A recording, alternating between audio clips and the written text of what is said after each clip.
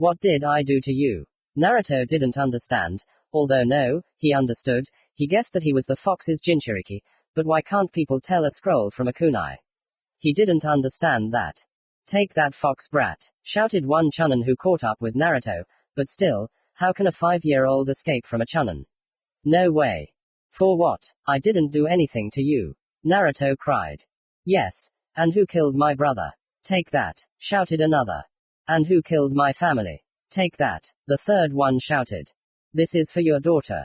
And this is for mother, and this is for father. And this is for all the residents of Konoha. The other one hissed angrily and left a cut across his entire stomach.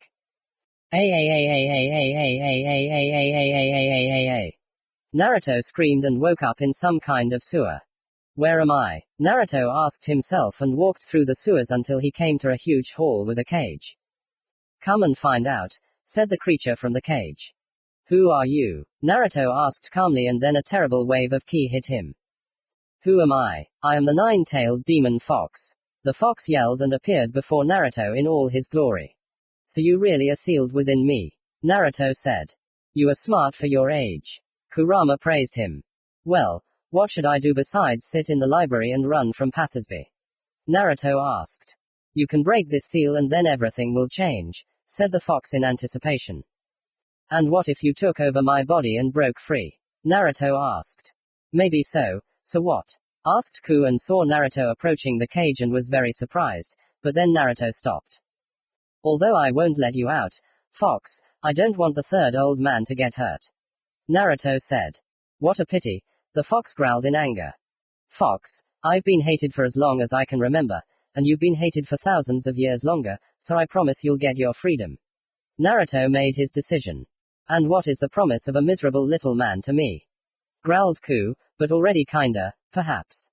I always keep my word. Naruto answered him, and then his subconscious began to change, and now it was surrounded by mountains and between them 2 islands, the island where the fox sits and Naruto's island. Thank you, the fox thanked. You're welcome. You deserve at least a little freedom. May I know your name? Naruto asked. I'll think about it, and now tear off a piece of the seal so that we can communicate mentally and soon you'll start training. Said Ku. Fox, do you know who my parents are? Naruto asked hopefully. I know, and I will tell you when you go to the academy. And I will teach them techniques. Said Ku. Thank you, Fox. Naruto said and left the subconscious. I wonder if he's the one my father was talking about. Thought Ku and went to bed, and Naruto woke up in the hospital. This hospital again. I wonder if there was a dream about meeting a fox. Flashed through Naruto's mind. Idiot, it wasn't a dream. The fox screamed from the depths of his subconscious. Ah, Naruto jumped up, scared. I see you've recovered, demon, then get out. The nurse demanded and threw Naruto out of the room, and he ran to the residence and got there without incident, but when he arrived it started. Demon, what do you want at the Hokage's residence? The secretary asked angrily. I came to see the Hokage, said Naruto. He's busy now. Get out of here, demon. The secretary demanded and was about to force Naruto out when he rushed past her and flew into the third man's office. Hokage-sama, this is a demon. The secretary began, but the Hokage interrupted her. How dare you call a 5-year-old boy that? Hiruzen started getting angry that he released such a ki that the Anbu almost fell from the ceiling. The author is obsessed with them beta, and the secretary completely passed out. Thank you, old man. Naruto thanked. Naruto, did you want something? Hiruzen asked kindly. Yes, old man, yesterday they kicked me out of the shelter and gave me the keys to the apartment, but they didn't tell me where it was, and when I went to you, I ended up in the hospital. Naruto said, and Hiruzen was seething.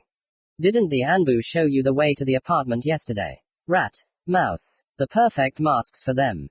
Hiruzen said, and the named ones appeared in front of him, and when they saw Naruto, they got excited. Why didn't you keep an eye on Uzumaki Naruto? It's them. Sometimes they help the villagers. Naruto exclaimed, looking at the Anbu. Raven, cat, jail them. Ordered the Hokage and decided to assign one of the best Anbu to Naruto. Yugao Azuki, call sign cat, because he hoped that she would keep a good eye on him. To be continued. Commentary on Part 1. Prologue. Well, what do you think? I hope it interests you. Part 2. Training. Commentary on Part 2. Training. Wow, You had a good asset on the first part. Keep up the good work. Naruto, wake up. It's time for training, said the fox. What, fox? What do you want? Naruto asked sleepily.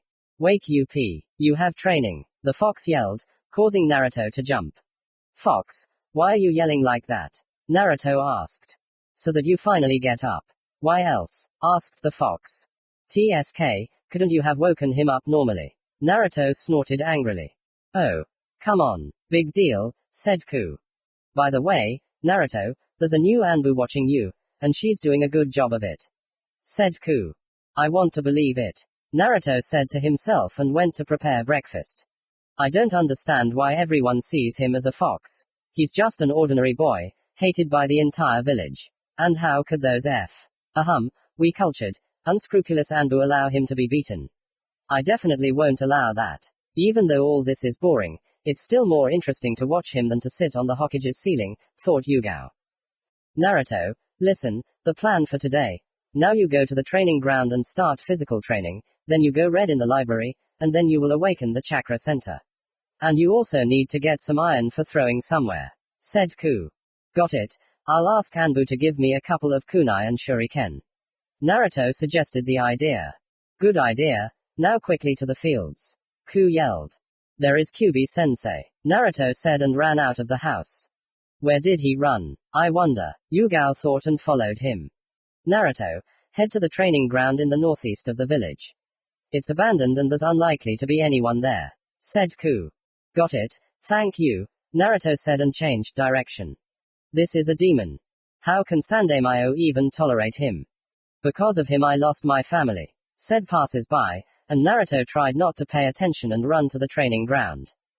Oh my god, what did this boy go through? Why did this happen to him? It's horrible, Yugao thought. Naruto, just ignore them. They're stupid and don't understand anything, Ku said, calming Naruto down. Thank you, Kyubi, Naruto said and ran on. Don't worry, boy, I'm with you now. Kyubi grinned. And that's enough for me, said Naruto. Kurama, my name is Kurama, said the fox into his subconscious. Nice to meet you, Kurama, Naruto replied.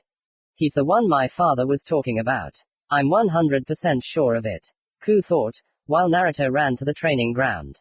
So Naruto, are you ready? Asked Kurama. Ready, Naruto replied. Well then 6 circles around the polygon. Hi Kurama-sensei, Naruto said jokingly and ran to complete the task. 1 lap 500 meters. After 15 minutes. I'm done, Naruto said breathlessly. Well done, now 5 minutes of rest, and then we begin physical exercises, said Kurama. 5 minutes, why so little? Naruto asked, confused. Because I said so. So, when the 5 minutes are up, you will do 10 push-ups, 50 squats, 50 crunches and 5 pull-ups, and so on for 5 sets, said Kurama. 5 is your favorite number apparently, Naruto said. Be thankful it wasn't a 10, said Ku, and Naruto swallowed and shut up. That's it, okay, 5 minutes have passed, so you can get started, said Ku, and Naruto reluctantly stood up and began to carry out the task of his red-haired sensei. After 35 minutes phew. I'm done, Naruto said and fell to the ground. Well done, now let's throw iron. Ask that Anbu for it, said Ku. Okay, Naruto replied mentally. Anbu-san, who is watching me, can you please give me some kunai and shuriken? Naruto asked into the void. He noticed me. No, but how did he know about me then? Yugao thought. I know someone is watching me. It can't be that the Jinchuriki is unattended. Naruto said again into the void. What? He knows that he's a Jinchuriki. Yugao was shocked. Here you go, Yugao said, appearing in front of Naruto and disappearing immediately. Thank you Kat-san, said Naruto. He managed to see my mask. He really is an unusual boy. I must report to the Hokage, thought Yugao and sent her clone to the Hokage. In the Hokage's office. Hokage-sama, said Yugao, appearing in front of Hiruzen. Kat, why aren't you watching Naruto? Hiruzen asked sternly. I'm just a clone, and the original is doing his job, said Yugao. Okay, but Kat, why did you come? Asked the third. I'm talking about Naruto Uzumaki, Yugao said. What's wrong with him? Hiruzen asked worriedly. He went to practice today. Yugao began her story. What? Are you trying to say he guessed it? Hiruzen asked in shock, and Yugao just nodded, and even the anbu on the ceiling. Beta, again, were shocked that a 5-year-old boy knew that he was the Jinchuriki of the Kyuubi. I see. Is that all? Hiruzen asked, calming down. Yes, Hokage-sama, that's all, said the cat. Free, Hiruzen said, and Yugao disappeared with a pop. And he will be a strong shinobi. Minato, Kushina, you will be able to be proud of him. Thought Hiruzen. At this time Naruto, your job is not to just throw kunai, but to imagine that they're an extension of your arms. Don't tense your arms so much before throwing. Ku said as an instruction, although how can he compare to a master of bukanjutsu? He is still a clot of chakra, not a shinobi. Kurama, your advice isn't really helping. Naruto was angry. Well, sorry, kunai and shuriken are not my style, said Ku. I'll have to do it myself. Naruto thought and started throwing kunai. You're doing it wrong, said the cat, who appeared behind Naruto. Ah, don't hit me, Naruto shouted out of habit. What did he go through? Yugao thought. Don't worry, I want to help you with kunai throwing, Yugao said. Really? Naruto asked in shock. Yes, look, Yugao began to explain. After 20 minutes. Well done. Already 6/10. Now let's move on to shuriken, said Yugao. Hi cat sensei, Naruto replied happily. But he's good, kind. Why does everyone see him as a demon? Thought Yugao. Well, look, Yugao began to explain. An hour later. Naruto, don't worry, 4/10 for your age is very good. Yugao encouraged the guy. Thank you, cat sensei, Naruto said and smiled. Okay, I'll go to the library and come back to throwing tomorrow. Naruto said. Okay, then I'll go too. If anything, call me, Yugao said and appeared on the tree. Thank you sensei, Naruto said into the void and happily ran to the library. Naruto, you need to find a book about chakra, seals and stuff now, said Kurama. Got it, Kurama, Naruto said and ran into the library. Good, are you a demon? Get out of here. The librarian started screaming like crazy when she saw Naruto and was about to hit him. Damn, it's not Aiko-san today. She treats me well, Naruto thought. Do you want to break the village law? If you harm him, then go to the Hokage, and then to prison or execution. Yugao appeared and pressed key. Excuse me, what kind of bottom will you take? The librarian asked, stuttering under key Yugao. I'd like a book about chakra, please, Naruto said, smiling. Okay, she said and ran to look for the book, and Yugao disappeared. Thank you, cat-san, Naruto said into the void. Keep your book, the librarian spat out with fear and disgust at the guy. Thank you, Naruto said and began reading. After 2-3 hours. Goodbye, Naruto said and left the library. Naruto, go get a bite to eat, said Ku. Okay, then to Ichiraku, Naruto said happily and ran there. Just not there, the fox began. There, where else? Naruto asked. Fuck you, do whatever you want, the fox growled as Naruto continued running towards Ichiraku. Cat-san, wouldn't you like to have a snack? You've been following me all day. Come out, you'll be on a mission and enjoy some ramen, Naruto said into the void and a cat appeared next to him. Convinced me, kid, said Yugao and they went into the ramen shop together. Oh Naruto, hello, said the owner of this eatery. Hello old man, Ayami, Naruto said. Hello, said Yugao. Old man, as always, Naruto said. I don't understand how you can fit 5 servings of large pork ramen in. Chuki was surprised. 5, Yugao asked in shock, because she could barely eat 2, and here was a 5-year-old boy eating 5 servings. Yes cat-san, I always eat a lot, said Naruto. You eat a lot, even though you trained well today, so eat up. I'll have a large portion of fish ramen, please, Yugao said. Are you Naruto's sensei? Ayami asked. No man, she was assigned to watch me and protect me from the shinobi who want to kill the demon, but she is not like that and even agreed to help me with training, Databe. Naruto said happily. I'm glad there are people you can rely on, said Chuki and started making ramen. About an hour later okay, come again, said Chuki. Bye old man, let's come, Naruto said and ran to the training ground. Goodbye, Yugao said and moved to the tree and followed Naruto. Naruto, now sit in the lotus position and try to feel the chakra, said the fox, and Naruto did so. About 2 hours later, I'm done, Naruto shouted happily. Well done, now start circulating it, or else go home already, it's too late, said Ku. Okay Ku, Naruto said and ran towards the house. To be continued. Commentary on Part 2. Training. Your reviews inspire me. Don't forget to click the waiting for more button. Part 3. Like a stone on the outside, but a fragile branch on the inside. Commentary on Part 3. Like a stone on the outside, but a fragile branch on the inside, and here is the new part. Don't forget about the asset. By the way, this chapter is almost entirely taken from the FF that I wrote about in the note Naruto. Tai. Genin. Nin. Weak Chunin, wind, fire, lightning, Jin. I haven't studied it. Bukan. Genin. Ken. I haven't studied it. Fuan. Weak Junin, Ku taught him Fuan. A year had passed since the training began and now he was heading to the academy. Why? Because he was 6 and he had to go to the academy. Ku. Why am I going there? Naruto asked his red flea. To make friends, why else? Asked Kurama. You know that no one wants to be friends with me. I'm a demon. Naruto started again. Naruto, how many times do I have to tell you that you are not a demon? Asked Ku, who was tired of his words about being a demon.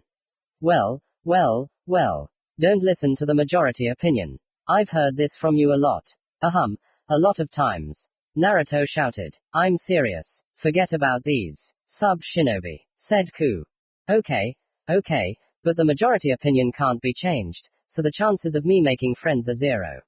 Naruto said doomedly. Well, it's worth a try, said Ku, worried about his only friend. Well, you and the cat-san are enough for me, Naruto said. Well, you'll still need a girlfriend in your life, said Ku. That's also true, Naruto said, and then the third Hokage appeared on stage and started a speech about the Wall of Fire, which of course no one listened to, because then the distribution into classes took place and everyone went to them. Naruto, why aren't you coming? Asked Ku. I'll go last, said Naruto. No, you're going now. Enough of this circus, you said yourself that you don't care about their opinion, said Ku, and Naruto agreed and went in the classroom. Get away from Sasuke-kun. The pink-haired girl yelled. You move away, the blonde screamed. So everyone here is my fans. How annoying. Are there any normal ones? Well, this one with a pineapple on his head seems to be Nara and his friend, most likely Akamaki, then comes Aburame. Well, there are no other normal boys. What about the girls? Only one, and that's Hyuga. Thought Sasuke-kun. The girls started screaming.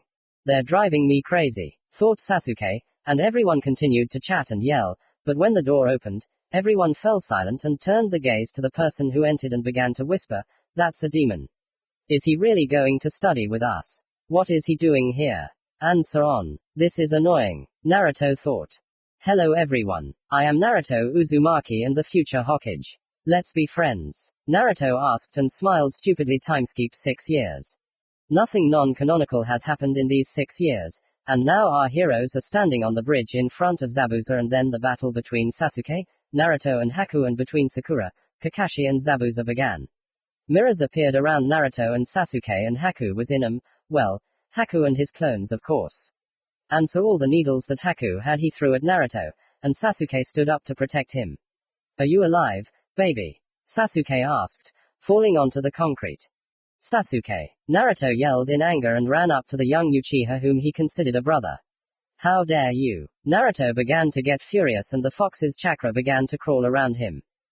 Naruto, calm down, said the fox from the subconscious, and Naruto calmed the fox's chakra and fixed his gaze full of hatred on Haku, after which he ran to one of the mirrors and destroyed it with a rasengan, then another, and so on until only one mirror remained.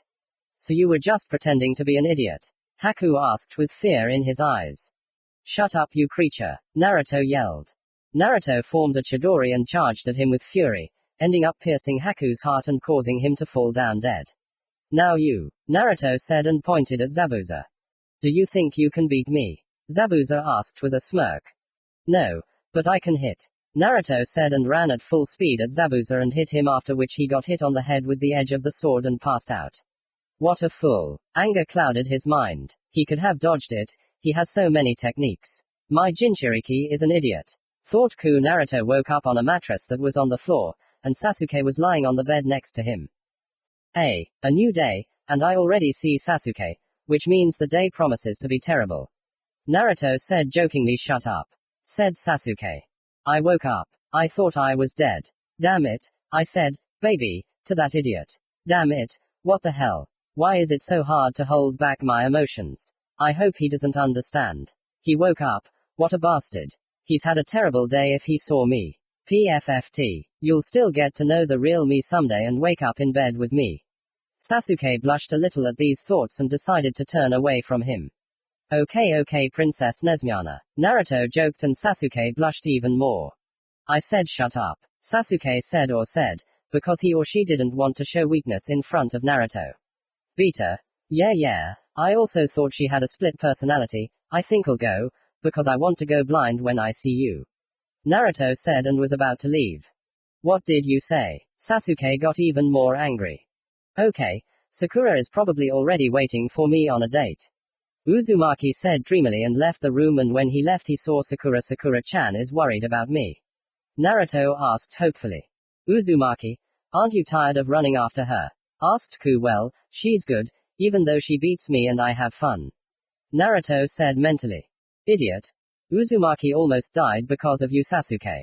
And our whole team. You are the shame of our team. I don't want to see you, bastard, demon. Sakura started to get angry, and Naruto's face changed, but no one noticed, and Kakashi just kept silent because he himself was scared of the ki that came from Naruto, even them. I hate, Naruto thought, and his eyes got wet. Then I don't want to be a member of your team. Naruto said and lowered his head. It's about time, said Sakura, and at that moment Sasuke came out and headed towards the team, and Sakura ran at him screaming and squealing. Sasuke-kun, are you okay? You should lie down a little longer. Sakura was worried about him, and Kakashi also came up to him. I think Sakura is right, you should still lie down. Kakashi said and hugged his student, as did Sakura. He doesn't even want to hug me. It's so warm in his arms. Sasuke thought, what are you standing there for? You're a member of our team too. Sasuke said, and Naruto turned his cold gaze to the Uchiha. I'm no longer a member of your team, Sasuke-kun. Said Naruto. Why suffixes? We are friends. Sasuke didn't understand no more. Sasuke-kun. Naruto also answered coldly and left the house. What do you mean no longer a member of our team? Uchiha didn't understand, and Naruto ignored him and left. Sasuke-kun, because of that idiot, you almost died. I don't think he should be on our team. Sakura said, and Sasuke looked at Kakashi and Sakura with a dumbfounded expression, who looked with disdain at Naruto. Beta. No Kakashi, who left the house and walked along the newly built bridge towards the village. Konoha. A week later. Naruto, you have changed. Said the old man, imagining what had happened. Yes, Naruto said coldly. I want to give him up as a team member. The board said confidently. Sakura. Sasuke started. I want to be alone. Naruto snapped, and the third sighed resignedly. I understand, Naruto, but why? He asked a logical question. Do you remember our agreement? Naruto asked. If you don't like the team, you'll be a loner. This one? Asked the third. Yes, this one, Naruto replied. But you like this team, you've been working together for a month. What changed? Asked Hiruzen. They are the same as everyone else. Said Naruto, and the macaque. That was enough. Okay, I'm assigning you to Team 20, you'll be the only genin and there's no Junin there either. Said the macaque, and Naruto nodded. Commentary on Part 3. Like a stone on the outside, but a fragile branch on the inside. Well, something like that. Part 4. Loner. Commentary on Part 4. Loner. Guys, damn, I have more people waiting here than on the Scarlet Flash. You guys should get active there too. Evening. Naruto, are you ready to carry out missions? Asked Ku. Of course. Naruto replied. Well, I want to believe it. Said Ku. Aha, Naruto replied, and then there was a knock on his door, and when he opened it he saw Sasuke. Naruto. Sasuke started, but before he could finish, the door slammed shut. Why won't they let me finish? Uzumaki, open up, I want to talk. Sasuke started yelling, and Naruto opened the door, where the brunette was. Naruto, why did you leave the team? Sasuke began. Because I'm a burden to you. That's it? Naruto asked. I don't think you are like that. Wanted to calm Naruto. Sasuke, go away. I don't care. Naruto said and wanted to slam the door, but Sasuke didn't let him do it again. But I do care. I consider you my best friend and I won't abandon you, said Sasuke. That's it. Now go away. Tomorrow I'll be doing solo missions. I'll have a hard day, so you better go away. Naruto said, and Sasuke left with a sad look, and when the door slammed she let the emotions out through tears, and when the boy, who the girl calmed down, then went home, and Naruto lay down on the bed and immediately passed out. Morning. Hokage's office. I'm ready to carry out missions, said Naruto, who came in. Then here's a B rank mission. Hiruzen said and handed the parka to Naruto, who took it. Just kill the Nukenans, asked the third. Yes, but did you expect something more? Asked the macaque. No. Well, okay, Naruto said and left the Hokage's office and went to the missing nin's camp. Now he was standing on a mountain at the foot of which fires were burning and tents were standing in which there were missing nin. Who's stopping me from having fun with them?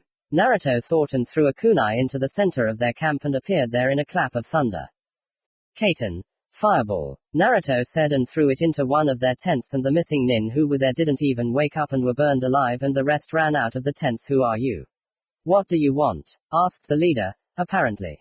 Your death, and I need to kill you. Naruto said coldly and a katana appeared in his hand. He has a FUNN seal on his hand, haha.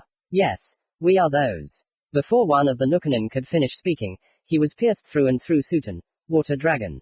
One of them shouted and a dragon flew at Naruto, and he threw a kunai up and when the technique came close to him, it disappeared in a clap of thunder and appeared above the Nukenin. No way. How do you know this technique? Asked one Nukenin with fear. Why shouldn't I know my father's technique? Naruto asked and pierced another one's heart. Kato. Fireball, shouted the Nukenin. Ha, futon. Blades of wind. Naruto said and the wind absorbed the fire and flew towards Naruto. Already a huge ball of fire. What a fool, said one Nukenin, and the ball simply disappeared and then the same ball flew at the Nukenin, and there was shock on their faces. How? Asked one of them. Scroll of absorption. Although I only have one, it is reusable. Opening curly bracket question mark closing curly bracket opening square bracket. Author. He has this seal on his hand. It absorbs techniques and can release them back, but it cannot absorb large techniques, like Madara's fire destruction, Naruto said and with all his speed appeared in front of another missing nin and hit him with a rasengan, so that he died. Kaiten. Phoenix flowers. Naruto said and the fire burned a couple more Nukenin and their leader remained. Dotten. Rock bullets. He shouted, and Naruto simply cut him down with his lightning-coated sword. Sutan. Great water flow.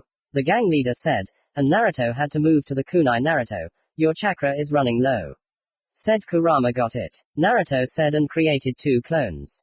Wind palm. The clones shouted and their palms were covered in wind, and Naruto pushed off from them and flew at the missing nin with a sword, but he dodged rasengan. Naruto yelled and slammed him into the ground, then slit his throat. Phew, I did it. Naruto said and sat down under the tree and then the mask wearer appeared from the funnel. Who are you? Naruto asked, preparing for battle. I am Uchiha Madara, said he. He's been dead for a long time. So who are you? Naruto asked. And you're smart. I'm Toby. I won't say more, said he. Naruto, he was the one who attacked Konoha on your birthday and subdued me. Said cool. Be careful, said Naruto. Toby, what do you want? Naruto asked. Do you know the truth? Toby asked. Which one? He asked. About your parents. Toby asked, bracing himself for a negative answer. I know, Naruto answered dryly. Okay, do you want to join Akatsuki? Toby asked. No, I don't want to. Naruto replied. As you wish, but we will meet again. And don't forget that the Hokage is manipulating you. Toby said and he began to disappear. Just like you said, Naruto. You really are very smart. We'll meet again, said Toby and disappeared. I'll keep this in the report, I guess. Naruto said and went to Konoha. 2 hours later, at the Hokage's. Hokage-sama, mission accomplished, said Naruto as he entered. Oh. And I see the demon came for his first D rank mission today.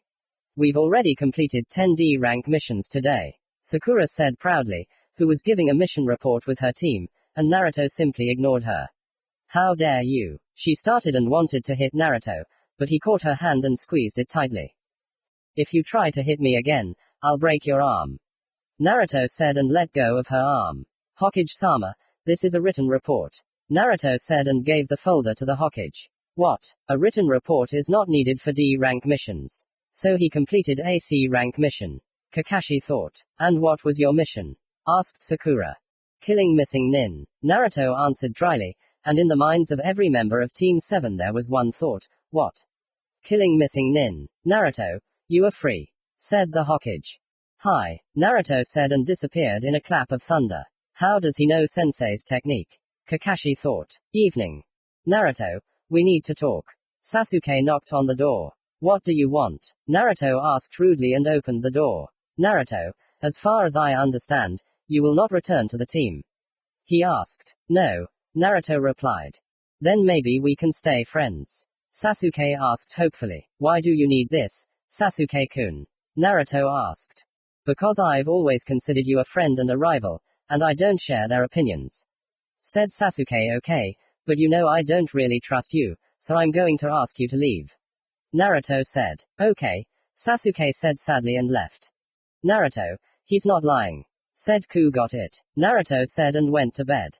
Commentary on Part 4. Loner. Well, how do you like the part? Part 5. Escape.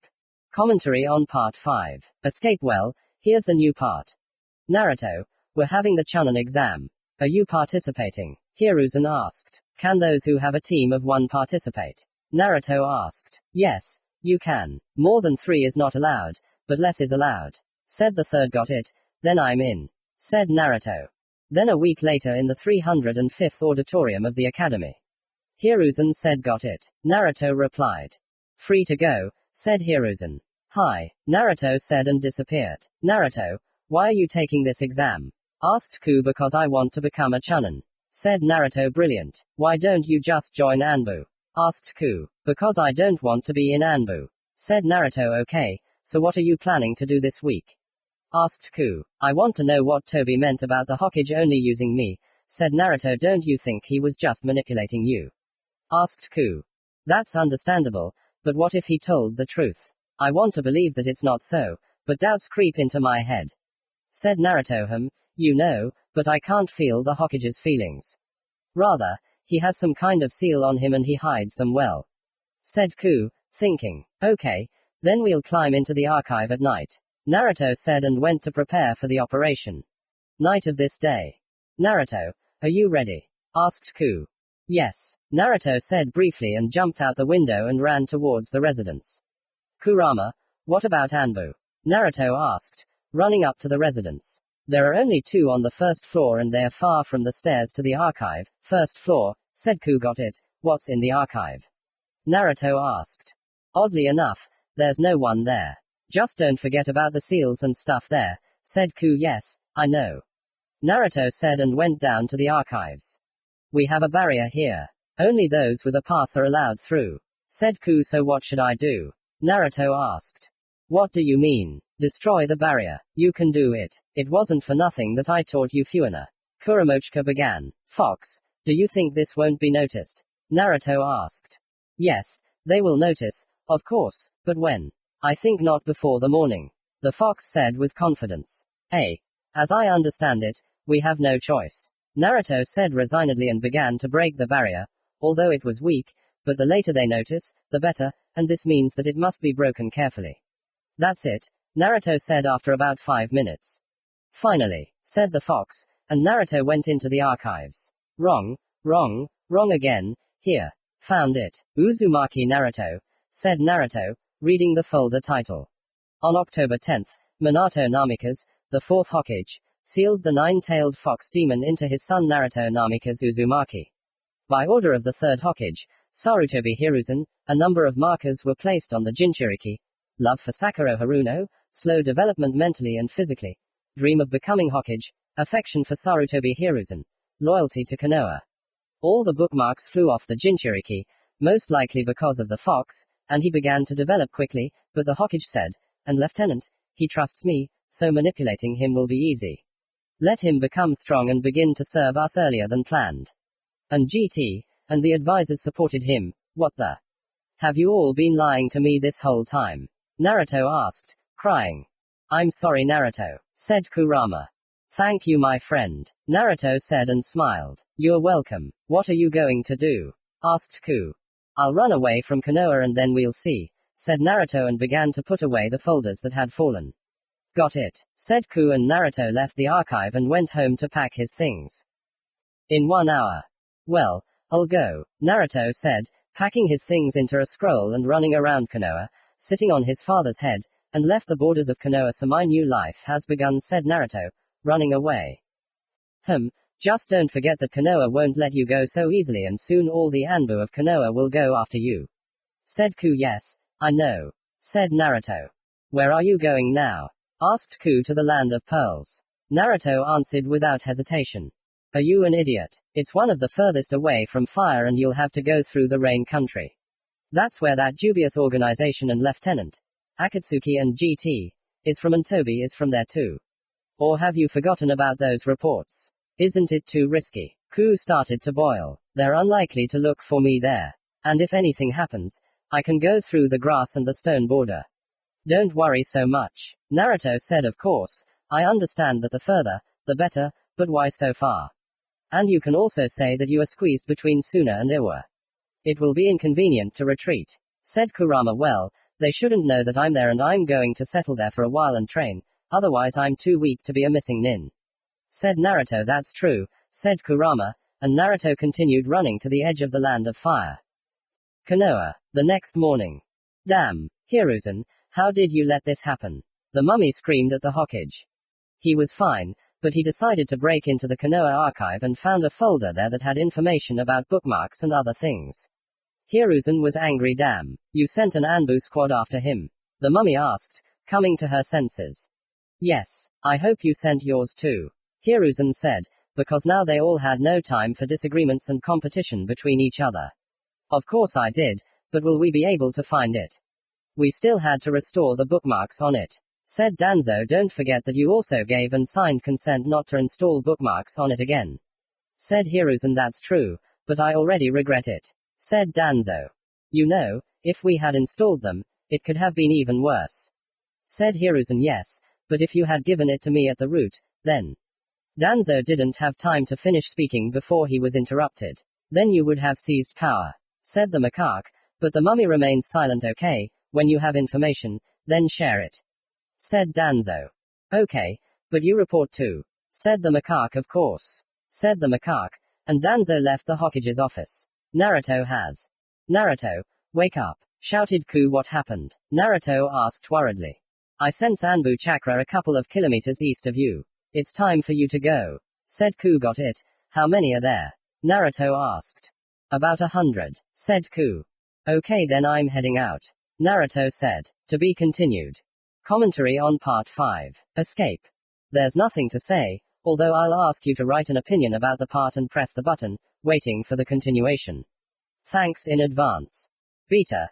Yeah, Naru is a missing nin again. I've read too many of those FFS. And yes, we are looking for a new beta, possibly, that will fix minor bugs like commas, etc. Part 6. The Godfather. Commentary on Part 6. The Godfather. And now this FF. I took it up too. Sorry for disappearing for 3 months. Damn, at this rate they'll catch up to us, Naruto thought as he ran away from the Anbu who were getting closer and closer. Naruto, create 100 clones and send them to distract us. Ku replied, and Naruto did so. Can you give me some of your chakra? Naruto asked. No, they will notice, answered Ku. What should I do? The clones are being destroyed one by one.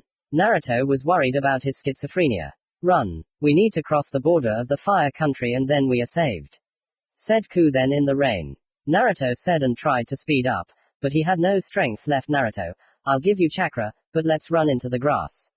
Got it, said Ku, realizing that they would be caught. Yes, Naruto said and covered himself in the chakra of a fox with 3 tails and ran on all 4s into the grass. We're having a blast, but you can't hold out like this for long, Ku yelled excitedly. Yes, I know, Naruto yelled and covered himself with a 4th tail. The more you take, the less is left, but now we are faster than Konoha Anbu. Just don't use too much chakra, otherwise Akatsuki and other villages are still missing, said Ku and tried to hold back his chakra, removing 1 tail. Why? Naruto asked. Trust me, it will be better, said Ku. Traitor, do you want me to get caught? Naruto yelled, driven mad by the fox's chakra. You're going crazy with my chakra, said Ku Arch. Naruto growled and ran even faster. In 10 minutes. Damn, Naruto yelled, rolling down the slope, and the Anbu were already close, and Naruto, having fallen, could not get up, and now the Anbu are jumping off the cliff. This is the end. Naruto thought. Kaiten. Phoenix flowers. One Anbu member yelled and a technique flew at Naruto, and he couldn't even dodge its Sutan. Water dome. Someone's voice yelled and Naruto covered the water dome, saving Naruto's life. Who are you? Yelled the NBU man, pierced by a semblance of a sword. You. Yelled another, dying from the poison, and the Anbu began to die one after another from the shadow, which was so fast that even the Anbu could not keep up with it, but Naruto passed out, not watching the show to the end. Ah. How my head hurts, said Narek, co-author. There was Narutka, but Narek was not there yet. Waking up Naruto, you're awake. Anyway, listen, you were saved and now you're in someone's house. You've been lying there for about 20 hours, got it? Naruto said and stood up and left the house. You're awake, Naruto-kun. How are you feeling? Asked the unknown man in the cloak. As far as I understand, you saved me. Who are you? Naruto asked. Yes, it was I who saved you. I couldn't abandon my godson, said the man, turning around. In front of us stood a man with a snake face, long hair, purple lining around his eyes, and his eyes were like snakes. Orochimaru. Naruto asked in shock when he saw the snake Sannin. Yes, my godson, Orochimaru said and smiled, although it looked more like a grin than a smile. Wait, godson, you're my godfather. Naruto was even more surprised. Yes, I wasn't a renegade back then. I had to leave when I learned about Sensei's dark deeds, although I'm not white and fluffy either, but I didn't expect that from him. Said Orochimaru. That's understandable, but what are you doing here? Naruto asked. I came here for my people. We are preparing to attack Konoha, and my goal is to kill the third and take Uchiha Sasuke for myself. Well, not a pedophile. Author. He doesn't know that Sasuke is a girl. Co-author. And pedophiles don't seem to care about the sex of the child. Here is a quote from Wikipedia. Pedophilia, from the ancient Greek pais, genitive pedos, child, and philia, love, otherwise, 3, infantosexuality, English infantosexuality, infantosexuality, pederosia, French pederos, pedosexuality, German pedosexualitat, English pedosexuality, is one of many paraphilias. People diagnosed with this attraction are called pedophiles. According to the 10th revision, ICD-10, of the International Classification of Diseases, ICD, it belongs to Class 5, Mental and Behavioral Disorders, as one of the disorders of sexual preference, Code F65.4, a sexual preference for children, boys or girls or both, usually of prepubertal or early pubertal age. In the broadest sense, pedophilia means sexual attraction to children. 4. However, in common usage, this term is often mistakenly used to refer to sexual attraction not only to prepubescent and early pubertal children, but also to minors in general. The majority of pedophiles fulfill their sexual needs only in corresponding sexual fantasies, masturbatory fantasies, non-sexual communication with children, communication on the internet, and viewing visual products of corresponding content. Pedophilia is more common and manifests itself in men. Researchers believe that the existing estimates poorly reflect the true number of female pedophiles. Treatment of pedophilia presents significant difficulties and can only be effective if the patient has informed consent and a firm commitment to therapy. The prognosis in most cases is questionable. It's just CNTRL plus C, CNTRL plus V, historic IC, and yes, thank you for saving me. Said Naruto. Well, I couldn't leave you. It's my duty to protect you. By the way, don't you want to come with me? Asked the snake. No, I have my own plans, and by the way, why do you need Sasuke? Naruto asked. Sasuke wants to kill his brother, and I will help him, and then he will want the VMSH and he will not need his current eyes and I will have these miracle eyes, and he can also help me with Akatsuki. There is something of mine there, and they took it away, Orochimaru explained. Okay, you're not what they say you are, said Naruto. Of course not. The third one caused me a lot of trouble and erased all the evidence, and I couldn't prove it to my teammates. Orochimaru told. Okay, why didn't you take me from Konoha? Naruto asked angrily. I was running and just recently settled down. I wanted to pick up at the exam, but you came to me yourself. Said Orochimaru. I see. Naruto said and thought. Naruto, are you sure you don't want to come with me? I'm worried about you, and the fox. You mastered it at such an early age. It's amazing. Orochimaru said. I didn't master him. We made a contract and live in peace. Naruto said, not fully trusting his new godson. As I understand it, you won't tell me anything more on this topic. The snake confirmed more than asked. You understand everything correctly. Naruto replied. Well then let's go get a bite to eat and I'll give you a couple of techniques and let you go. Said Orochimaru. Agreed. Said Naruto. Can he be trusted? Asked Naruto soapy. He hides his emotions well, but he doesn't wish you any harm, that's for sure. Said Ku. I would be glad to talk longer, but I still have a lot to do before the exam. Come by later, let's talk. Said Orochimaru. Definitely, but when it will be later I don't know. Said Naruto. By the way, don't you want to join the snake call? Asked the snake. No, I'll go free. Said Naruto. As you wish, but remember that it is dangerous. Said Orochimaru. I know, but I don't want snakes either. Said Naru. And that was offensive, said the snake. Oh, sorry, Naruto said, scratching his head.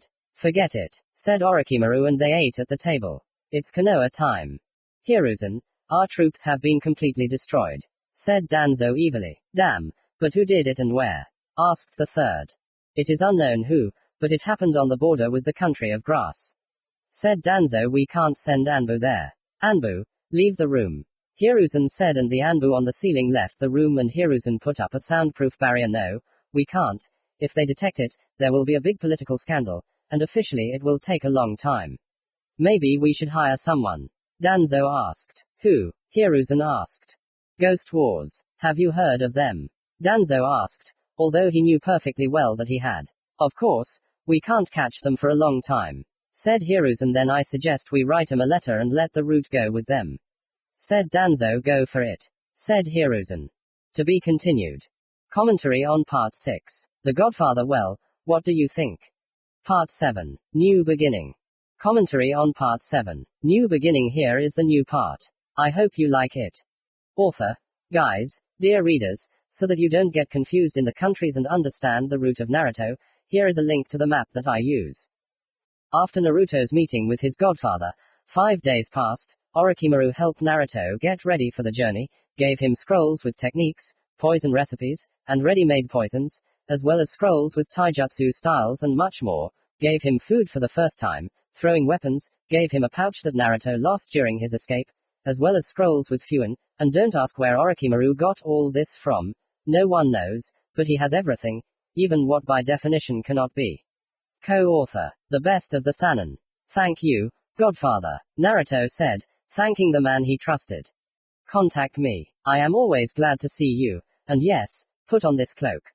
It will hide your face and make it easier for you to escape, and it may also help, or may not, if it rains, hails or snows, if you wander into cold places, Orochimaru replied, handing Naruto a neatly folded cloak that would become his faithful companion for a long time. Thank you, Godfather, then I will spend the night here and set off early in the morning. Naruto warned his godfather.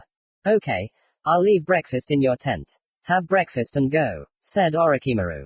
Okay, thanks again, and see you later, replied the future S+ rank apostate. See you later, said Orochimaru. Goodbye, and Naruto hugged him and went to sleep, and Orochimaru finished preparing for the attack on the leaf.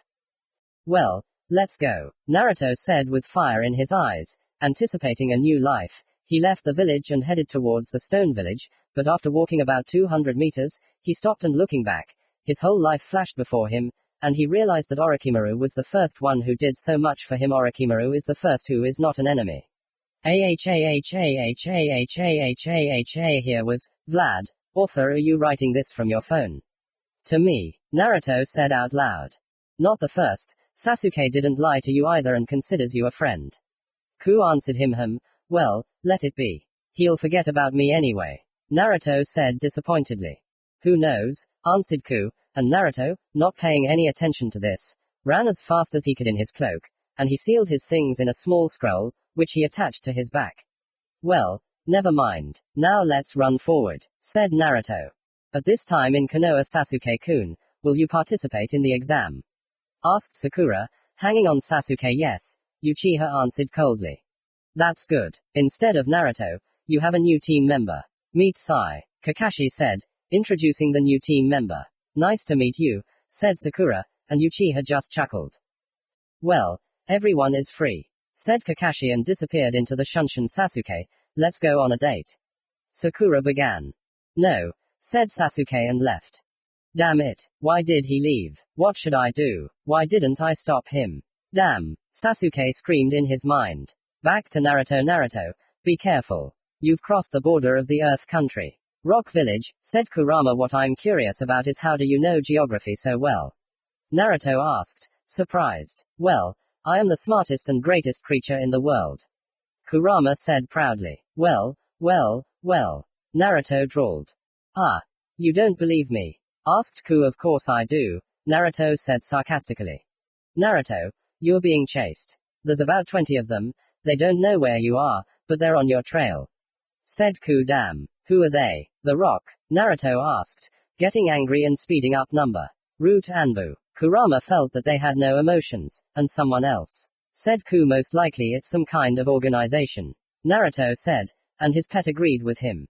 Well then they don't have to worry about a scandal. Said Ku. What should I do? Better tell me. Naruto shouted. Hide the kunai with the thunder god's mark here and change direction. Said Ku, and Naruto did so and ran towards the land of ice, skirting the stones. So as far as I understand, when we take them away, we'll move to the kunai. Right, Naruto clarified the plan with his schizophrenia. Yes, that's exactly it, said Kurama. So they're coming for me? Naruto asked after a while. They're coming. Don't worry, said Ku. That's great, Naruto said and ran off with a grin. Naruto, I think it's time, said Ku after an hour of running, where he was almost surrounded. Then Naruto ran into the cave and moved to the kunai cough. Naruto said after moving, because he spent a lot of chakra. Naruto, take a little bit of my chakra, just be careful and run. Yes, Kurama-sensei, Naruto said jokingly and sped up. By the way, where do you think it would be better to run? Asked Ku. I think we need to go to Yama, then to Suna, then to the land of stars, and from there to the land of the wolf, Naruto reasoned. You wanted to go to the Pearl country, didn't you? Asked Ku. I wanted to, but now I don't want to. I think I need to run away, otherwise they won't leave me alone.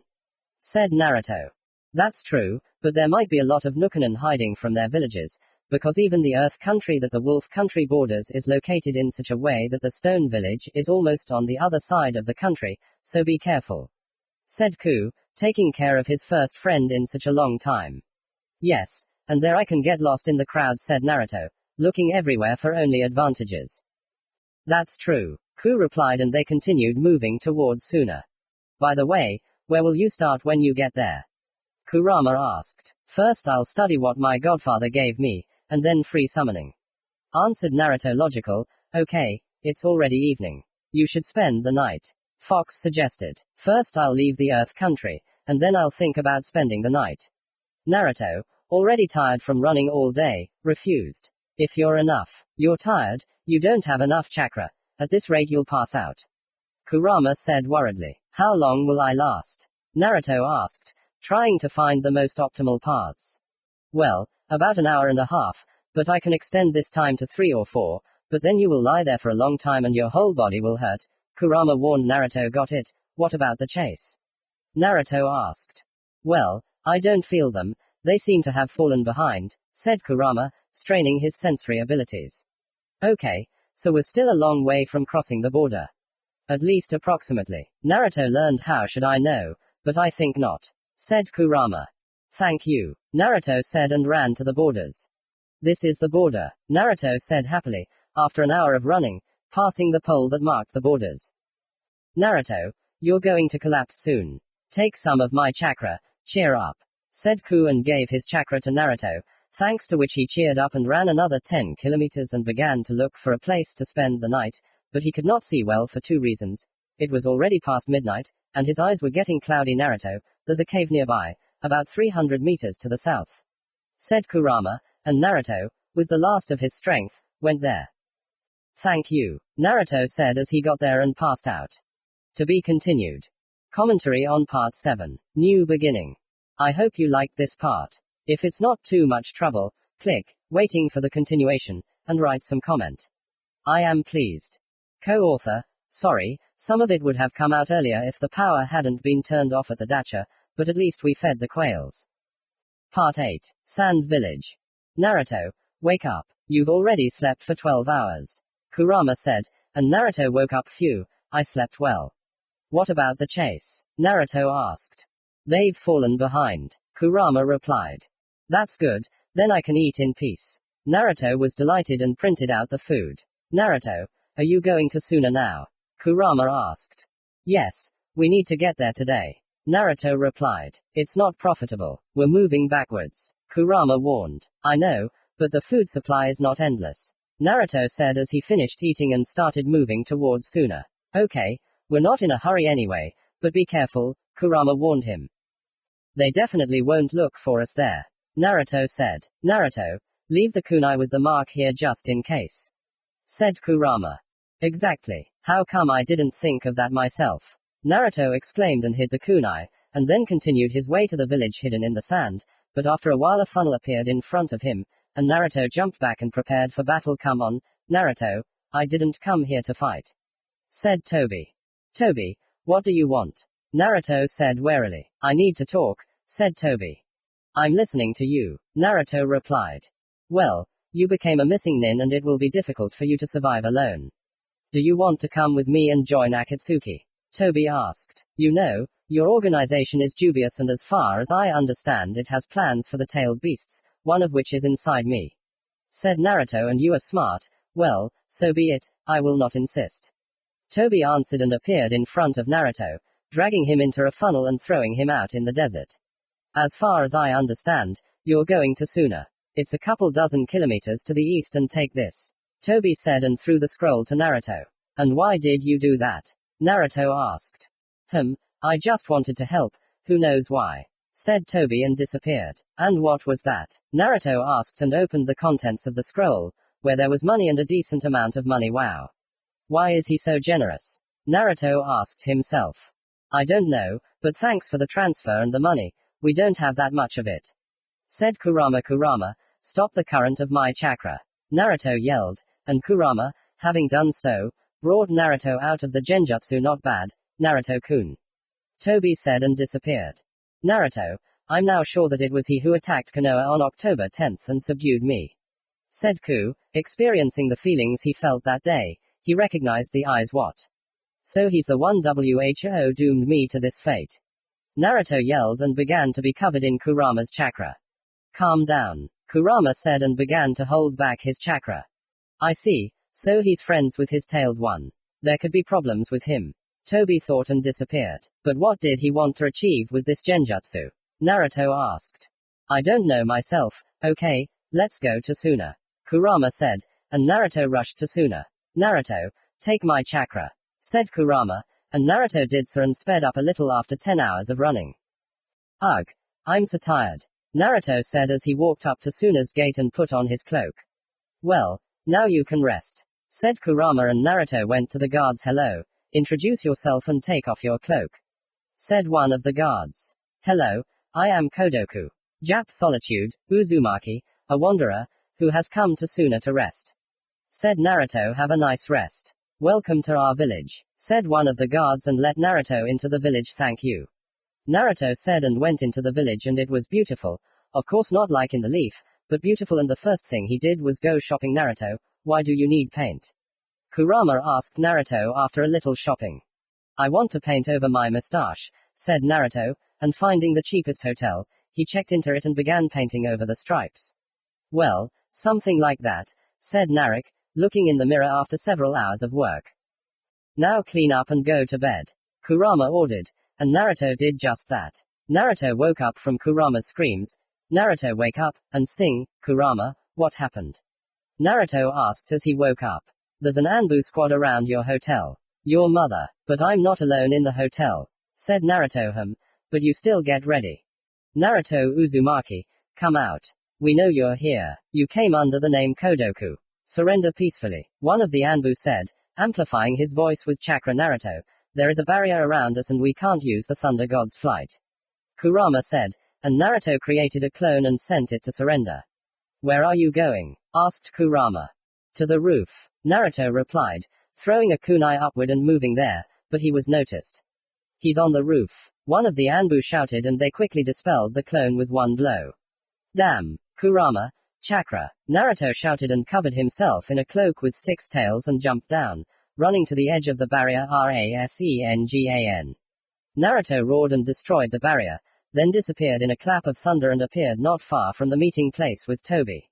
Damn. I can't go into the hidden villages, but at least I got some shopping done. Naruto said, catching his breath. Let's run to the land of stars, Kurama suggested. Yes, I know, Naruto said and started moving towards the country of stars. How difficult is this? Said Naruto. Naruto, you've been caught. About 5 people, they're from those who were in pursuit 2 days ago, in the stone, 2 are from the route, and the rest I don't know. Kurama said, and Naruto changed direction. Damn. Enough. Naruto shouted and ran. How was it last time? Asked Kurama. No, I'll confuse them and give them a fight, they're tired after such a run.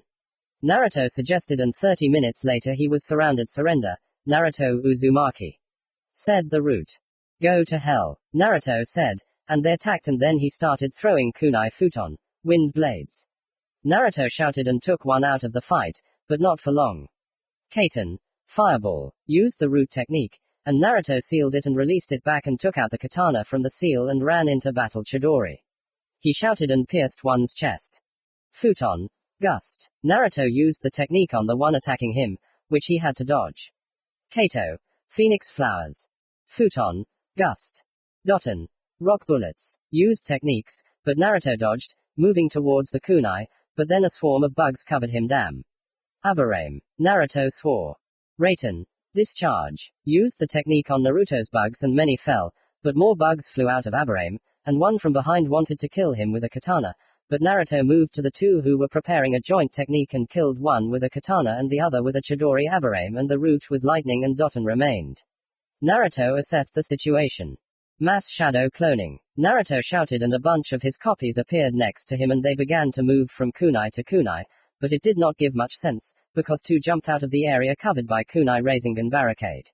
Naruto shouted and each one created a rasengan and rushed at the 2 poor guys, and they couldn't resist Naruto and fell dead. Phew, we can continue our journey. Naruto said, dispelling the clones and running to the land of stars. To be continued.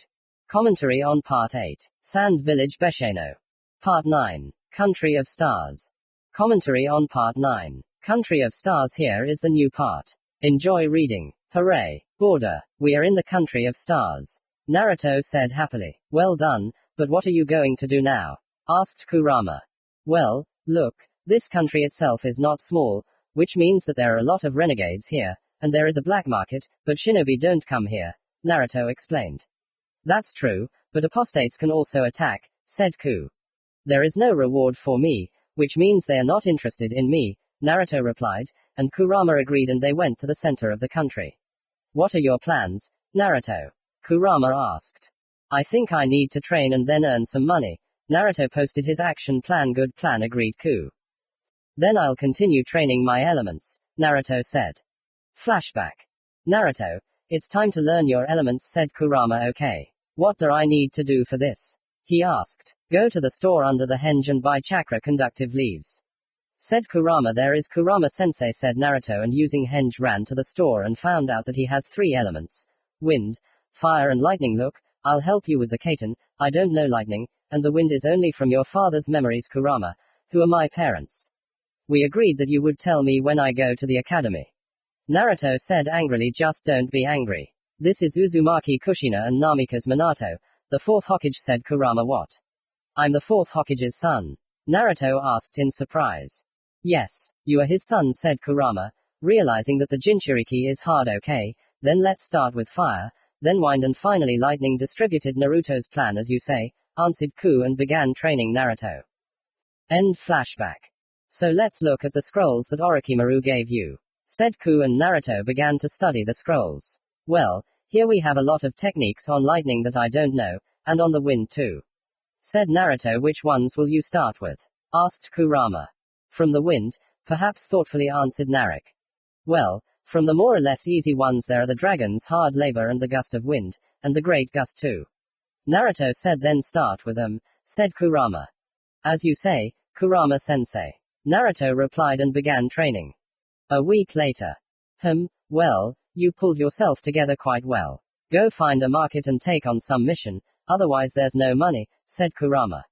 You're right, Naruto replied and put on his cloak and went to the village that Kurama had spotted.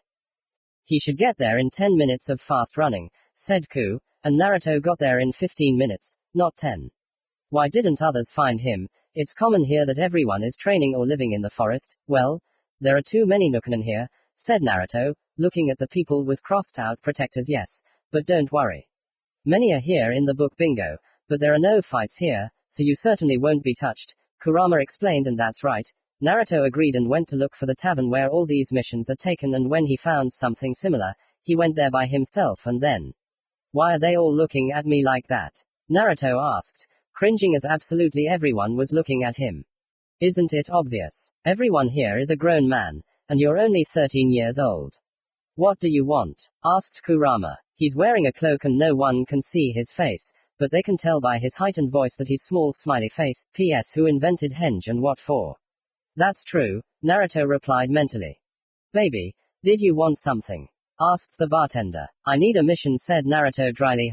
Aren't you a little young for this? Naruto asked. No, Naruto replied, and then a renegade appeared behind him and wanted to hit him with a kunai, but Naruto blocked the blow with a katana. Futon. Smashing palm. Naruto used the technique and the missing nin flew away. And you're not bad for your return, said the attacker. Yeah, I saw that too. Take it, said the bartender, handing Naruto a mission form. Thank you, said Naruto, and taking the form left the bar and began to study it. My task is to kill the members of the all-seeing gang and take from them the Byakugan that Naruto read from their leader, so there is no information about where he got the Byakugan, which is a pity. Said Naruto. Most likely, Ku answered, with the third world, and Naruto ran towards the Pearl Country, where this gang was. An hour later. According to the information, they're somewhere here. Kurama, scan the place, please. Naruto asked. 350 meters to the northeast there are people and the chakra of one is similar to the chakra of Hyuga. Said Kurama. Hyuga then. I got you. Naruto said and went to the gang, and after a minute of quiet movement he saw people sitting by the fire and celebrating something, and there sat a man who looked like Hyuga. Most likely it's them. Naruto said. For the all-seeing. For the head, said one toast. This is what Naruto thought and threw a kunai at the Hyuga, unsealing the katana, and they were all drunk, so they didn't dodge die, said Naruto as he moved towards the kunai, stabbing the Hyuga with the katana. Who's next? Naruto asked and created clones, killed everyone and sealed all the members of the all-seeing. Well, we can go back, said Naruto. You did well, Kurama, Narek praised. Thank you, Naruto replied and smiled. Okay, time to go back, said Ku, and Naruto ran back a little over an hour later. I completed the task, Naruto said, entering the bar, and then everyone was stunned, because not even 3 hours had passed. Author. The Nukenans sit there all day. It turns out co-author. F. Did you complete the task? The bartender asked again. Yes, Naruto said and printed out all the gang members and the leader with the Byakugan. Okay, here's your reward, said the bartender and handed the scroll with money to Naruto, who checked it and left. Well, I'm going shopping and off to the land of the wolf. Said Naruto. That's exactly where it is. Kurama replied, and then Naruto saw people in familiar cloaks. Kiss him, you go to the market, and I'll wait for you here, said one. Okay, Itachi-san. Kisum replied, and Naruto recognized the name. Itachi, the one who slaughtered the Uchiha clan. Naruto, get out of here, Kurama told him, and Naruto, turning the corner, ran. To be continued. Commentary on Part 9. Country of Stars. Well, I hope you liked it. Part 10. Sasuke. Commentary on Part 10. Sasuke. This part was written entirely by the co-author, Naobita, and was published because the author considered it worthy of his work. Sasuke's POV. Why am I such a fool? I should have insisted on talking to this idiot, and now he ran away. Well, why? Although it's his problem, he ran away, and he ran away. No, I should have stopped him. I hate this Haruno. It's because of her Naruto ran away. Opening curly bracket question mark closing curly bracket. Are you nuts, author? What do you think? Author. She was the first to yell about a demon. I'll go after Naruto, find him and confess everything. Yes. And Kakashi, the board and the others will live without us. Okay. I need to go to the others. After all, I'm not going to run away yet. Although, if I find out anything about Naruto, I'll run away. Right away. That same night. It's decided. Sasuke-kun, what are you thinking about? The board asked. Oh. Nothing special, I replied, thinking, it's so annoying to pretend in front of these three. Hello, duck, said Sai. Hello, I answered dryly, thinking, Sai is the only more or less adequate one from our team, at least you can laugh at him, I think Naruto would agree with me. How dare you call Sasuke-kun, scum? Haruno yelled. I'm so sick of this board. How I would love to stab it with its own teeth. I thought, guys, don't fight, I have good news for you, today is the Chunin exam. Announced Hataki who appeared and the board asked, and I thought, why is she so stupid? It's obvious that we were nominated for it. You will participate, if you sign this, but if even one of you refuses to participate, then none of you will become Chunin. You must report to the Academy Auditorium 301st by 3 o'clock. Sensei finished speaking and left. Great, Chunin exam. It's easy to die, no matter how you escape. I thought.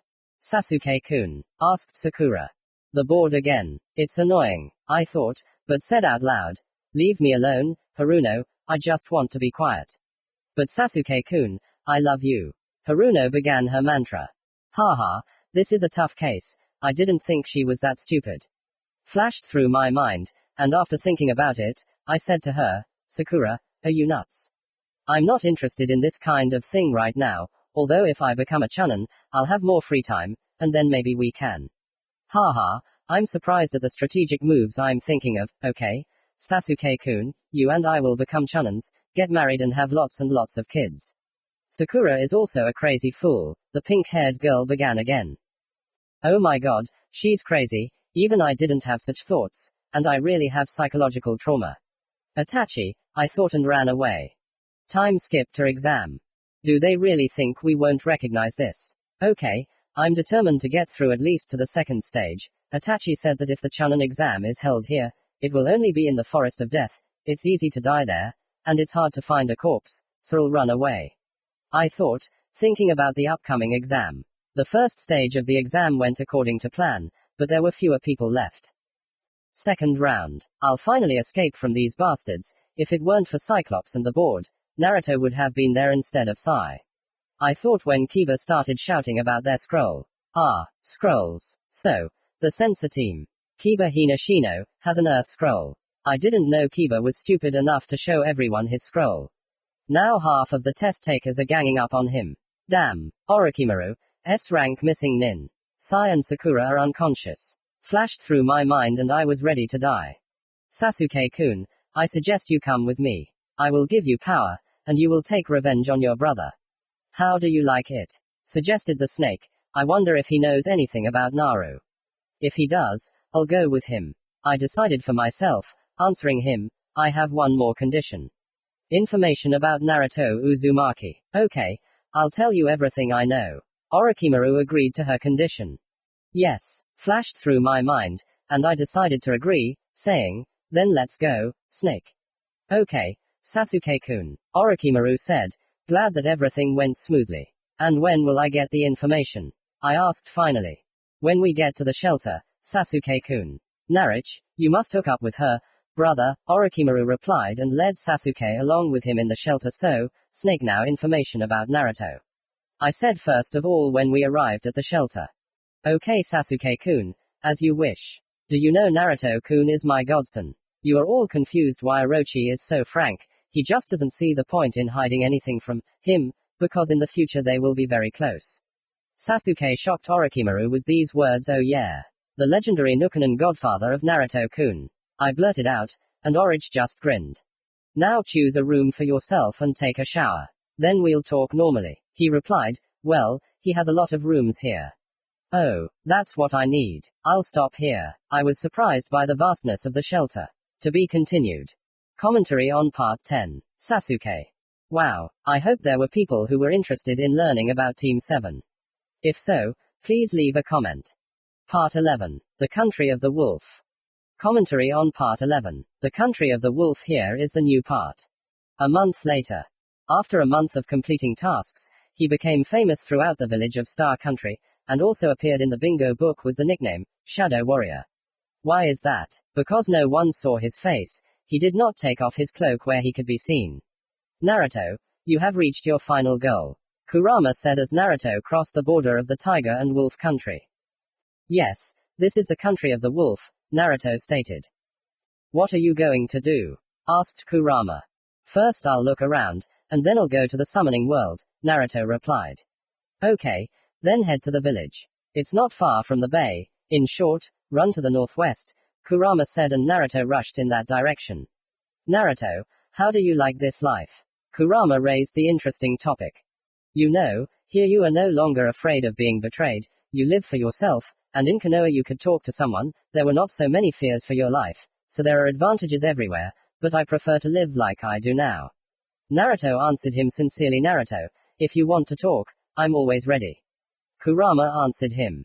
What did you say? Naruto asked, pretending not to hear. Nothing. You're a stupid monkey. Kurama started yelling, because the previous phrase was difficult for him.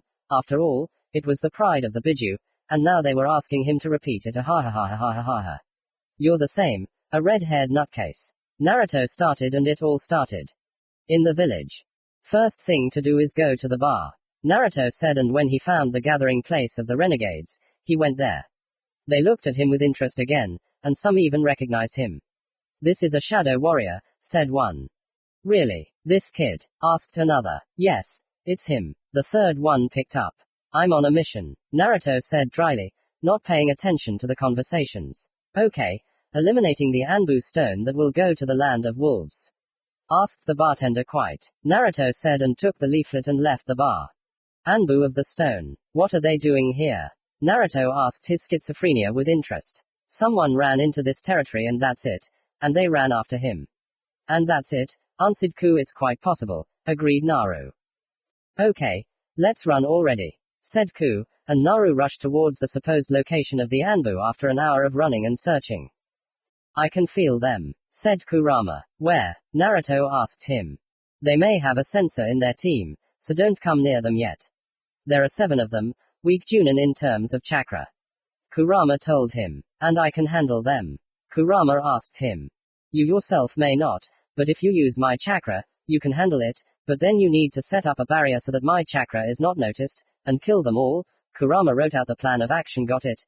Naruto said, and created 4 clones who ran to set up a barrier, and he took off his cloak.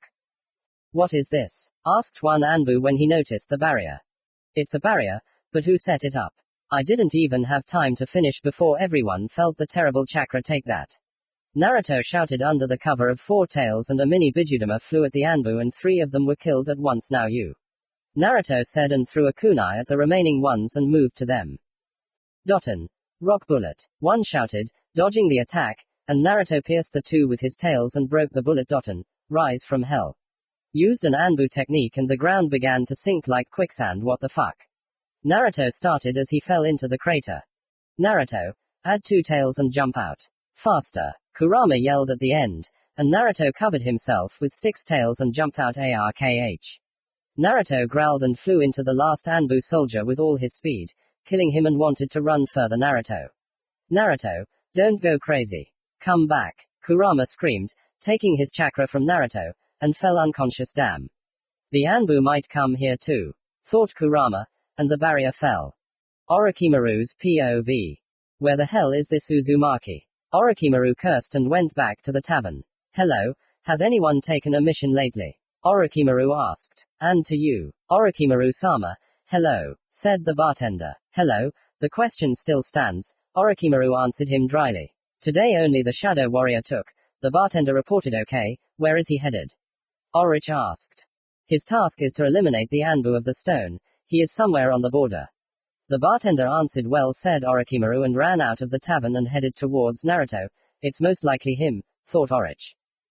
NPOV Orochimaru. Ah, Naruto said with a headache, waking up.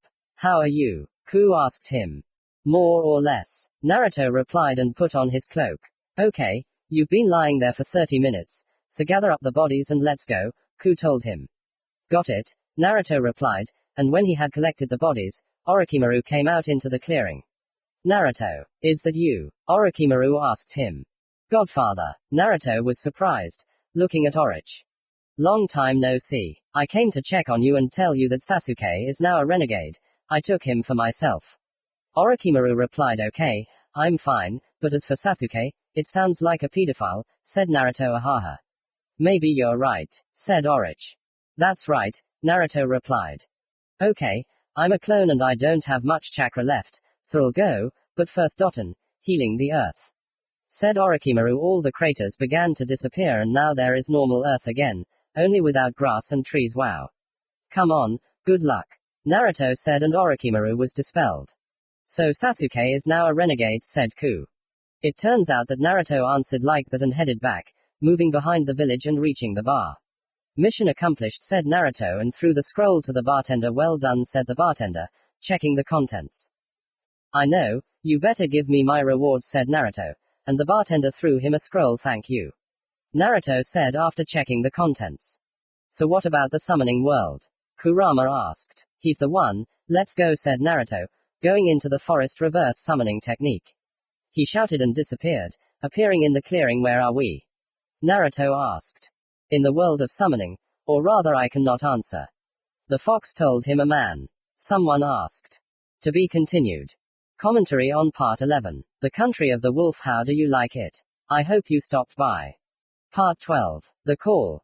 Commentary on Part 12. The Call. Here I am. Sorry for the delay. Didn't have much time. Man. Someone asked, coming out of the forest.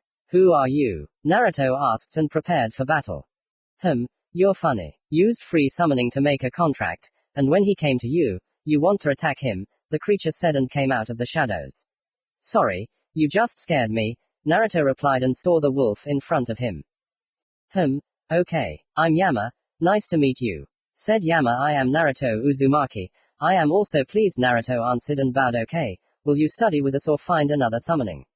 Asked Yama. Of course I will study with you, Naruto said happily. Well then sit on my back, said the wolf, and when Naruto climbed on he ran into the forest. Where are we running to? Naruto asked. To the wolf settlement. We live in the forests, Yama explained to him. I see. Thank you, Naruto said and thought. Kurama, do you think they're strong? Asked Naruto the fox. Yes, wolves are strong if compared to some toads, snakes, but there are calls stronger than them. The same monkey of the third will be stronger, but wolves are pack creatures and the more you call, the easier it will be, Kurama said briefly. Thank you, Kurama said Naruto. Contact me, because I know everything. I am the great nine-tailed fox demon. Ku became proud, who has the pride and self-esteem of all the Uchiha and Hyuga combined. Naruto continued, angering Ku. We came running, Yama said, and Naruto finished the dialogue with Kurama and looked around. Well, how do you like it? Asked Yama.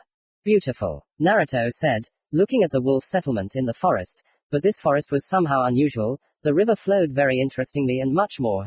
I see you liked it. We made it and arranged it ourselves, Yama explained. Got it, Naruto replied. Come, I will introduce you to our pack, Yama said and howled, and at his howl, wolves began to come out of their peculiar houses, and from the largest one came a giant wolf, who was the leader. I see we have a man, the leader said. Yes, Yurufu herself, answered Yama. Okay, then introduce the rest, said Yurufu.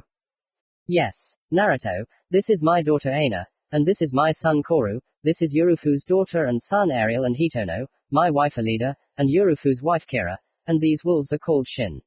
Yama introduced everyone else. Nice to meet you, said Naruto. Us too, now go get used to it. Tomorrow you will start training, which will last 3 years, said Yurufu. 3. Naruto was surprised. Yes, but in your world it will only be a year, so don't worry, said Yama. Okay, said Naruto. Okay, let's go, I'll show you where you'll live, said Yama and took Naruto to a small house. Naruto said cozy, looking around. I'm glad you liked it. You look around for now, and I'll come for you tomorrow, Yama said and ran off. Naruto answered well into the void and began to wander around the house, which had only a few rooms. Naruto, go get some sleep, otherwise you still have to train, Ku told him. Okay, Naruto agreed and went to bed. The next day Naruto, get up. Yama shouted, and when he didn't get up he doused him with cold water. Yama, what are you doing? Naruto shouted. I'll wake you up. Come on, get ready for training, said Yama. Yes, Naruto said sadly and went to get ready, and after 5 minutes he was ready. Well, follow me. In the meantime, let's go and tell you the training plan. The first year, you improve taijutsu, kenjutsu, and buken with shurikenjutsu and learn our tai and kenjutsu style.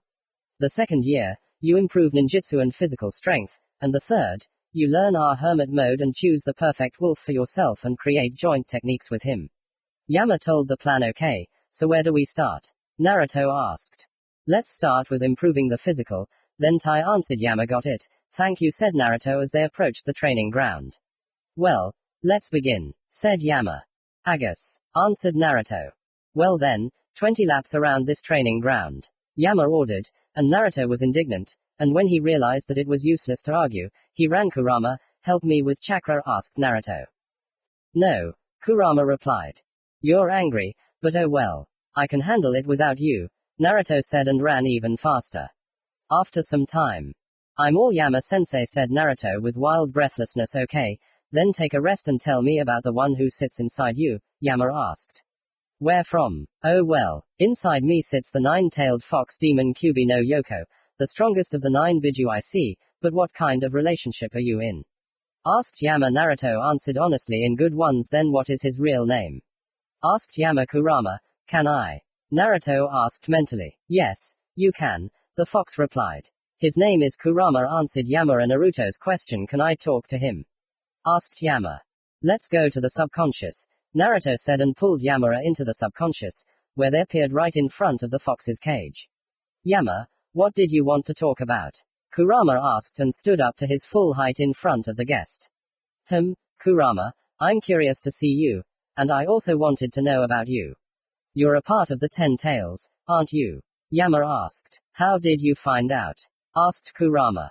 At that time we lived on Earth, but after the division of the 10-tailed we gained chakra and went to the world of summoning, Yama explained. Kurama responded with understandable surprise. Don't be surprised, many did the same back then, but only a few have survived to this day, and the wolves trained and hid for a long time, so we are still alive, Yama said. Interesting story, but I think Naruto has had enough rest, said Ku. I completely agree. Yama agreed and disappeared from the subconscious. You're a bit fast, said Naruto. It's because of Kurama. He reminded you that you need to train, so now we'll start with the approaches. Oh, you red flea. Old rug. May Rikkudo eat you. Scum. Naruto yelled. Sorry Naruto, I didn't mean to say Ku. Well. Naruto got even more angry. Naruto, go train. Yama said insistently. Kurama chimed in. TT's Naruto hissed and went to train. To be continued. Commentary on Part 12. The Call. Well, something like that. Co-author who is also a beta. Sorry for the delay, the chapter was supposed to come out 2 hours ago, but I'm censored, so lazy, so only now. Part 13. In the World of Wolves. Commentary on Part 13. In the World of Wolves, this FF has come to life. I'm waiting for your comments regarding this part. Timeskip 2 years. Well, Naruto, you have spent 2 out of 3 years with great success. Now you are ready to begin learning the hermit mode, said Yama. Thank you, Yama-sensei. Where do we start? Naruto asked with inspiration. Let's start with rest. You have worked hard for 2 years, almost without breaks, and such a state is not suitable for studying the hermit regime, so you have a week to rest, said Yama. It's rare to hear something like that from you. Sensei was surprised by Naruto. I am strict, but not a tyrant, and you definitely need this rest, so go rest. Yama said and ran to the village, and Naruto, having come out to the nearest clearing, fell to the ground. Ah, it's good to live here. Nothing and no one threatens your life, Naruto said to himself. Yes, but you can't live here forever, so you'll still have to return to your world, Ku told him. Do you think they are still looking for me and remembering me? Naruto asked. I don't think they're looking for you like they used to, but they haven't forgotten, and if you mean it in a good way, I think the snake and Sasuke still remember you. The fox answered him. Yes, this Sasuke needs me, and my godfather may not have forgotten about me. Well, come back in a year and see what happened in the world. If only this year could last forever. Naruto said dreamily and fell asleep. You're right, it's good here, but we can't forget about people, the fox said into the void and also went to bed. A week later. Well, Naruto, it's time to learn the hermit mode. I hope you're ready, said Yama. I'm ready, Naruto responded enthusiastically. Then let's go to one clearing. Yama said and led Naruto. This clearing is like the heart of our forest, although it is not in the middle. It is easiest to feel natural energy here. Understood, sensei. What should we do? Naruto answered him. First, sit in the lotus position and relax. Then try to feel the forest, become one with it. Yama said. Yama sensei, this sounds crazy, to be honest. I know, but you got the gist, right? Asked Yama, and after an affirmative nod, continued, well, do it. Hi, Naruto replied and began to concentrate, and Yama lay down next to him. For several hours Naruto could not feel anything. Something was constantly bothering him, the buzzing of some midge, the crunch of a branch, the howling of the wind and many other things, but for several minutes he managed to get rid of all the interference. However, after 2 minutes all the feelings returned again and hit his head with renewed force. Damn, Naruto yelled. What happened? Asked Yama, standing up. Well, for a while I managed to free myself from the interference, but then all the sounds, all the smells hit me with double force. Naruto said, and then continued. Sorry. Oh. Come on, there's nothing to apologize for. You've unconsciously improved all your receptors, and that's one of the benefits of natural energy. Now do the same, only consciously. Yama reassured Naruto. Hi, Yama-sensei said Naruto more happily and continued training. He was never this cheerful in Konoha, Kurama thought as he watched his Jinchuriki. Naruto, Yama shouted and hit Uzumaki's back with his paw. Ouch. What happened? Naruto asked in surprise. You used natural energy, but if it is not controlled, which was the case with you, then you can partially turn into a wolf, and this is irreversible, Yama said. Are you kidding me? You're just telling me this now. Naruto got angry. In the early stages, this can be avoided by breaking the concentration or taking away some of the natural energy, which is what I did by hitting you, Yama explained. I see. Then shall we continue? Naruto calmed down. Yes. Go on. Just watch and don't go anywhere. Naruto pointed out. Of course. 6 months later. Naruto, congratulations. You have mastered the hermit mode, but unfortunately you cannot hold onto it for long, so train in this direction, and for now you need to choose the main wolf for summoning. Said Yama. Okay, but how do you do that? Naruto asked. Well, I think Koru, my son, would suit you. He has 2 elements. Water, which will combine with your lightning, and wind, which you also have, but it can be combined with Kurama's fire. He also has good taijutsu. What do you think? Finished telling the advantages of his son Yama, although Koru is really a good option for Naruto. Well, I guess we can try. But can I ask you a question, sensei? Naruto asked. Yes, I'm listening to you, answered Yama. Do wolves have any unique abilities? Naruto asked. Well, there are none useful for you, but at one time, in order to survive after the appearance of chakra, we had to hide a lot, because we were weak, and then we learned to move between worlds, although it would be more correct to say between dimensions of one world. That is, it will not be difficult for us to move to the habitat of other animals or go somewhere into the depths of this world. Of course, we need time to prepare, but everything is possible, Yama told us. Author. If anything, then this ability of wolves was introduced for a reason. I see. Indeed, there is no particular benefit in battle, only if you run away, but that can be done by calling back. And what did you mean by preparation? Naruto asked. Well, it's hard to explain, but roughly speaking, we need information about the dimension we want to get to. Yama answered. Got it. Okay, let's go to Core. Naruto said and headed towards their settlement. Koru, Naruto has agreed to take you as his primary summon. Yama reported the news to his son. Oh, finally something fun. Thanks, Naruto, said a joyful Koru and jumped on Naruto. You're welcome, now let's go train. Naruto said, scratching Korra, and they headed to the training ground. Another 6 months later. Well, that's it, Naruto, now you have enough power. If anything, we are always happy to help you. We were all glad to meet you, said Yurufu. Thank you, Yurufu-sama, for the hospitality and the opportunity to make a summon with you. Yama, thank you for training, and you, Koru, thank you for becoming my personal summon. And thank you all for a good time. And I must go. Bye, Naruto said at the end with a sad note of gratitude. Good luck to you, Naruto, said Yurufu, and everyone else said a few words to him, and in a white haze Naruto disappeared. It was a fun time. Yama drawled and went to do the routine he had been doing before Naruto arrived. The others followed his example. The wolves were the first people Naruto could trust after Kurama, of course. And the wolves became very attached to him. Our world. Here you are, mortal world, Naruto said, losing the cheerfulness in his voice. Listen, maybe you'll find some good friends here too. The same Orochimaru is ready to help you, Kurama told him. We'll see. Still, I trust you and the wolves the most, Naruto said, to be continued. Commentary on Part 13. In the World of Wolves. Now, before the part I've thought out well, I still have to write about 5 parts. If only I knew what to write. Oh well, I'll think of something. Co-author better. Part 14. Chunin Exam. Commentary on Part 14. Chunin Exam. Here is the new part. I will return to Naruto in the next part. Now let's get back to the final of the Chunin Exam. Damn, we were attacked. There were screams everywhere, and it happened before the final fight of the 3rd stage. Who attacked us? Hiruzen asked himself in the cage box. Like who? Said the Kazekage in a snake voice and tried to cut Hiruzen's throat, but it didn't work. Orochimaru, you really have the nerve, with your track record, to come here. Hiruzen said and jumped onto the roof.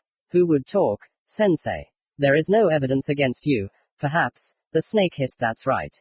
They don't exist. Hiruzen shouted at the end and summoned the monkey. Well, that won't solve anything. One more kill, one less. What's the difference? Summoning technique. Orochimaru said and summoned several small snakes, and around the peculiar battlefield, Orochimaru's allies erected a barrier of 4 crimson lights. Well, that's it, Hiruzen, Orochimaru said after 10 minutes of their battle, piercing the old man with the blade of his Kusanagi. Damn, Hiruzen shouted and began to form the seals of the death god's summoning. No, it is not my hand that will kill you, Orochimaru said and, taking out his Kusanagi, used reverse summoning.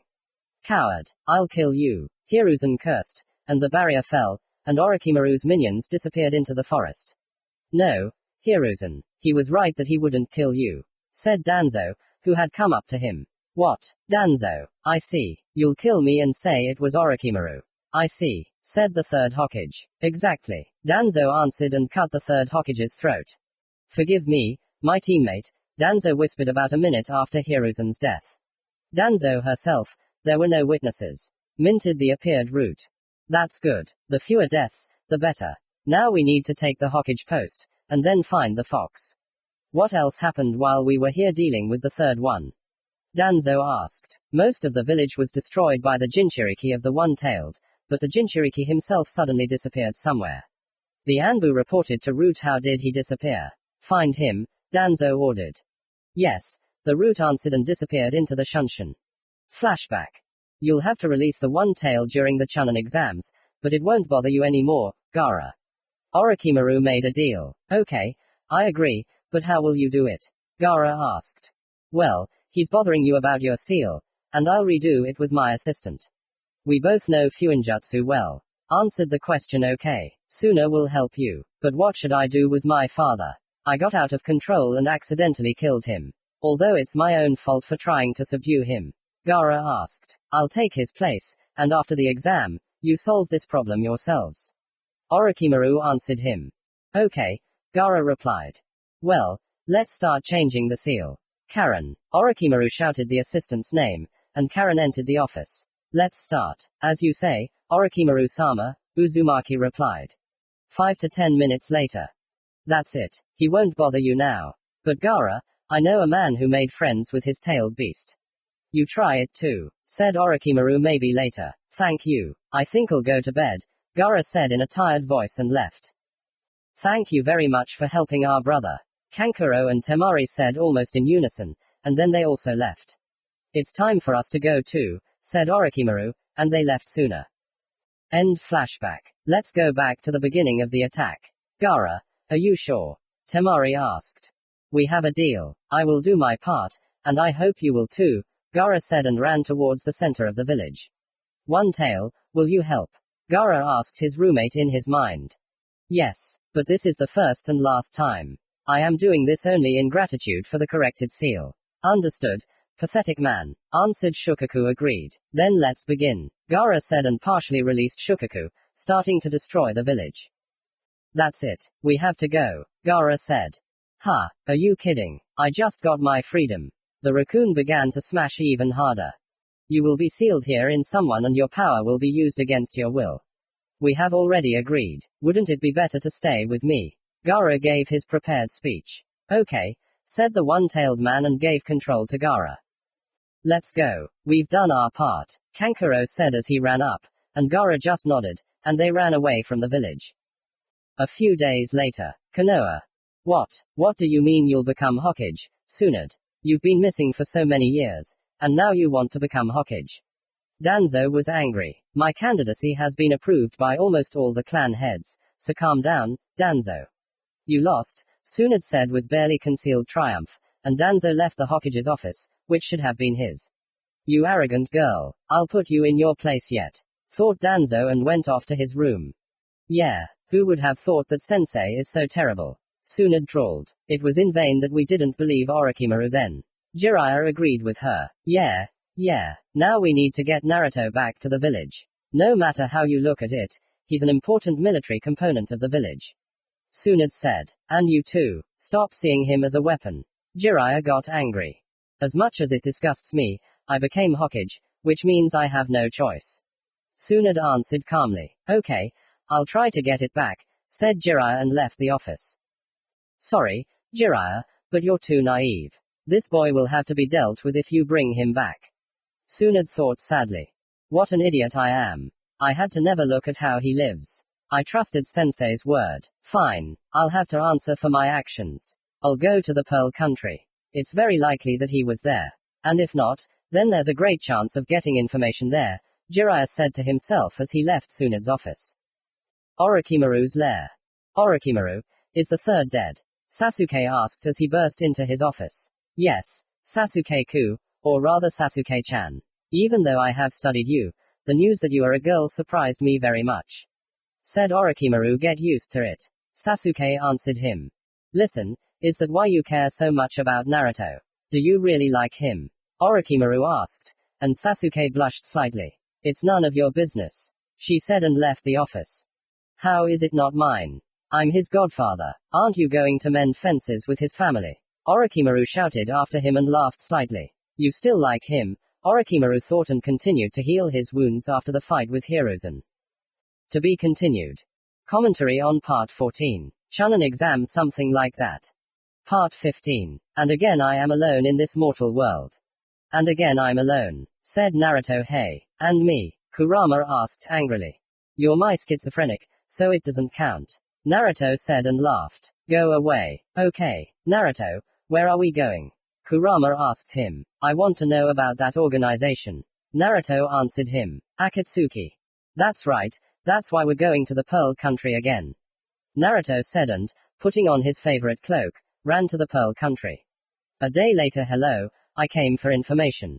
Naruto said in a calm voice as he entered the tavern. Hello, wow, Shadow Warrior, haven't seen you in a while. Is that you? Asked the innkeeper. Hello, yes, it's me, Naruto replied. Okay, what information do you need? I'd like to know about Akatsuki. Naruto replied.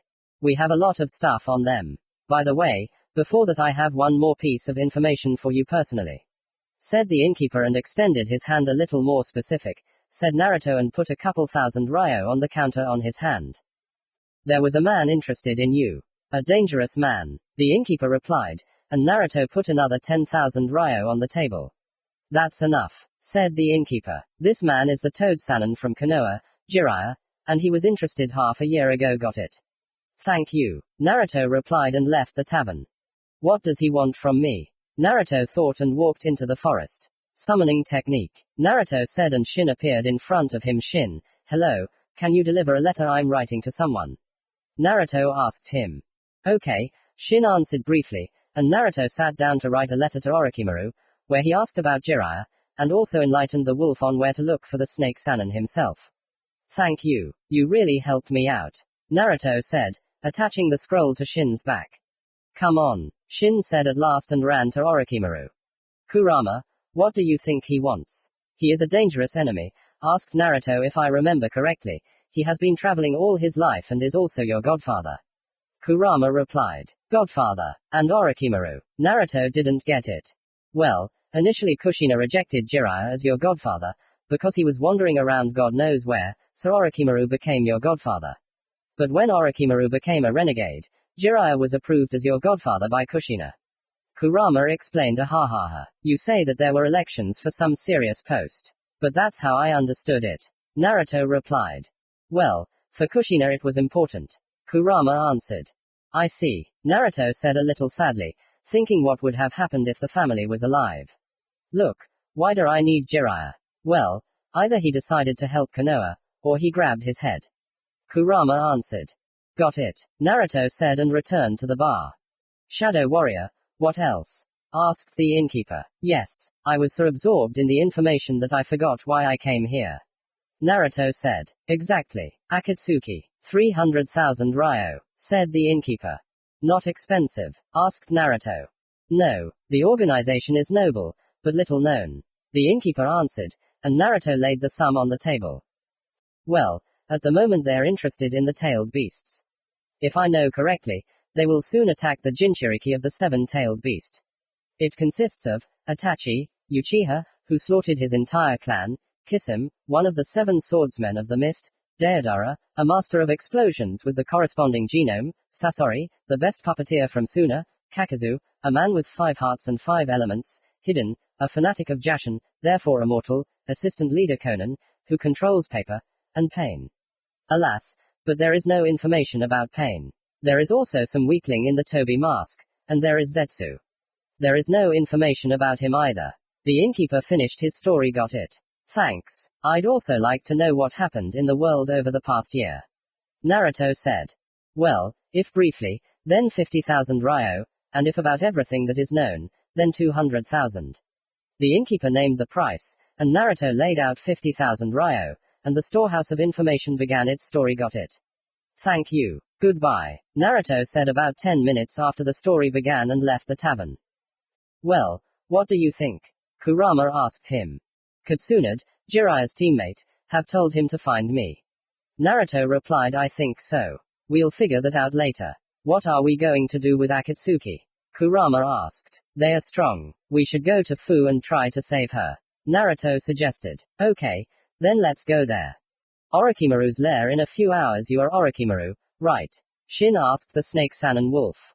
Talking. Someone's summoning. Orochimaru asked and prepared for battle. I am not your enemy.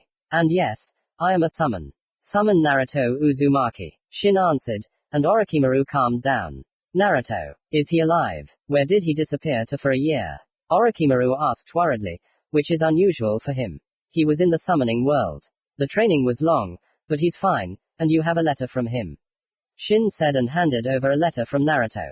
Thank you, said Orochimaru and began to read the letter. You come in for now, and I'll be right there. Sasuke-chan, I have news. Said Orochimaru, walking up to Sasuke. News? Well, surprise me. And you can't enter a girl's room without knocking. Sasuke said dryly. Sorry, then I'll tell you the news about Naruto later. Orochimaru said, and Sasuke's face changed. Naruto, is he okay? Sasuke said emotionally, and Orochimaru told her what happened. Phew. I'm so glad he's okay. Is he planning on visiting you, by the way? Sasuke asked. It seems he doesn't intend to. He has some business now, if I understood correctly from the letter. He didn't go into it much. Orochimaru said okay, I understand. Thank you, said Sasuke. You're welcome. Okay, I'll go write him an answer. Orochimaru said and went to write a letter about Jiraiya. Flashback. Jiraiya, what do you want? Orochimaru asked and prepared for battle. I didn't come to fight, I came for information. Jiraiya said and raised his hands. Wow, well, I'm listening to you. Orochimaru said, remaining ready to fight. I need information about Naruto. Said Jiraiya. Why did you really decide to think about your godson? Orochimaru asked. Yes, after Sensei's death, I learned a lot about him, and I'm very sorry that I took his word for it and never visited my godson. I'd really like to fix that, if possible. I'm not for Konoha now. Jiraiya said, I see. Well, I helped him escape at one time, but I don't know where he is now. He disappeared, and I have no way to look for him.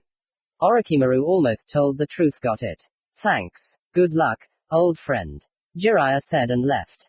He's changed, thought the snake.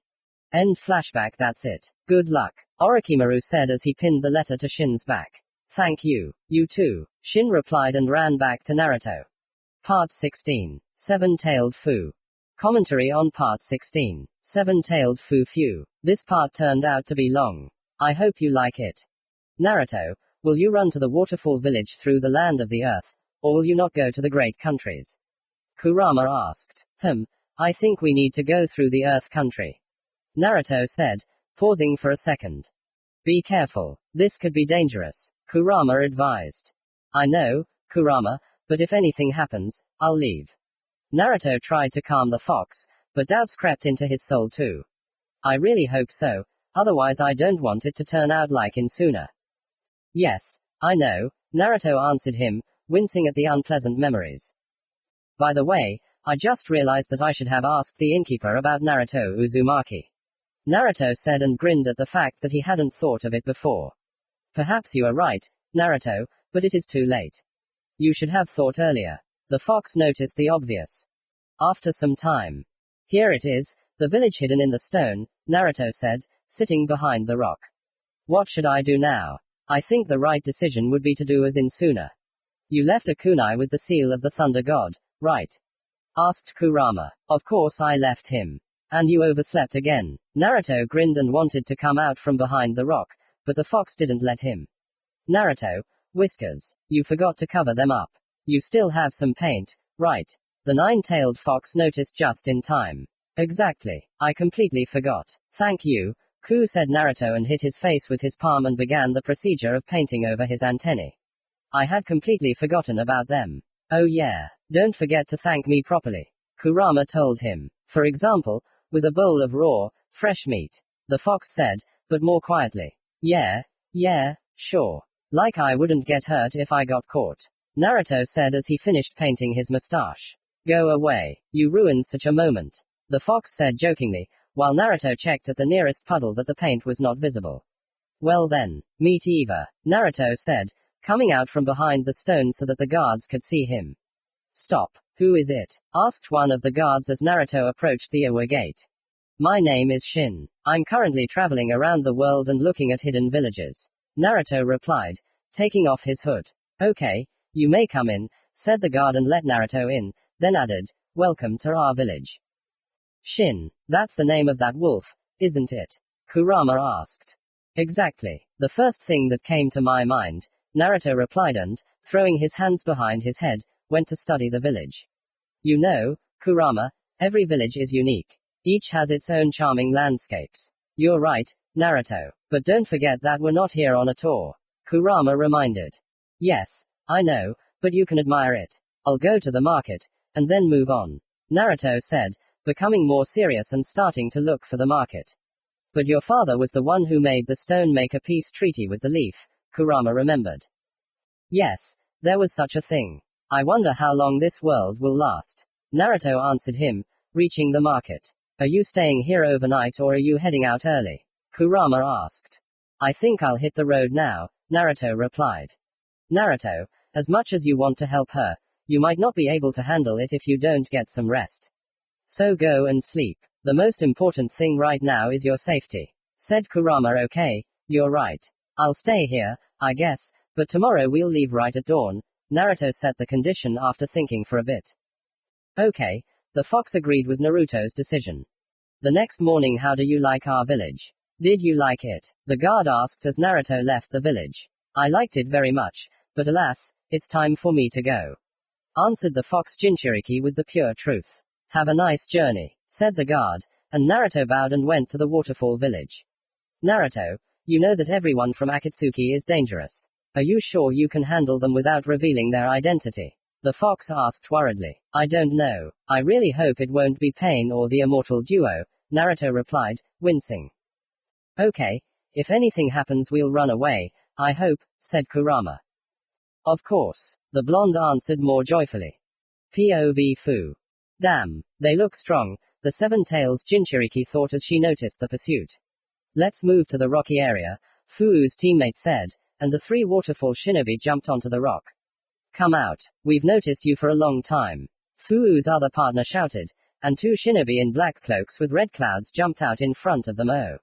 So you're from Waterfall, I know you, Fuu said happily, clapping her hands to one of the Akatsuki, and then added, you're Kakazu, right?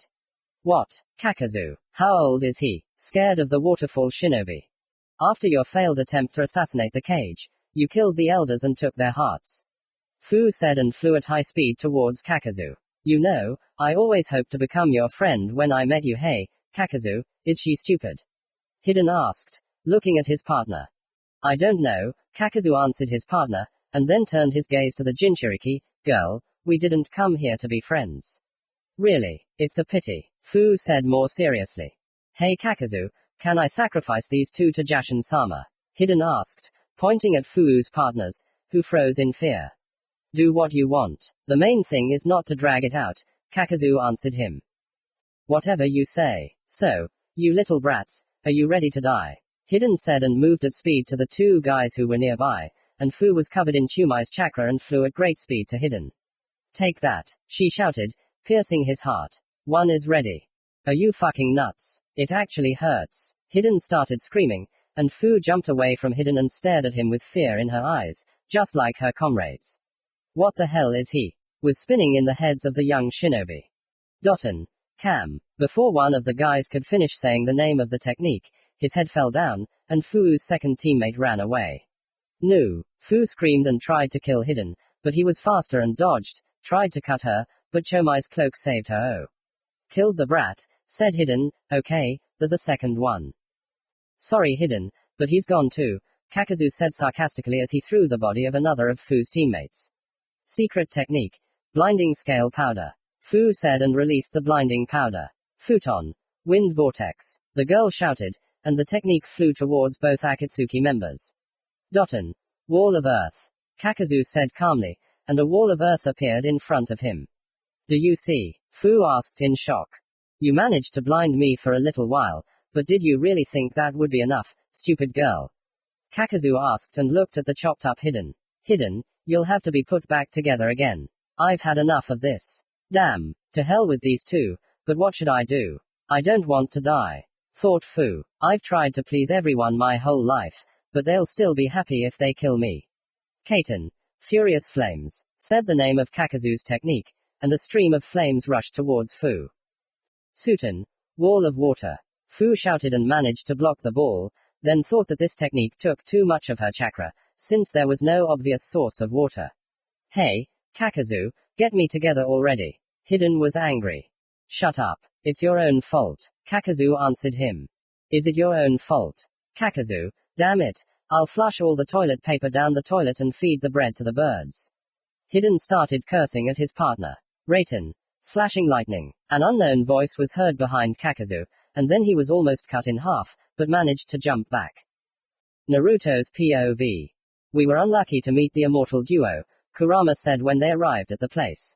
Yeah, you're right. One of the worst options. Naruto agreed with him. It's not too late to back out, Kurama suggested.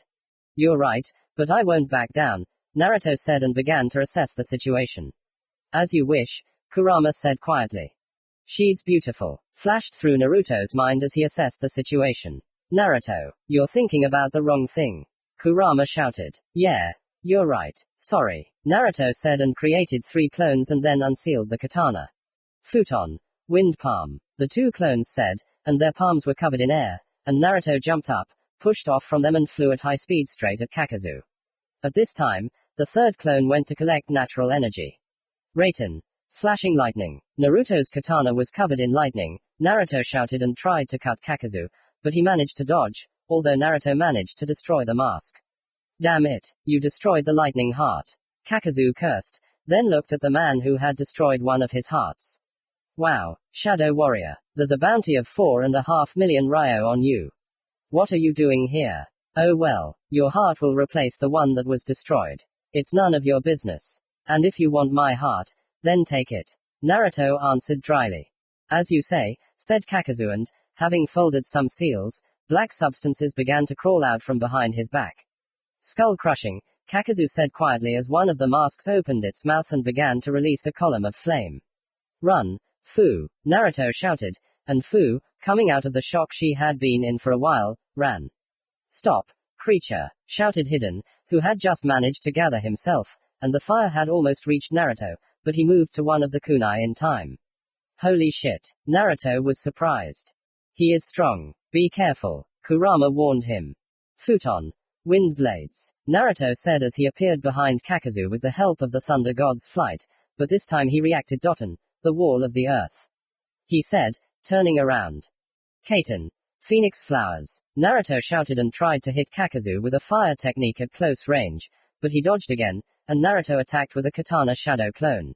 Naruto said and about 10 clones tried to attack Kakazu. Suton. Water pillar, said Kakazu, destroying almost all the clones, and he himself jumped behind the wind mask. Bleeding power, Kakazu said the name of the technique, and the mask opened its mouth and released a technique of terrifying power. Naruto, watch out, Kurama shouted at him, but it was too late. AAAAAAH came out of Naruto as the technique hit him. Naruto, the wounds are serious. I need time, Kurama warned, starting to heal Naruto after he got out of the technique. You are not so simple, Shadow Warrior, said Kakazu. It's done, Naruto said and dispelled the third clone, entering hermit mode. His face took on a more feral grin. His body itself became covered in a large amount of fur. Take that, Naruto shouted, attacking Kakazu with taijutsu, but he grabbed him by the throat. That's all, he said, but the Shadow Warrior disappeared with a pop. Chidori, Naruto shouted and, jumping out from under the snowdrift, destroyed the earth mask. Another one is ready, Naruto stated the fact. You're a bastard, said Kakazu and attacked Naruto. Hey, Kakazu, how long are you going to last? Hidden asked, who was carrying Fu, who was unconscious. Damn, Naruto cursed to himself and moved to Hidden. Fortunately the Thunder God's kunai was not far from him. Give her back, Naruto shouted and tried to cut Hidden, but he blocked the blow with his scythe. Sorry, but no, Hidden said and attacked with his scythe. Naruto, the forces are not equal. Go away, Kurama insisted. I won't abandon her, Naruto declared and, creating clones, attacked 2 Akatsuki members at once, but he couldn't hold out for long. Run, idiot, we're both going to die here, Fu said and passed out, receiving a blow from Hidden. War, Naruto growled, and he began to be covered in the fox's chakra. Oh, so you're a Jinchuriki too? Hidden was surprised. He's most likely Naruto Uzumaki, the Jinchuriki of the 9 tails. We have to go, Hidden. Kakazu told his partner. I'll kill you, Naruto growled. Kaiten. Fireball, Naruto shouted and a powerful fireball, inscribed with the Kyuubi's chakra, flew towards Kakazu. Calm down, Naruto, the fox screamed in his subconscious. Suton. Water pillar, Kakazu's mask covered his partner, and Hidden attacked Naruto with his scythe, throwing Fu, but Naruto was able to block it and then throw the Jashin fanatic away. Suton. Flow, tried to knock Naruto down Kakazu, but he dodged and pierced the mask of water with his claws.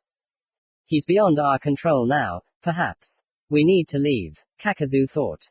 Skull crushing, Kakazu shouted and a powerful wave of flame hit Naruto, severely injuring him. Naruto, Naruto, wake up. The fox screamed in his subconscious. Kurama, what happened? Naruto asked. You were hit by Kakazu's technique and you fell out of reality for 30 seconds. During this time, I took control of my body to avoid a possible attack. Kurama explained what's wrong with Fu. Naruto asked. She is in the hands of Akatsuki, and they're gone. Kurama said with sadness in his voice. Damn it, I'll kill them, Naruto screamed. Naruto, you're hurt. You can't defeat them. Your life is more important. Kurama tried to reason with him. But I can't leave her. Naruto started to get angry. You've already done all you could. Enough, Kurama insisted. But they will kill her. Naruto couldn't calm down. Alas, but you're powerless here, said Kurama. Okay, you're right. I can't beat them in my current state. Naruto agreed and passed out. Damn it, Kurama cursed and, taking control of his Jinchuriki's body, rushed away. To be continued. Part 17. The Land of Iron. Naruto, come to your senses already. Kurama cursed, not for the first time, running away from the place where the fight was and laying Naruto down in some cave. Kurama, what happened? Naruto asked, getting up from the ground.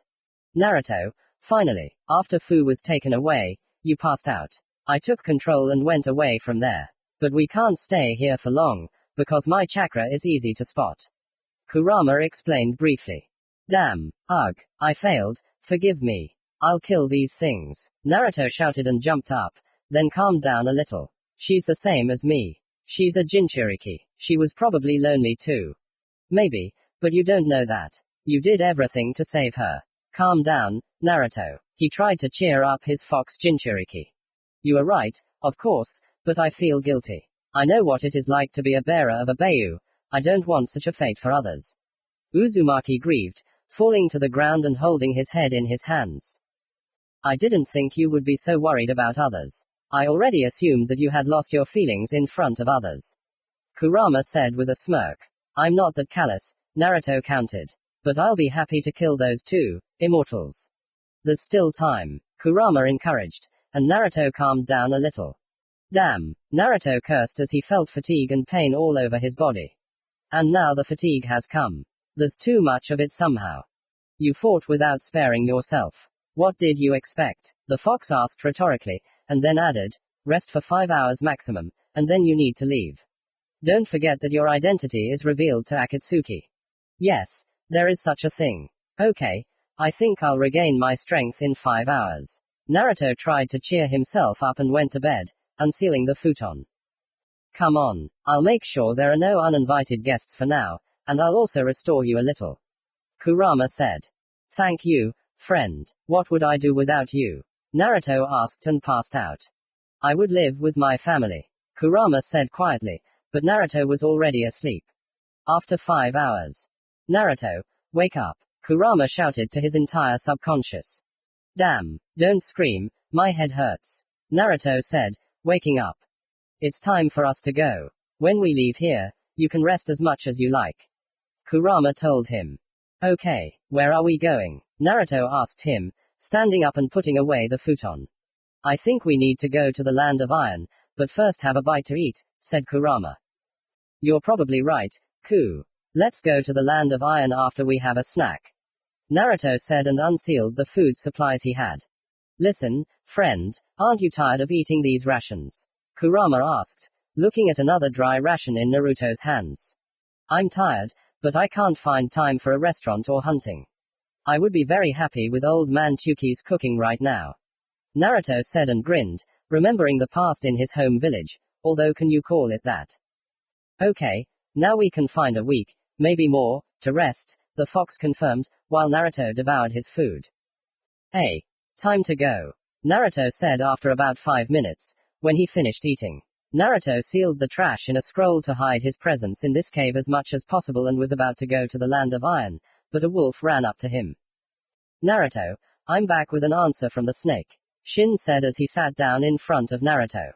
Oh, Shin, it's good to see you. So much has happened that I already forgot about the letter, give it here. Naruto said and began to unfasten the letter from Shin's back. I could have handled it myself, Shin muttered as Naruto unfastened the letter.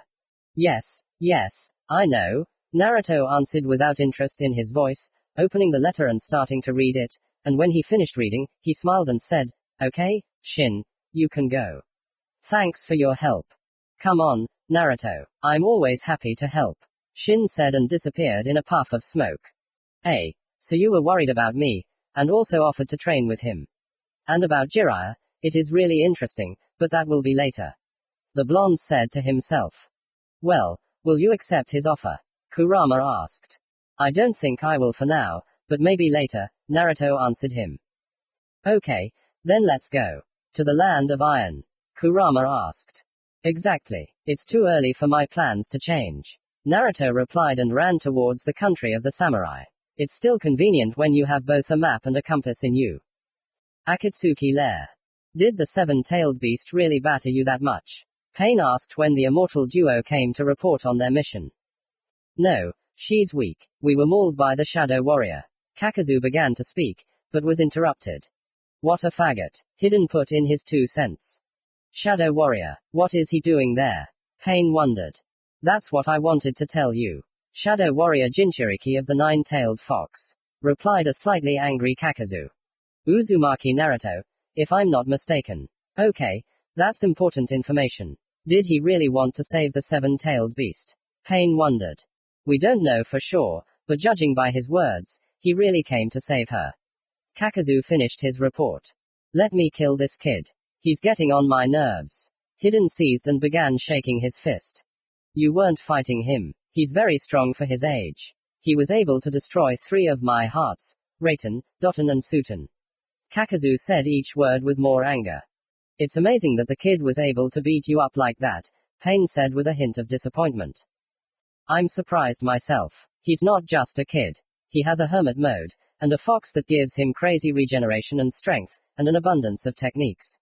Kakazu reported, feeling like a weakling. Hermit mode. Amazing. And about the fox, do you think he made a deal with him? Pain asked, looking intently at the former owner of 5 hearts. I can't say that, but it can't be ruled out, Kakazu replied. I see. You are free to go. For your reward, please come to Konan. Pain said, and the immortal duo left their leader's office. Uzumaki Naruto, you'll be a real pain in the ass for us. Pain said quietly, wrinkling his forehead after a few minutes of thought. Back to Naruto. A few hours later. Here is the land of iron. All that remains is to get to Sanro, the capital of this country. Naruto said. Maybe we should rest first. Kurama asked his friend, who was already tired and it was getting dark. Maybe you're right. I'll make camp in the forest. Naruto answered, and, finding a cozy place, he took out a tent. Are you going to bed now? If so, I'll make sure there are no guests. Kurama said, and Naruto, saying thank you, went to bed. One night later. Phew, I got some sleep for once. Naruto exclaimed. Listen, it's not like you haven't rested for that long, Kurama quipped. Go away. Naruto got angry jokingly, and then asked, can you direct me to Sanro? Alas, but no. There are many cities nearby, which of them is the capital I cannot say. Also, probably, the capital did not fall into the circle of my review. The fox upset the blonde. But he seems great and powerful. Will you take him to the nearest city? Naruto asked. I am great and mighty. But I am not omnipotent. And the city is about 20 kilometers to the northeast. Kurama reported. Got it, thanks, friend. Having thanked the nine-tailed fox, Naruto ran in the given direction. Hello, where can I buy a map? Naruto asked as he ran up to the gates of some city. Hello, the card costs 300 ryo. You can buy it right here. The guard answered and, going to their booth, took the card. Excellent. Thank you. Naruto thanked him and took the card, handing over the money. Good luck, traveler, the guard said and returned to guard the city. So, I need to go to the southeast, Naruto muttered and ran. Listen, Naruto, have you thought about studying there? Kurama asked his friend. I don't know. Initially, I need to go there to buy a new katana. It's quite possible that they know about Uzumaki Naruto, but it's also possible that Konoha is keeping quiet about me so as not to show their weakness by the disappearance of weapons. Naruto reasoned. Exactly. And the antennae are painted over, so think about it. The fox gave his advice. But how will I find a good teacher there? Not all the samurai there are first class, so I should be lucky. Answered the blonde. I agree with you here. Okay, let's get there and see what comes of it. And I'm going to sleep, said Kurama and passed out. How can you sleep for days on end and then fall asleep instantly? Naruto was surprised at his friend, and after about 5 minutes he said, here is the capital of this country. I wonder how everything is here. Excuse me, may you introduce yourself? Said the guard, blocking the way. Ah, right, my name is Shin. I came here for a trip, and I would also like to learn Kenjutsu. Naruto said partly the truth. Okay, you can go through, but they don't take just anyone as a student here. Good luck to you, said the guard and let Naruto through. It's clear that they won't take it. Okay, let's see what comes of this, Naruto thought, starting to look around the village. He has a huge reserve of chakra. I'll go report this to Mifune-sama. The guard said, watching Naruto go. Okay, just hurry up, said the second guard, and the first one at that moment, unnoticed by Naruto, went to the residence of the main samurai. Naruto, where do you start? Asked Kurama. I think I'll start with an inspection, Naruto replied. The idea is good, but that samurai ran away somewhere right after you left, Ku warned his friend. Damn, did they really reveal it? Naruto was surprised. No, I don't think so. You probably alerted attention to something. Probably that guard is a censor, or maybe something else. Kurama suggested. Got it. If anything, I left the kunai not far from here. I'll act as usual, Naruto said and went to look around. If anything happens, I'll let you know, said Ku. Thank you, Naruto replied. To be continued. Part 18. Mifune. Naruto, there are 5 samurai heading your way, Kurama said about 7 minutes after they left the gate. Why do you think they need me? Naruto asked. Probably just to check. Good luck, Kurama said, and after that, the samurai appeared in front of Naruto. They're not surrounding me. That means they don't consider me an enemy, Naruto thought as one of the samurai stepped forward. Shin, right? Asked the apparently in charge. Yes, that's right. What happened? Naruto asked, tensing up. Well, almost. You have a large amount of chakra, so you will have to face Mifune yourself. The samurai replied. Okay, let's go, Naruto answered, and mentally added, what do you say, Ku? Everything seems fine, Kurama answered, while Naruto was being led through the village. The village itself was very beautiful. There were samurai standing at the corners, which spoke of the village's level of security. This made Naruto happy, because they would simply check him, and he would be able to remain in the village without any problems. But would the check be easy? That was still a mystery to him. There was no barrier over the village, which allowed him to escape with the help of the Haraishin if necessary. We have arrived, Shin-san, said the samurai and knocked, and when a tired, come in, was heard from behind the door, they went inside. But the third old man was always just as tired, Naruto thought and winced at the thought of this man. Shin-san, is everything okay? Asked the village chief, looking at Naruto. Oh, sorry. I just remembered something unpleasant. I am Shin. I came to this village, first of all, as a wanderer. I introduced myself to Naruto and bowed to the head of the village. Okay, you guys can go. I'll talk to him myself, Mifune said, turning to the samurai, and saying, hi. They left the office. Take a seat, Shin-san. Thank you, said the blonde and sat down on the chair. Now, perhaps, tell me again who you are, said Mifune, frowning. What exactly do you want to hear? Naruto asked, hoping Mifune didn't suspect anything. True, said the village chief, sitting down in a chair and propping his head up. For now I'm talking to you as a guest of the village, but if you start denying it, I'll take you into custody. About the wanderer, if I'm not mistaken, it wasn't a lie, but you lied about the name. Kurama, what should we do? Naruto asked in shock. Tell the truth, answered the focused Kurama. What? Uzumaki asked, even more surprised.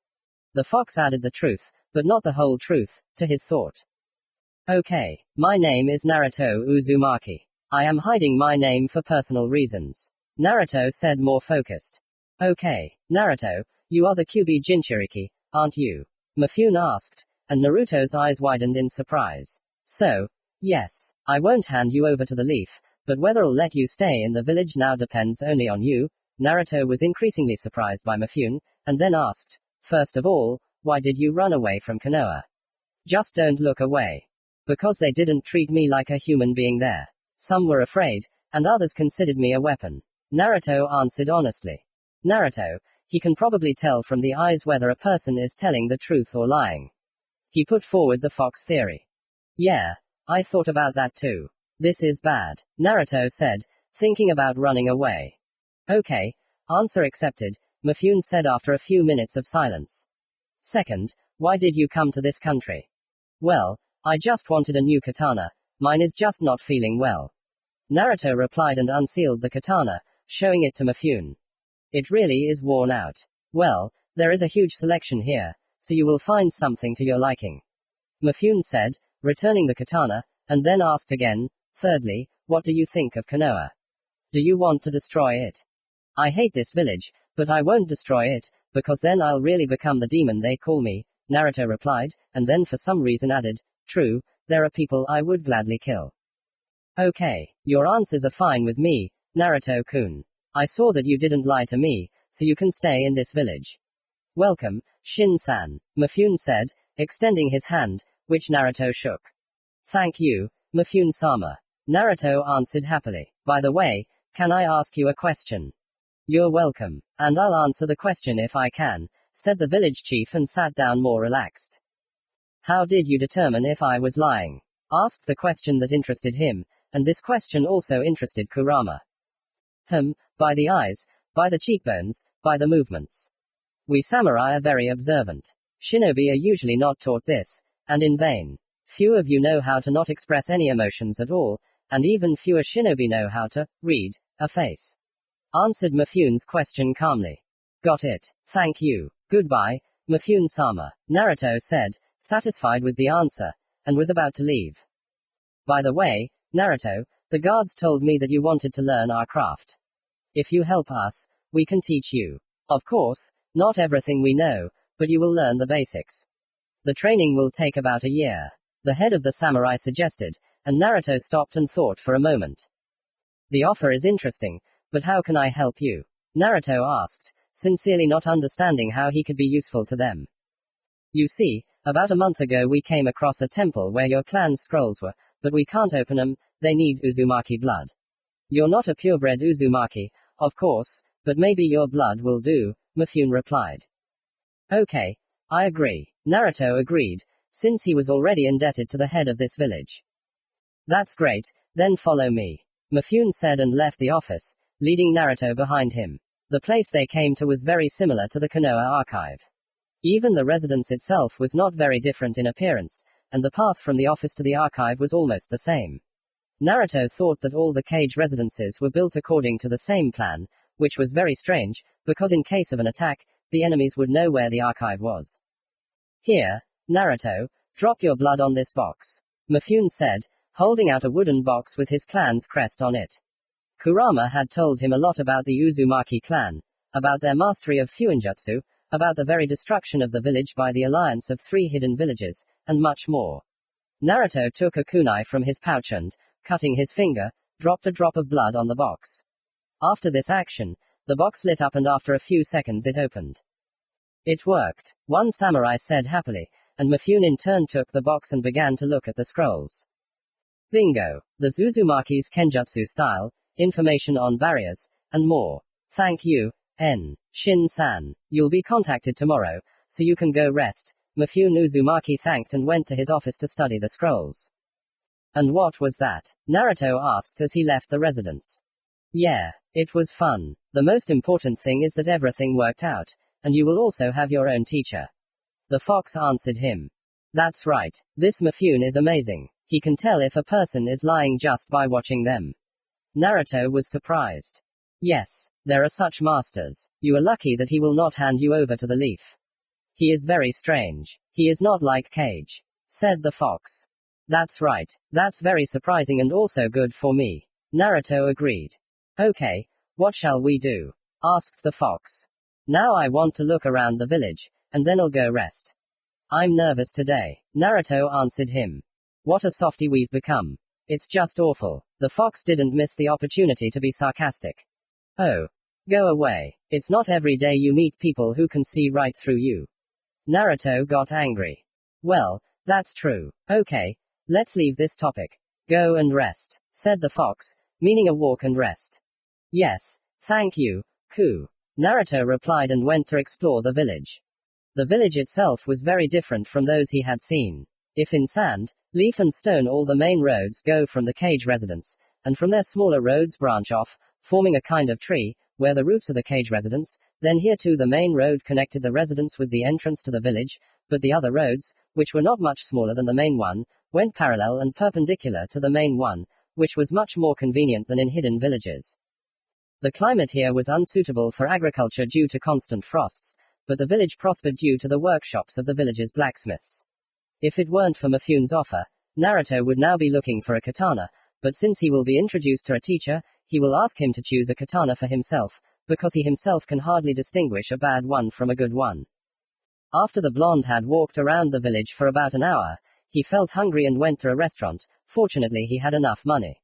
Of course, he had paid most of the money for the information, but he still had some left for food, because the prices for information and many other things for shinobi are much higher than the annual salaries of most ordinary people. For a C rank mission, you can get enough money for an ordinary family, mom, dad, child, to live for 2 weeks, having everything they need. The same genin can earn more in a couple of weeks than an ordinary person, not a shinobi, can earn in a month. The biggest disadvantage of this job is mortality. By the time Naruto left the village, about 15 non-clan genin had died from his class. Kurama, who do you think will train me? Naruto asked his furry friend after eating. I think a person who knows his business well. It won't be easy to teach even the basics in a year. Well, it will be easier for you with clones, Kurama answered, and then, grinning, added, by the way, congratulations on eating normal food for once. Yes, there is such a thing. It's been a long time since I've eaten so much deliciously, Naruto said, patting his belly. Okay, let's go to the hotel and sleep, otherwise you never know when they'll come for you, Kurama suggested, and Naruto, agreeing, went to rent a room at the hotel. Shin-san, are you there? Asked the man who was persistently knocking on Naruto's door. Yes, I'm here. I'll be right there, Naruto shouted to the just awoke boy and walked up to the door, then opened it. Hello. Yes, hello, Shin-san. Mifune-sama sent me for you. He wants to see you at his place in 20 minutes. The samurai reported. Okay, I will, Naruto answered and, saying goodbye to the samurai, went to get ready. To be continued. Part 19. Training. Commentary on Part 19. Training. Author. Phew, here's the new part. Sorry for the delay, it's just been a busy week. Mifune-sama, I have arrived. Naruto reported as he entered the village chief's office. Oh. Greetings, Shin-san. As for training, I will take you as a student for a year. Mifune said, watching Naruto's reaction. Naruto's face showed many emotions at once. After about 5 seconds it became serious. Why would the village chief train me personally? Naruto asked, looking for Mifune's ulterior motives. Good question, Shin-san. To be honest, I'm very interested in you. Of course, I won't stand over you for long, because the duties of the village head have not been cancelled. Mifune explained, and then asked, so, do you agree? Ku, help me out. I don't know what to do. Should I agree or not? Naruto asked his advisor, since he didn't fully trust Mifune. Agree. If he wanted something from you, he probably already did it. Unfortunately, I can't read his emotions. He's very skilled at this, commented the fox. Okay, thank you, Naruto said to himself, and then added out loud, I would be honored to learn from you, Mifune-sama. Excellent, Shin. From now on and for a year, you become my student. First, let's go see what you can do, Mifune said, getting up from the table and leading the way.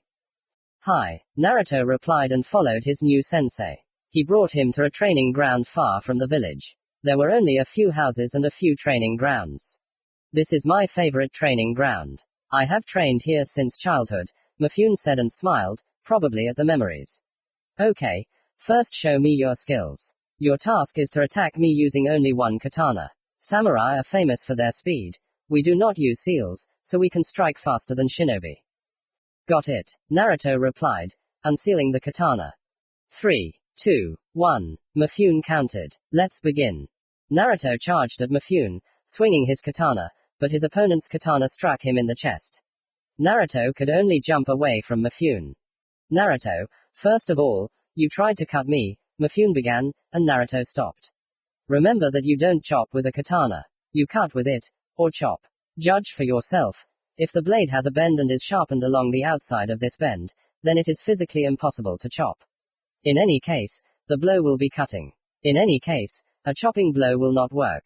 Secondly, you are moving your hands too far. You thereby open your body to a blow. Got it, Mifune-sensei. Naruto said and tried to attack Mifune again with a downward strike, but Mifune simply jumped back. And Naruto bent slightly and wanted to straighten up, but his opponent's katana landed on his head. Look, Naruto, I don't understand how you fought before. You have the basics, of course, but everything else is terrible, Mifune commented, starting to explain. First, don't take your eyes off your opponent. Never. You can't see his movements, and he can attack, create a clone, and much more. Second, you need to be able to stop the katana. Imagine the point where you are going to strike. But keep in mind that this point is not the place of injury, but a little further. For example, if you deliver a cutting blow from top to bottom, intending to wound the chest, then the blow should stop somewhere at the feet. Third, try to move your hands more. You don't need to put your whole body into the blow, because after that you can simply fall, you can expose your back to the enemy. Of course, there are blows where you use your whole body, but without opening your back. Thank you, Mifune-sensei. I understand everything. Shall we continue? Naruto responded joyfully to the new teacher's tirade. He managed to explain everything quickly and clearly. What a master of his craft he is. Okay, true, I can't stay here for long. I have about half an hour, and then you can study on your own using the scrolls, and I'll check. Of course, if I have time, I'll train you personally. Mifune answered him and beckoned with his hand for Naruto to attack. Well done, Naruto. You amaze me more and more. You've grasped the maximum amount of information in these 40 minutes that we've been training.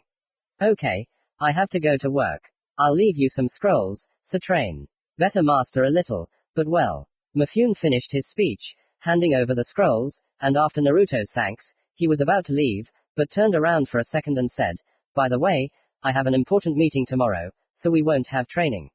You can train on your own, and this training ground is always open to you, Shin. Thank you, Mifune-sensei. Until next time. Naruto said goodbye, and Mifune nodded his head and ran off to do his business. Well, how do you like it? The fox asked from the depths of his subconscious. Oh, so you weren't sleeping.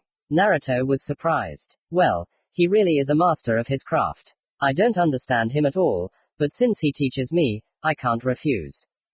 Yes, I agree. I know nothing about Kenjutsu. You only know what you learned from the scrolls, and this bunch of shortcomings that you have can only be corrected by a sensei, preferably an experienced one. Kurama agreed, and then added, and yes, I was not sleeping. He really interested me. I see. Well, now I think I'll go and rest, and tomorrow I'll start studying all this crap on my own. Naruto said sarcastically, walking to his hotel. Naruto, you are a very amazing person. You were able to learn a year's program in a month. To be honest, initially I thought that I would not teach you more. But now I have changed my mind, so now I will give you copies of the Uzumaki scrolls that you helped us print. This will last you about a month. This month, alas, I will not be able to train you, because I have too many problems piled up right now. Mifune finished his speech. Naruto was very happy with the opportunity to learn so much. At the moment, he did not know all these samurai techniques, but he was no longer confused with the katana, as he had been a month ago. During this month, in addition to training, the head of the samurai gave Naruto a good katana. The katana was light, made of chakra-conducting metal, the handle was in a red wrapper. It was similar to Mifune's katana, but slightly longer. Naruto also went on several missions to earn his keep. The missions he was given were not difficult, since he was not actually a samurai and could not take on assignments, but thanks to his shadow clones, the number of small assignments in the villages decreased, which allowed him to do larger things. Of course, the council did not immediately give the go-ahead for issuing a task for Shin in their capital, but its effectiveness was obvious. Thank you for this, Mifune-sensei. I will not let you down. Naruto promised. Yes, I know that. Mifune smiled, taking out copies of the Uzumaki clan scrolls from his bag. Thank you for the scrolls. Naruto stood up and bowed. You're welcome. I didn't think of giving them to you at first, but you're clearly a good person, so you deserve them. Unfortunately, the fools in Konoha don't see or don't want to see the light in you. Mifune replied and, waving his hand, went about his business. Damn, he really touched me. Naruto said, and a few tears welled up in his eyes. What? Are you out of the habit of hearing that from people? Kurama asked, smiling, although it was more of a grin than a smile. The fox was happy for his friend, happy that he met Mifune. Yeah, I've gotten out of the habit. He doesn't see me as a demon, he doesn't see me as a weapon, he sees me as a human.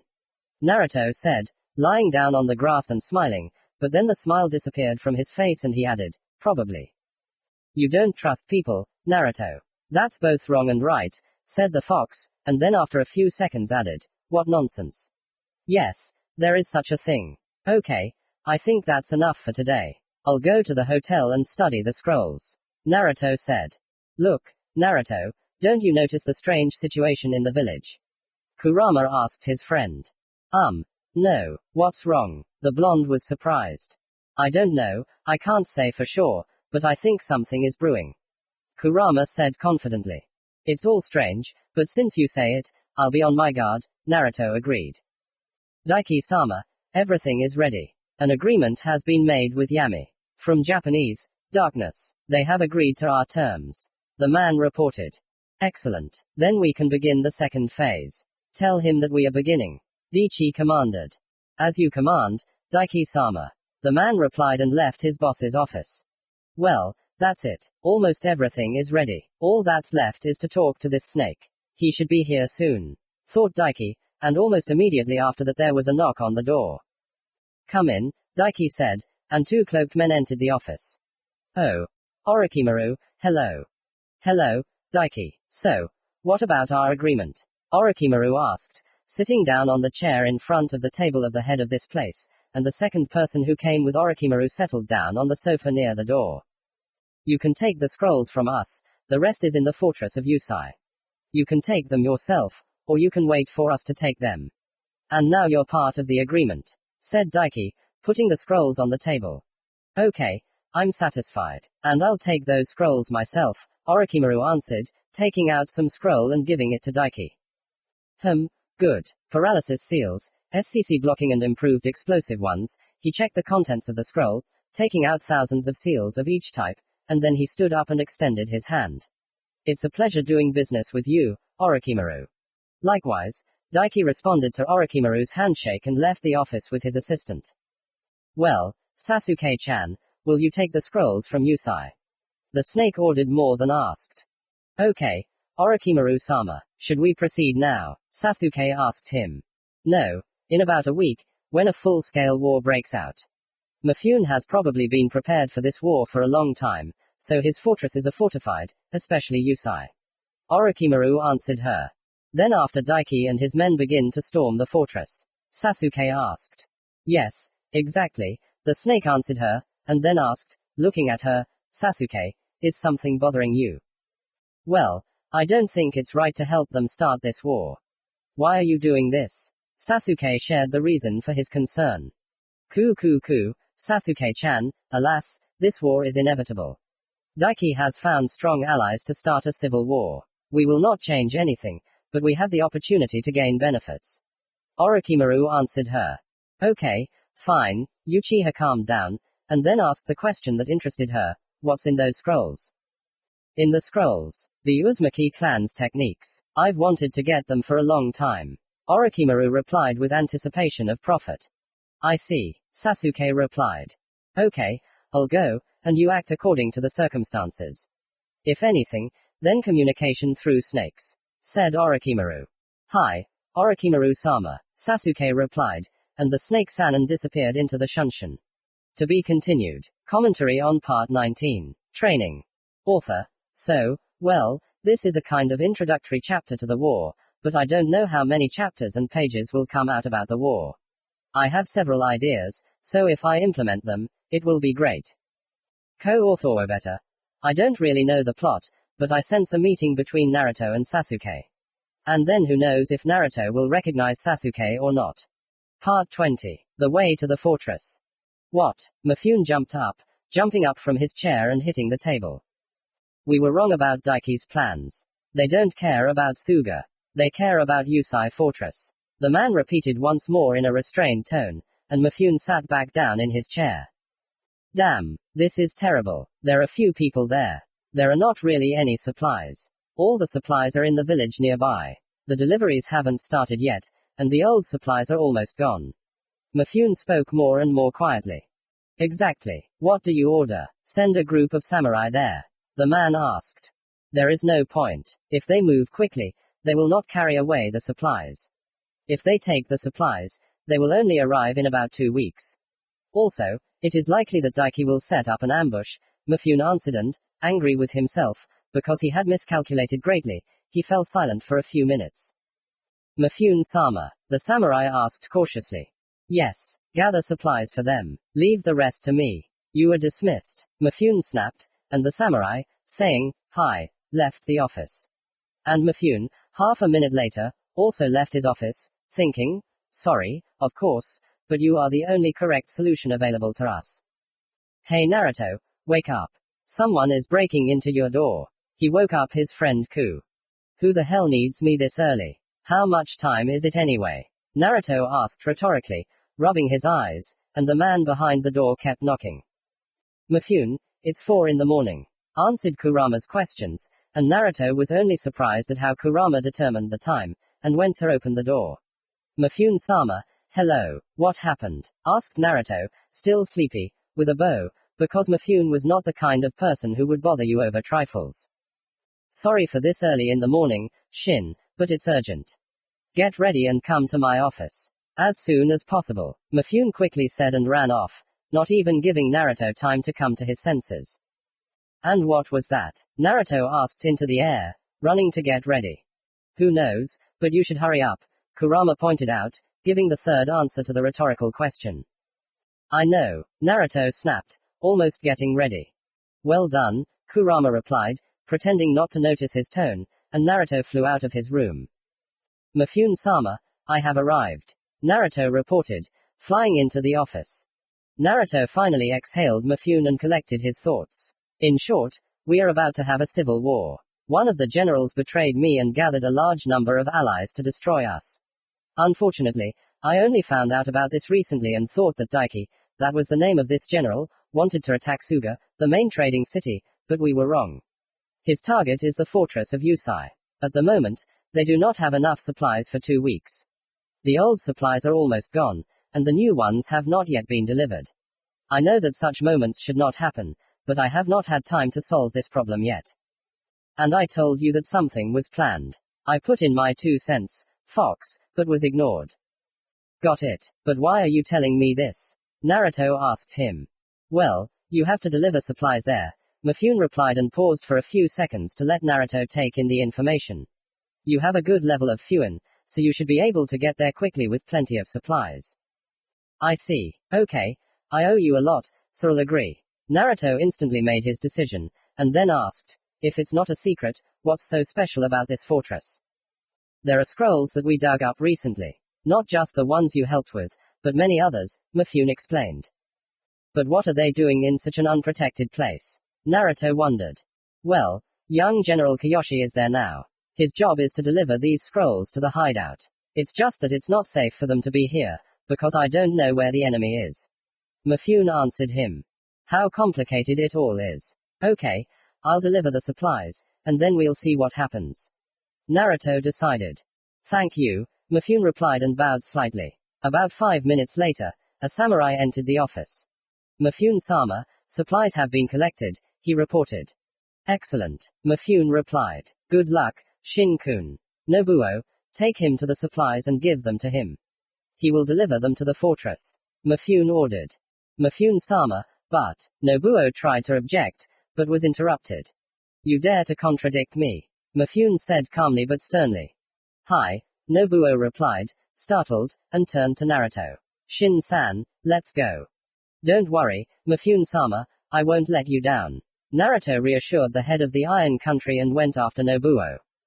"Shin-san, is everything clear?" Nobuo asked after finishing explaining where and how he needed to get there. "Yes, I understood everything. Only, can I have a map?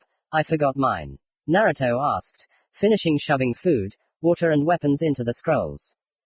"Yes, of course. Here you go." Nobuo handed his card. "Thank you. I think I'll be going," Naruto said and bowed. "You're welcome. Be careful. Good luck to you, Shin-san," Nobuo wished, and Naruto just nodded and ran away from the capital of the Land of Iron. "Well, you know how to be in the center of some events, and especially troubles," Kurama commented when Naruto ran out of the village, and sighed. "Oh, come on. I owe Mifune a lot," Naruto replied to his eternal companion. "Well, I don't argue with that, so I can only wish you good luck," Kurama agreed with him. "Thank you very much," Naruto quipped. "Naruto, I sense 3 chakra sources moving towards you," Kurama reported after several hours of running. "TCH. Damn, Got it, Naruto replied and began to prepare for battle, dispersing chakra and oxygen throughout his body, thereby toning his muscles. Doton, warping. The name of the technique was heard from behind and in front. The ground began to crack, and the trees began to fall right on Naruto. Kato, fireball. The next technique instantly set the trees on fire. Protective dome, Naruto said, and, throwing 6 seals around himself, a hexagon appeared around him, covering him. Naruto, are you sure you can handle it? Kurama asked him. To be honest, not really, but we need to check it out, Naruto replied, and burning trees rained down on the dome. And the dome, although cracked, withstood these misfortunes. Naruto, 2 in front of you, and 1 behind you, Kurama said, and Naruto began to form seals. Fuyuton, dragon's penal servitude, Naruto said, removing the barrier, and a whirlwind began to form in the sky with a slight delay, which Naruto brought down on the 2 opponents from the front. This technique not only caused damage itself, but also twisted the trees that fell under the effect of the technique. Bastard. The third one shouted and tried to hit Naruto with a blow enhanced by chakra, but he got there first. Cutting execution, he said, and a katana appeared in his hand, which cut off the arm at the elbow, because there was no chakra there. A few moments later, a wild cry of the enemy was heard, and Naruto cut the throat with a katana and headed towards the 2 who were lying on the ground. Who are you? He asked dryly. What's the point? You'll kill me anyway, answered one of those lying on the ground. I will kill, Naruto said dryly, and then added, only I can do it slowly and painfully, or I can do it in one movement. Okay, I'll answer the questions, said the second of them. Are you out of your mind? You were the first to get angry. Oh. Personally, I want to die without suffering. He tried to calm his partner down first. TCH, okay. I agree too. I agreed first. Great, Naruto exclaimed mockingly and grabbed one and took him away, leaving the clone with the other. Okay, listen, now my clone and I are going to ask you the same questions. If the answers differ, then blame yourself. Got it. I learned about this interrogation technique from Joel. Those who know, know. Yes, I understand. The one with whom the original left answered. Great. First of all, who are you? Asked the first question. Yami, the bandit answered briefly. Ah. I've heard of you. Okay. Secondly, who hired you? The blonde asked the next question. Daiki. He started a civil war against Mifune. Again, the first one answered immediately. Great. You can whenever you want. And thirdly, what is your role in all of this? Why do you need me? Naruto asked the last questions. You were going to the fortress with supplies, and our task was to kill you. And the role is that we are paid, and we perform. He answered, and Naruto grabbed him and went to the clone and asked him, are you finished? Yes, he reported and cleared his mind. Okay, no one lied, Naruto said, and then he realized something and exclaimed, Mifune has a spy. Yes, but we don't know who, one of them answered, and the other just nodded. Okay, goodbye, Naruto replied and threw 2 kunai at their necks. You're a real master of interrogation. Kurama chuckled. Yes, thank you. I should write a letter to Mifune-sama. Naruto said and called Shin, explained the situation to him and, having written a letter, sent it to the head of the Iron Country. Well, shall we continue on our way? Kurama asked him as Naruto watched the wolf go. Oh. Yeah, I was just thinking. Naruto replied and ran to the fortress. Okay, now this is interesting, Naruto said quietly, looking at the picture in front of him. In front of him was a village, behind which was a fortress, all on fire. The clanking of metal could be heard everywhere, and samurai battles could be seen. Wow, that's something new, huh? It's rare to see large-scale battles without chakra. The fox commented on the situation. Yes, there is such a thing. We should somehow sneak up to the fortress. Naruto answered, looking for a way. Straight ahead, Kurama suggested. No, too much. Also, it's unlikely that my own people will recognize me there. I gave up on Naruto's idea. That's true. It will be difficult to defeat everyone. Kurama replied and grinned. Summoning technique, Naruto shouted, ignoring Kurama, and a wolf appeared in a puff of smoke. Oh. Naruto, hello. This is the first time you've summoned me. What do you need? Greeted Koru, son of Yamura. Darav, Koru, I need to get to that fortress. Can you deliver the kunai there without being noticed? Naruto asked, pointing at the fortress. Yes. I think I can. Wait. Koru shouted the last words as he ran away. That's how we'll do it, Naruto said to Kurama, sitting down on a rock, and then, after a pause, added, a terrible sight.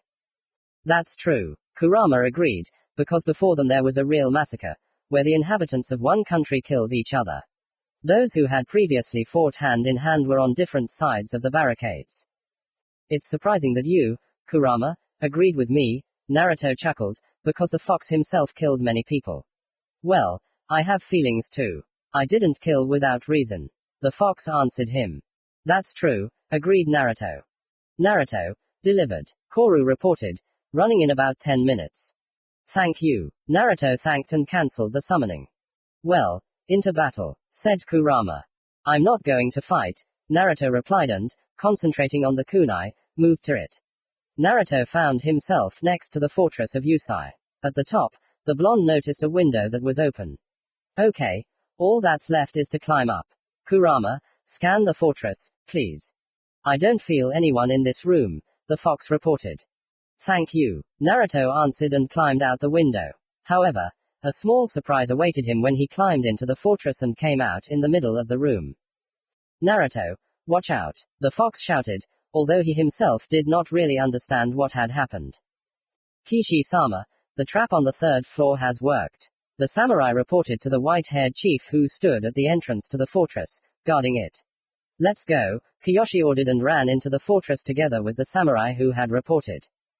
This way, the samurai pointed when they reached the right door. The samurai wanted to open the door, but Kiyoshi stopped him and took out his sword and opened the door himself. It's strange. There is blood and a lot of it, but there is no body. The white-haired man was surprised. What do you order? Asked the samurai. Search everything here. The enemy must be seriously wounded. Find him and bring him to me, Kiyoshi ordered. Hi, replied the samurai and ran off to carry out the order. Naruto, watch out, the fox shouted, although he himself did not really understand what had happened. At that moment, iron things that were attached to the middle of each wall were printed out of the walls. These traps began to rotate in order to slam shut. All this happened instantly, and they hit Naruto, crushing his arm, back and hitting his leg and stomach, but he managed to move to the kunai, which he had left at the entrance to the fortress just in case. Cough. Naruto spat and wanted to start screaming in pain, but he bit his whole hand.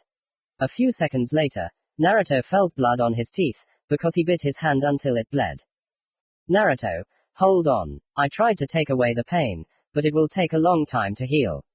Kurama said, and Naruto was able to let go of his hand, because the pain really stopped being something unbearable.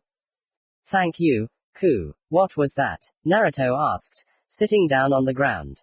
FUNN is a trap. Alas, I can't sense it. Sorry, the fox said dejectedly, because he felt guilty about the situation. Don't worry, Ku, it's not your fault, Naruto tried to calm his friend. Sit quietly, idiot. You can't strain yourself unnecessarily, Kurama shouted, not distracted from his treatment. Search everything here. The enemy could have gone here too. Voices were heard in the distance, but they almost didn't reach Naruto. Hey Naruto, hold on. The fox shouted, but although the words were heard, Naruto did not respond, because he was losing consciousness. To be continued. Part 21. New assignment. Shit, what happened? Naruto muttered, coming to his senses from the strong gust of wind that blew across his face, and found himself chained up on an iron cot with chakra suppression seals. He himself was wrapped in bandages, and his shattered arm was bandaged. So much for the twist. Naruto, how are you? Naruto heard his friend's question. True, his voice was very quiet. Kurama tried to bring his Jinchuriki back to consciousness all the time, but it was impossible because of the chakra suppression seals. They were very strong. Kurama would have destroyed ordinary seals and not noticed, but here it was impossible to influence them. The fox immediately understood what it was because of. Uzumaki's seals. Ku. Hi, I seem to be fine, Naruto said and grinned, but even such a simple action sent pain throughout his body. What's wrong with your voice? You have chakra suppression seals on you, that's why my voice is like this. Alas, but it won't be possible to maintain the connection for long. Kurama told Naruto the sad news.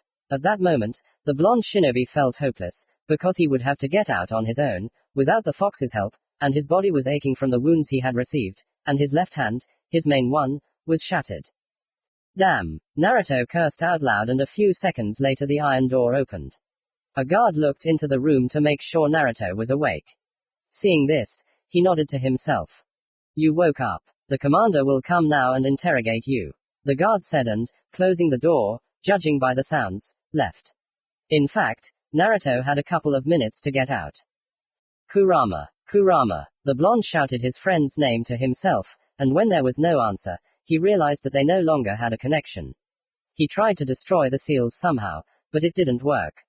Naruto began to panic more and more. A few minutes later, a samurai came to him. Naruto assumed that he was the one in charge. Oh. You woke up. The doctors said you wouldn't come to for several days, and here you are overnight. Your regeneration is impressive, said the white-haired samurai who entered and smiled. Naruto realized that he wouldn't be able to escape, because the samurai didn't look weak. He had a strong build, his gaze was cold and calculating. It was clear that he had seen many deaths and had killed more than once himself. All that was left was to hope that this white-haired man was on Mifune's side, and that Naruto was taken for an enemy. After a pause, the samurai added, "Will you introduce yourself?" "Thank you," Naruto replied dryly to the praise about regeneration. "Maybe you'll introduce yourself first." "Okay, I am Kiyoshi, General of the Land of Iron." The samurai introduced himself, and Naruto realized that he had heard this name somewhere before. Remembering, he remembered that Mifune was talking about him. However, Naruto was not sure that this was not an imposter. "Ah. Right, it seems like Sensei was talking about you," Naruto said to himself, nodding, since he decided to start from afar. Sensei began interrogating Kiyoshi carefully, sending the other samurai out the door, because he assumed who they might be talking about. Kiyoshi was an experienced samurai, so he immediately saw that his new acquaintance had relaxed and become cheerful. "Yes, Mifune-sama," Naruto replied, and Kiyoshi almost believed him. "My name is Shin. I was sent here to deliver supplies," Naruto replied. "Really? Where are the supplies?" Kiyoshi chuckled, still not fully trusting his new acquaintance. Kiyoshi was wary of this because Naruto was all alone here. "In the FUNN seals. That's why I was sent," the blonde said, and Kiyoshi understood why Naruto was sent here alone. "Get it," the white-haired man ordered, deciding to verify Shin's words. True, he didn't think about the seals. "How? I can't use chakra," Naruto said, rolling his eyes, and Kiyoshi didn't admit his mistake. Of course, without his subordinates nearby, his next actions could be dangerous, but still, he, Kiyoshi, is one of the strongest samurai in the country. "Okay, if you try to run, I'll kill you," Kiyoshi warned and removed the seals and chains. "Thank you." Naruto thanked him and unsealed the food and water. Kiyoshi realized that Naruto wasn't lying and calmed down, but he didn't dare to fully believe him. He could see the guy's true personality behind his mask of goodness. Okay, said the general, examining the delivered goods, "but where are the weapons?" "Destroyed." The scroll was attached to the arm that was crushed by the trap, Naruto said, shrugging the shoulder of the functioning arm. Kiyoshi just hissed angrily. He was angry at everyone, by chance, because a series of accidents were to blame for this. It may seem that weapons are the most unnecessary here, but, alas, this is not so. The katanas of the fortress defenders were already heavily scratched, and the katanas of his squad were in even worse condition. "Damn, Shin, why did you climb through the window?" Kiyoshi asked angrily. He wasn't angry at Shin, he was more afraid for his men. He was their commander, so he had to be responsible for their lives. Of course, his squad wasn't without deaths, but there were fewer of them than the others. His squad mates loved and respected him, and he couldn't let them down. This happened after he covered his younger comrade with himself, not having time to parry a blow with a katana, and received a scar on the right side of his face, from temple to cheek, and also a less visible one from the right shoulder to the left side. "Well, I wanted to go quietly so they wouldn't attack," Naruto answered. The white-haired general was forced to admit that it sounded reasonable. Although how could a man of 16 years old be a good tactician? Although Kiyoshi himself was only 4 years older. "Yeah, it's not a great idea, but it'll do. Let's go," Kiyoshi said and led Naruto along with him. "Okay, I get it, said the white-haired man, sitting with Naruto in his office, when Naruto finished telling him what happened. He believed Shin back in that prison cell, but here he was convinced of the truth of his words. He felt a little sorry for the guy, because he had come all this way for them and was almost killed here. But no, he can't. This is war. There is no place for feelings here, so he has no choice. Well, am I free now? Naruto asked, and Kiyoshi just shook his head. Well, yes, you are free, but to be honest I have a favor to ask of you. Will you listen? Asked the general of the Iron Country. He really didn't want to do it, but he also had to recognize his new acquaintance as the only option to save this fortress. Oh. Okay, if I can, I'll help. Naruto agreed. He wasn't particularly happy about it, thinking that they would leave him alone because of his injury, but alas, he was wrong. And you've become kinder, laughed the fox. The fox probably understood the reason for Naruto's behavior, but he couldn't miss the opportunity to tease. Fuck you. I didn't agree to help yet. Naruto snapped, but Kurama knew Naruto would agree. In general, you understand, we really have a shortage of weapons. If you can get to the forges, where the mine is, and take weapons, that would be good. I know that I can't ask you after what happened, but we will not deprive you of a reward. Kiyoshi stated the essence of the request and sat, carefully watching the changes in the blonde's face. I see. Well, I think I can handle it, Naruto agreed, which the general was incredibly happy about, and then he asked, and what about the reward? 200,000 ryo was Kiyoshi's offer, although he thought he would not agree, but he was surprised. Okay, agreed Naruto, realizing how little it was. He clearly had more to offer, but Naruto didn't ask for it. Listen, you idiot, you could have asked for more. The fox shouted at him, although he also knew the reason for this act. Well, no, they're already having problems here, so I'll help. Naruto replied. TCH, do whatever you want, snorted the fox, but was glad for the remaining kindness in his Jinchuriki's heart.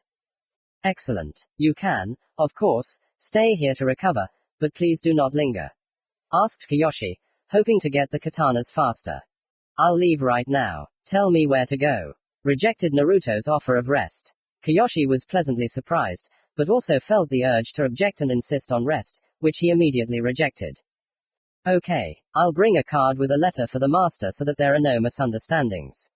Kiyoshi said and left. Yeah, he's a shady guy, said Kurama. There's no point in him worrying about me. He's interested in the survival of his charges, and he doesn't give a damn about me. He may not be much of a person, but he's probably a good general, Naruto replied, shrugging his good arm, and added, and I'm helping out of respect for Mifune, I don't want him to be overthrown. I see. I expected something like that, said the fox, and then they waited for Kiyoshi in silence. He understood all this anyway. He understood where the cold in Kiyoshi came from, he understood that his people come first and so on, but he didn't like the idea. Not now, not with a hand like that, when you can't even make a seal properly. Shin, I'm back, Kiyoshi said as he entered the office. Naruto nodded to him. You took a long time, Naruto noticed, since he was gone for about 10 minutes, but okay, did you bring it? Brought, look, began to explain the essence of Kiyoshi's task. Got it all? Yes, I understand everything. Naruto nodded after listening to Kiyoshi's explanation. The task itself was simple. Get to a village 50 kilometers away, give a letter to the leader, get a weapon and return. But when did everything go smoothly? Alas, never. Well then, you can go. The white-haired samurai said, and the Jinchuriki just nodded, taking the card with the letter, and ran off, deciding to start faster so he could finish faster. In his thoughts, he only prayed not to run into enemies. Of course, he would leave kunai along the way just in case. Naruto left the fortress the same way he came in. He was able to leave the fortress even without the help of the Hiraishin. The only thing that was bothering him was his arm. Despite the fox's high regeneration, his arm was hurting a lot, so he had to abandon the idea of jumping on branches. When you move through trees, leaves and small branches can touch you, which at the moment was not the best idea. Naruto, it will take about a day to restore his arm, the fox warned. This was terrible news, because he would have to do the entire journey without seals. If everything went smoothly, he would be back in a day. The main thing was to get there, and he would be able to return as a Hiraishin. Wow, That's a long time. Naruto was surprised. I can't do anything. The wound is too serious, said the fox with sadness in his voice. Okay, let's break it.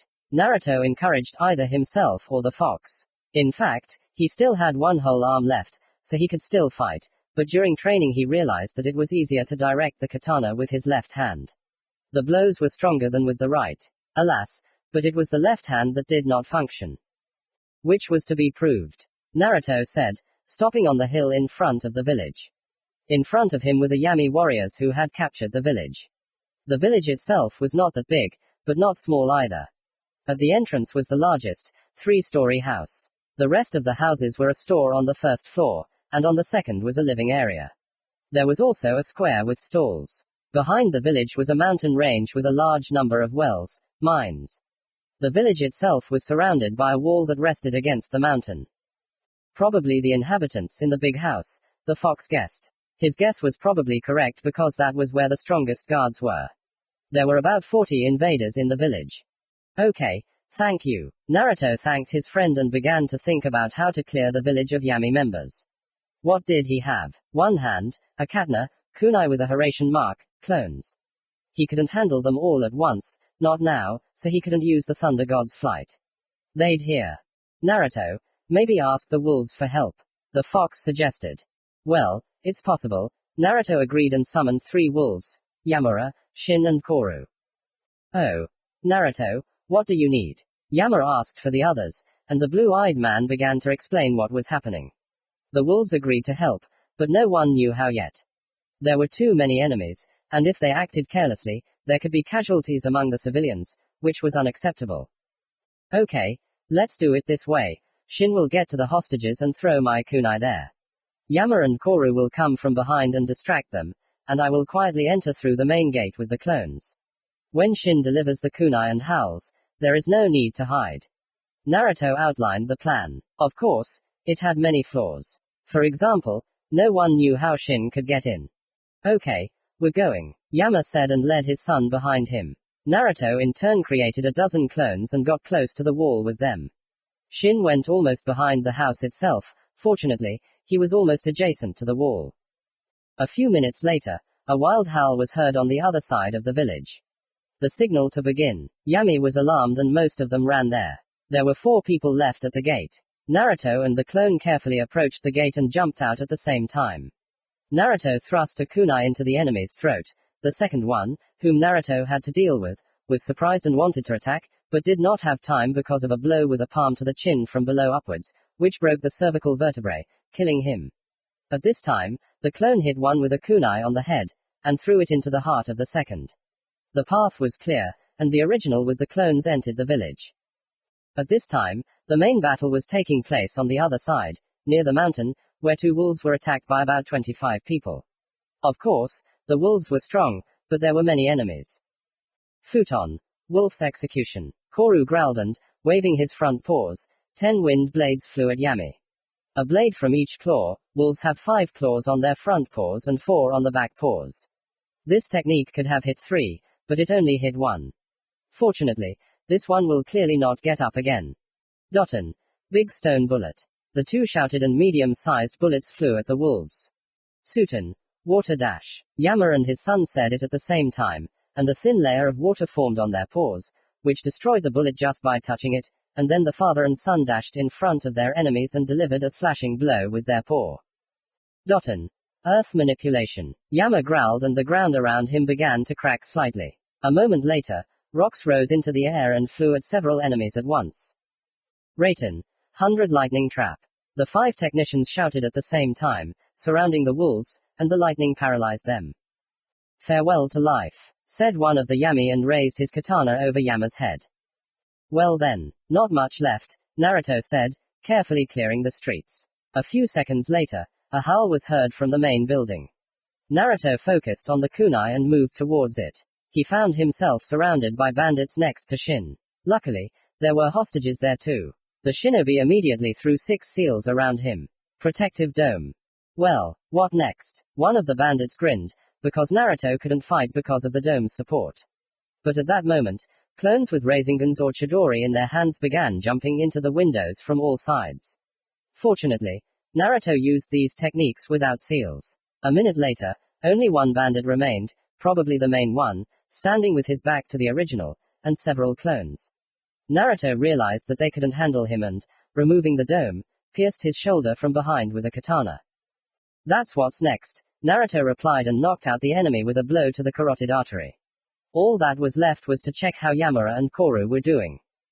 I'll tell you the same thing. Yama bared his teeth and, dodging the blow of the katana, bit through the throat. Koru's paws were covered with water again and Yami, who did not expect it, did not have time to dodge the claws, falling dead. Did you think that would take us? Koru chuckled when they finished off the last of the enemies. It's hard to hurt wolves. Our fur is too thick. Hey guys, how are you? Naruto shouted, running up to the wolves. He was glad that they were okay. Sure, they could disperse at any moment, but he was still worried about the balance of power. Yes, fine. Is everything okay with you? Asked Yama. Of course, he already understood that everything was fine, but he decided to ask. Yes, quite, Naruto nodded. If anything, you can go. Okay, call us if you need us. Koru grinned, and Yama just nodded, and the wolves disappeared. They were glad that they were called for once. They had spent their entire lives in the dimension, so it was very pleasant to unwind in the human dimension. Bravo, good job. The fox spoke up for the first time. He was pleasantly surprised that everything went smoothly. Yeah, it all turned out pretty good. Naruto agreed with him. The only downside was the pain in his whole body after dispelling the clones. In any other case, it wouldn't have caused any problems, but now his body was still weak, so he felt uneasy. Okay, go to the boss. I reminded him of the main essence of the fox's mission. Oh. Right, Naruto exclaimed and ran to the main house. When he got there, everyone had already recovered from what had happened and began to recover. Of course, they all thanked their savior several times, and only about 10 minutes later, when every resident had managed to approach him, he was left alone with the head. The head, oddly enough, turned out to be a girl. She was one of 2 female blacksmiths currently living, and also the best of all 5 previously living female blacksmiths. She had a rosy face and strong hands. After all, blacksmithing is a profession that cannot but affect a person. Nice to meet you. I'm Misaki Kudo. We're really grateful to you. The girl introduced herself and bowed. Likewise. My name is Shin. Naruto introduced himself and bowed his head slightly in response. Okay, what did you want in our village? Misaki got to the point and sat down on the sofa. I came from Kyoshi, Naruto answered and, taking out the letter, handed it over. He asked me to give this to you. Okay, we'll give you the katanas. But some were destroyed by our invaders, Misaki said, finishing reading the letter, and got up from the sofa, going to the exit. Wait here, Shin-san. Wow, who would have thought that the best blacksmith in the world was a girl? Kurama chuckled as she closed the door behind her. Yes, I agree. I was very surprised myself. Naruto admitted and then he sat with his eyes closed. Shin-san, I'm back, Kudo said, walking up to Naruto, who had dozed off a little. When he opened his eyes, she sat down on the sofa and handed him a scroll. This scroll has everything you need. Got it, thank you. It's a shame it all came out so crumpled, but I have to go. Naruto bowed, although he himself didn't understand why he apologized. Yes, farewell. Good luck to you and thank you again. Kudo thanked Naruto one last time, and he nodded and ran out. He decided to leave the village territory first, and only then move. He did so. When he moved to the fortress, the first thing he felt was a terrible pain all over his body, as well as fatigue. For his weak body, this was too much. Shin, is that you? Ran into Kyoshi's room, and Naruto just handed him the scroll with the katanas and sat down on the divan. I've used up too much energy, so I'll take a nap for a bit, Naruto replied, and Kyoshi nodded, ran off to hand out the katanas, and closed his eyes, falling asleep. To be continued. Part 22. Battle for the Fortress. Naruto said, rubbing his eyes. Kurama, how long did I sleep? Night, Kurama replied. Oh. By the way, your arm is almost restored. Almost. The fox Jinchuriki was surprised, because he said that today everything would pass. You said that today she would be fully functional. I did, the fox agreed. But unfortunately, He didn't have time to finish restoring his hand because of the battle in the blacksmith village, but you spent a lot of chakra yesterday, that's why it didn't work. I think you can fight her, but don't strain her too much. Besides, we're free. Yes, that's true. I'll go ask Kiyoshi for the reward for the swords and then I can have a full rest. Naruto decided to rest. True, neither of them knew about the situation outside. Kurama didn't scan and the fortress itself was covered with some kind of barrier. It wasn't a problem for the fox, but without straining himself, he didn't feel it. Hey, I hope everything will be fine. The fox grinned. Although what could go wrong? Oh, don't worry about it, Naruto said and finally got up from the couch where he was sleeping. The first thing Naruto decided to do was to leave this living room and find Kiyoshi. He was probably in his office. Fortunately, Naruto knew his location. He walked down the empty, to his surprise, corridor. Having found the right office, he knocked, but, hearing no answer, decided to enter. The office was empty. And where would you like to look for him? Naruto groaned out loud, but then he heard someone's footsteps, and then the man himself appeared. Kiyoshi, covered in blood. Then the thought flashed through Naruto's mind that he would now be assigned something, but he quickly dismissed this thought, because he was not obliged to agree. Shin, how glad I am to see you, the samurai exclaimed, but the renegade shinobi did not understand his joy. What happened, Kiyoshi-san? Naruto asked warily. Well, we've had some trouble here. Kiyoshi began from afar. No, I've already helped you a lot, so I'll ask for my reward, and I'll leave you. Naruto refused. However, he didn't know how to evaluate Kiyoshi's smiling face. Yes, here is your reward. The samurai held out the scroll of money. Taking it, Naruto checked that his 200,000 was indeed there. And yes, they were there. Now you can go, but first look out the window. Naruto didn't understand why he did this, but he obediently walked up to one of the windows. As he got closer, he heard the clanking of metal. Naruto tensed up, and rightfully so. Oh, shit, the blonde exclaimed, seeing the carnage happening in front of the fortress. The enemies surrounded the fortress and the Iron Country fighters were having a hard time coping. Of course, he could have used the PBG, but he had collected all the kunai. And he didn't want to throw them here either. Well, you can wait it out here, or you can help. Kiyoshi attracted attention and, waving his hand, headed into battle at full speed. So, what could go wrong? The fox asked rhetorically. How much can this go on? Everything always goes wrong. You could even lose your life. Yes, indeed, Naruto grinned. Now he had to make a decision about what to do next. Of course, he had decided everything for himself, but he didn't want to go into battle. He had already won a lot in the last few days. After being silent for about 2 minutes, he said quietly, okay, I should help.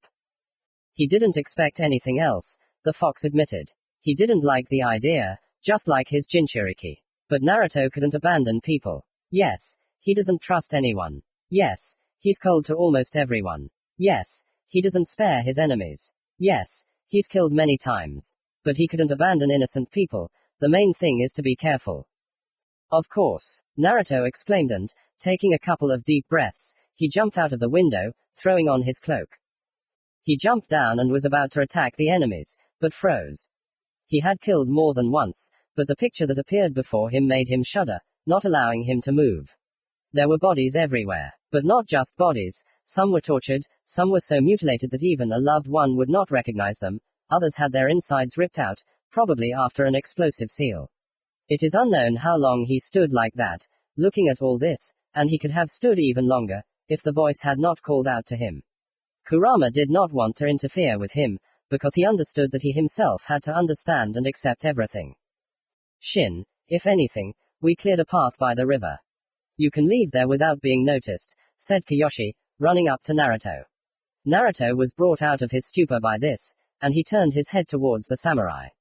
Blood. He was covered in blood, and it was clearly not his own. A terrible sight. Listen, Shin, many can take a life, but not everyone can see such a thing. Many lose their minds after such battles, and you are still a child. I did not think about this then, considering you a warrior. It is my fault, but you really should leave. No, Kiyoshi-san, I don't want good people to lose their families. Naruto answered after a moment of silence. Yes, Kiyoshi should have gone straight into battle, but he decided to hear Shin's answer. After all, he saved them. There are no good or bad people here. There are two sides to the barricades and that's it. Kiyoshi took a deep breath. Understand that. Here, former friends kill each other because one bastard wanted to seize power, and the people who took his side were simply confused. Okay, I'll go, and you decide for yourself. But know that you've already helped us a lot. Perhaps you are right, Naruto said dryly into the void. Now he really didn't know what to do. He couldn't just leave the battle behind, but he couldn't just get involved in it either. The only way out was to ask his eternal companion for advice. What should I do? Naruto, you are in a very unstable mental state right now. You have to make a choice here yourself. I can't help, the fox explained. Now Naruto was completely confused. And the main problem is that he can't just stand there either. He will either be killed, even though he was where there was no fighting, or the battle will end without him. I'm sorry. No, I understand, Naruto replied. Now he was trying to find a compromise in every way. He wanted to help, but be far from the battle. He looked around, looking for something he didn't know what. Fortunately, the fox's next words inspired him. Naruto, by the river, 5 samurai and 1 shinobi are walking around the battlefield. The fox reported. Bingo, that's what was needed. Glory to Kami or some other god for such good fortune. The main thing now is to survive, because the arm is not yet fully functional. Without thinking twice, Naruto, throwing the hood of his cloak over his head, ran there.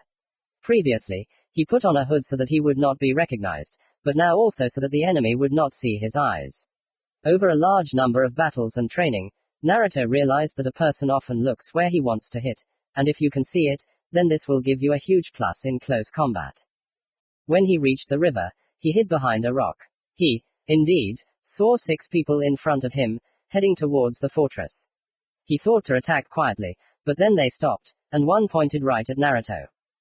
Come out, said the samurai, lowering his hand, I know you're there. Damn, forgot about chakra. Naruto scolded himself and left. Who are you? It doesn't matter, another samurai replied, his voice full of contempt, apparently their leader. We've come for something in this fortress, so get out of the way. Hey, don't you think you're being too rude? Naruto chuckled. In reality, he was just sizing up his opponents. There shouldn't be any problems with samurai. You could tell who would attack and how by looking at their stances and Naruto's position. But shinobi, he, or perhaps she, couldn't be sized up. That was a problem. Kid, you're clearly not one of Mifune's samurai. We gave you a chance, but you blew it, the leader said and pulled his katana out of its sheath. Naruto knew this stance and it was possible to predict the lunge, but the problem was that it was hard to block. The strike itself consists of the samurai shortening the distance to the strike distance at high speed and, using his entire body, striking from top to bottom. To be honest, I looked for information about hard to block lunges, but I didn't really find anything. So I took a strike from martial arts and transferred it to kenjutsu. A proper strike from bottom to top with the hand is hard to block. Hey, no, I continued to irritate the samurai. I gave you a chance. Are you nuts? Another enemy warrior cried. Bingo. They're angry, which means they're more likely to make a mistake. Nope. Naruto waved him off again. He looked as carefree as possible, but in reality he was ready to strike at any second. TSK, okay, enough, the leader became serious, and one samurai stepped forward, and the leader turned to the shinobi. Hey, you, don't interfere. The shinobi only nodded and moved away to the stone, and Naruto at that moment jumped up to one, unsealing his katana, raising it to neck level, and with a precise swing cut his neck, then, changing his stance, Naruto lunged towards the leader, but he, unfortunately, managed to take Naruto's katana away. As a result, Naruto stood facing him and with his back to the remaining 3 samurai. Shinobi Naruto decided not to count, although he did not take his eyes off her. Bastard, the leader of this gang said angrily, but Naruto didn't react at all and waited for a chance to attack. Naruto, behind you, warned the fox, when one of the samurai made a sharp lunge towards Naruto, and he created one clone, without making a single seal, which blocked the samurai's blow and, taking out a kunai, plunged it into the heart of the samurai who was not expecting it. Yes, Naruto learned to create a clone, unfortunately, only one, without making a single seal. The leader got completely angry and flew at Naruto. Predictable, Naruto thought, since he only used one style. Mifune once said that a true warrior combines styles. This applies to both kenjutsu and taijutsu. Naruto blocked the blow and formed a blue sphere on his injured arm, hitting the enemy with it, who flew straight into the river. I need to deal with these before I come to my senses. Naruto turned around and ran at high speed towards the remaining two. He hit the first one in the knee with his sock, knocking out his kneecap, and when the second one swung, he hit him in the jaw from the side with his elbow, knocking it out. As a result, the first one was writhing in pain on the ground, and the second one lost consciousness due to the hit to the jaw. Opening curly bracket question mark closing curly bracket opening square bracket. This is indeed possible. When you hit the jaw hard, it can cause a slight concussion, from which you lose consciousness. The main thing is that the hit is strong. Now it was not difficult to finish him off, which Naruto did, cutting their throats. Only one and a shinobi remained. Stop, shinobi. Kurama, where is the girl? Naruto cried out. Ran to the fortress. The fox replied. Damn, this is terrible. Okay, now the samurai. By this time, the only surviving samurai had gotten up and was running at speed towards Naruto and made a swing, but having received a blow from the fist of his whole hand in the ribs, he fell. That's all, Naruto said and, having finished off the enemy, ran after the shinobi. Unfortunately, he didn't know what they needed to take. What could be in the fortress? Sabotage. Unlikely, based on the words of the samurai. That's right, Mifune was talking about scrolls in the fortress. Now if only he knew where to look for them. Kurama, can you sense her? It's bad because of the barrier on the fortress, so go into the fortress and then we'll see. The fox replied. When Naruto ran into the fortress, the fox really did smell her and directed Naruto there. The most interesting thing is that she knew where to go. From where? Having reached the place where she stopped, Naruto prepared for battle and hid his chakra. You don't have to try to hide. Naruto has been detected again. He seemed to have hidden his chakra, but he was noticed. I'm a pretty good sensor. Ah. I've been discovered again. Naruto switched to a cheerful voice again as he walked out. He hoped that this trick would work on her, even though she had seen it. There's no point in this pretense, the girl said. Oh. What a bummer. If I hadn't seen this trick, I might have fallen for it. Glad to hear it, the guy said, still cheerfully, and then suddenly became more serious. What do you want? It's none of your business, the girl replied. I don't want to kill you, so either you leave or you suffer greatly. Will you let me go? Uzumaki was surprised. He could have called for help. Although there was no one in the fortress itself, and she could probably escape. Yes, you can even call for help, but it won't help, the girl assured. Yes, she was self-confident, although her words were true. It doesn't take much time to do the job and leave. Yes, I understand that, that's why I won't go anywhere. Naruto decided. This answer didn't surprise her, apparently she expected such an outcome. It's a pity, she replied and began to fold the seals. Kato. Ball of fire. Katen. Fireball. Naruto used the same technique but put more chakra into it, so his ball won when it collided. Naruto, get out of the way. The fox shouted, and Naruto jumped back, but he didn't have time and the shoulder of his right arm was pierced by lightning, which should have hit him near the heart. Oh. You dodged it, she commented, hissing. Girl, I see you have 2 wounded hands. Get out. Last chance. Damn it, this is getting on my nerves, Naruto cursed. If he had all his strength, he would have dodged, but the fatigue of these days is taking its toll. Of course, he slept, but then his body was regenerating wounds, so he didn't really recover. I'm not going anywhere. This stubbornness will lead to nothing. The shinobi answered him and, taking out a katana, covered it with lightning chakra, and then attacked. Naruto also unsealed the katana, taking it in his left hand, and tried to fight back, but every movement was reflected in pain in his body. Naruto decided to take a risk and, throwing a kunai, moved to her and wanted to hit her carotid artery with his forearm, but she managed to block it and grab it tightly, and then red eyes appeared from under the hood. Sharingan. Then the sound of birds chirping was heard. Chidori. Naruto, take my chakra. The fox ordered, and Naruto, covered in the cloak of a fox with 3 tails, managed to get out and jumped away. Naruto, this is Sasuke. Sasuke. Naruto was surprised, because in front of him was clearly a girl. In front of us is clearly a girl. Sasuke is a girl. I noticed this during one of Kakashi's training sessions when she used chakra. Men and women have slightly different SSC. The fox explained, and Naruto fell out of reality for a second. The girl was in no hurry to attack, waiting for the guy to act. Sasuke, Naruto said uncertainly, and the girl slightly shuddered and raised her head to him so that her face was visible. After all, she had no contact with anyone except the snake's closest minions and the snake itself. Where from? She asked in surprise. Then Naruto realized that the fox was not mistaken. It was a shock for him, so he stood for a few seconds and answered. So much for a meeting, Naruto grinned. He realized that there would be no fight, since her godfather had clearly sent her, which meant that everything would be settled peacefully. Orochimaru sent you. Yes, he is, the girl answered honestly, but warily. I see. What did he need here? Naruto asked. And who are you? Why should I tell you everything?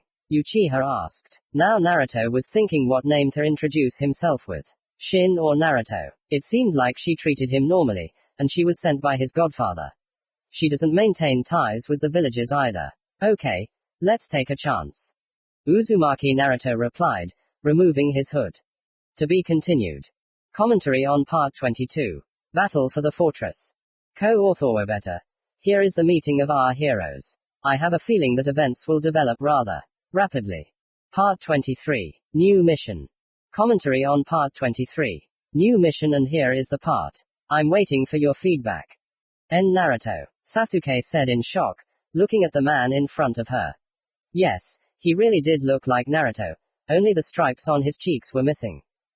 What? Surprised. Naruto chuckled, relaxing, because Sasuke had also lowered her katana and clearly had no intention of continuing the fight. To be honest, I'm surprised too. I would never have thought you were a girl.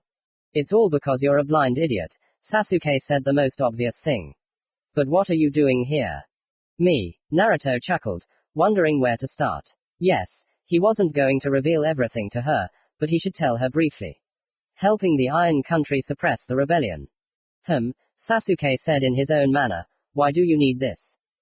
You see, Sasuke, I owe a lot to the ruler of this country, that's why I'm helping, Naruto answered and then suggested, listen, I think we should leave this place. Perhaps, Uchiha agreed. After all, this was a storage facility, where she clearly didn't belong. They jumped out the nearest window, landing by the river. They could have stopped and chatted here, but they both had things to do. As much as Uchiha didn't want to, she couldn't stop him or anything. Naruto, what happened to you over the years? To be honest, there are many things, Naruto answered and looked at Uchiha. She looked at him with curiosity and incomprehension. Yes, she saw him without the fool's mask, but they could not really talk. After the mission in the Land of Waves, I was going to start doing B rank and higher missions, but on the very first mission to kill missing Nin, I met an interesting person who said that the third one was deceiving me. For me, he was the only person I trusted from the very beginning, but he only used me. Then I ran away from Konoha and from the Anbu who was sent after me, then I went to the world of summoning, and after that I ended up here. I see, Sasuke replied and thought for a few minutes, comprehending the situation. Yeah, who would have thought you were like this? I always imagined you as just a fool, always rushing forward. I liked that Naruto better, I guess. Yes, and I always imagined you as a guy. Naruto said and laughed, and then calmly added, disappointed. No, you've been through a lot and it's normal that you behave like this, Uchiha said and decided to ask the question that interested her. Listen, have you killed many people? And when did you commit your first murder?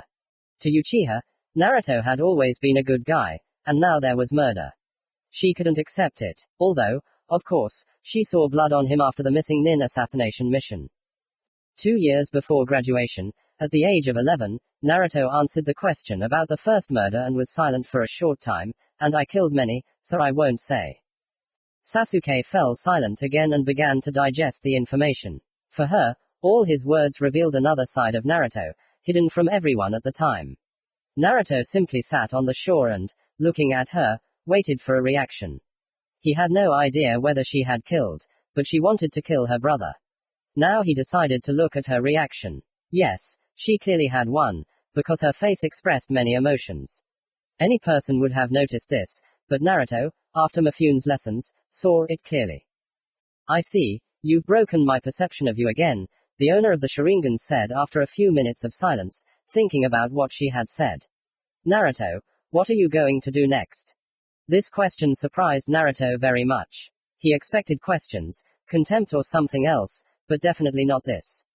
To tell the truth, he himself did not really know the answer to this question. Initially, he just wanted to survive, hiding from the leaf, then he was in the world of summoning, where there was no time for worldly concerns, and then everything began to develop too quickly. In fact, he returned literally 2 months ago, and all the time he was either fighting, or running, or training. There was no time to think about life. To be honest, I don't know. There was no time to think, the blonde answered honestly, and then grinned, remembering how their meeting began. By the way, Sasuke, what are you doing here? Ah, this. Forgot a little, grinned at Sasuke and returned her mask. Orochimaru asked to get some scrolls. Scrolls? Naruto asked rhetorically, feeling pain in his hands as he pulled out some scrolls from the seal and handed them to the Uchiha. These are probably them. They were given to me as a gift, and I made copies just in case. Thoughtful, I accepted the Uchiha scrolls, thank you. By the way, excuse me for the hand. It's okay, Naruto waved it off. Okay, I think it's time for me to go. If there's a chance, we'll chat some more later. Uchiha really wanted to chat with him some more, ask about his adventures, but she couldn't say it out loud. She was not only a girl, but also the heiress of a great clan. Yes, then, the words themselves came out of her mouth, and she would still have time to regret that she had not stayed or even gone with him. Okay, I won't distract you. Good luck. Yeah, you too, Sasuke. Naruto said goodbye and stood up. By the way, say hello to your godfather. How did Naruto know that Sasuke knew about their family connection? He simply assumed, and as it turned out, he assumed correctly based on the following words of the Uchiha. Okay, I'll definitely pass it on, Sasuke replied and also stood up. Okay, good luck to you, Naruto. You too, the guy nodded and, throwing on his cloak, disappeared in a clap of thunder. Shin, have you decided? Kiyoshi asked him when Naruto returned to the fortress. He tried not to look at the carnage unfolding before him, but his eyes wanted to dart there. Although the samurai thought that the kid had already left, now he saw the opposite. Yes, I decided. I think I'll go, Naruto decided, and Kiyoshi just nodded. He was expecting such a decision. He also noticed that both his arms were wounded. He was no fighting unit now. This guy was strong, but he had seen too little. For now, by the way, the samurai wanted to get into the fortress for the scrolls, and I eliminated them. You should get them out of here. Thank you for your help, Shin. I'll take care of the scrolls, the samurai replied, nodding to something. Well, good luck to you, Shin. I hope we meet again. Definitely, Naruto said and looked at the back of the running Kiyoshi. Well, it's time for me to go to Sanro, the capital of the Iron Country, where Mifune is. Yes, it's about time.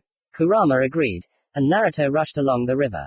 He couldn't run fast because of the pain in his whole body, so the way back should take a long time. He probably wouldn't make it before nightfall, because it was already daytime. And, as luck would have it, the sun was really hot and it was hard to run because of that. Naruto, I advise you to spend the night here, the fox suggested when it began to get dark. If anything, there is a lake nearby, and I think we can stop there. Okay, whatever you say, Naruto agreed. Yes, his body was too exhausted. Even regeneration couldn't fix it. He needed rest now, which he didn't have. The wound from the Chidori spear should heal almost completely by tomorrow, and the other arm should also be ready for combat. But extreme fatigue, cracked chakra channels are really a problem. Kurama couldn't heal them all at once, because for that he would need to use chakra, and it would be very painful now. A paradox. I'll try to heal what I can overnight, but it clearly won't be enough, warned the fox. Yes, I understand that perfectly well. Naruto answered him. Now the main task for him was to find food, because when leaving the fortress, he did not think about it. The water was also almost gone, so he should collect it. Also, he needed to cook food. Fortunately he had equipment, but Naruto was used to making a fire with the element of fire, which was not available to him. He would have to remember the academy lessons on forest survival. Naruto, what will you do when it turns out that you didn't give her all the scrolls? Asked the fox. Yes, there are many of them in the fortress at the moment. Naruto gave everything he had, but he himself didn't have parts. Maybe I didn't even know about the existence of others, Naruto suggested, collecting dry branches. Every movement of his hands was accompanied by severe pain. And if it doesn't work, then I'll think of something. I don't think this snake is that naive, said the fox, and Naruto finished collecting brushwood and went to make a fire. It wasn't the first time he made it, of course, with his hands and skills. He had only made it a few times without using the fire element. Having made a fire, he set it down and went to find himself some food. Either it would be some kind of duck or fish. Walking along the shore of the lake, the blonde saw a school of fish, and now all that was left was to somehow get them. Making a fishing rod was not possible, and it was difficult to get them with your hands. Naruto decided to scatter the barrier seals that would not allow the fish to escape from it, and then stun them with an explosive seal. So he did. True, activating the barrier and detonating the seal was difficult, but this way he was able to get enough fish for food, letting the rest go. Then, having cut it up, Naruto fried it. Now he could go to bed with a full stomach. Luckily, he had a futon in his pocket, and the blonde lay down comfortably. I see, I understand, Mifune said when Naruto finished reporting the events that had happened. Thank you for the work you've done. You've been an incredible help to our country. If you need anything, always contact me.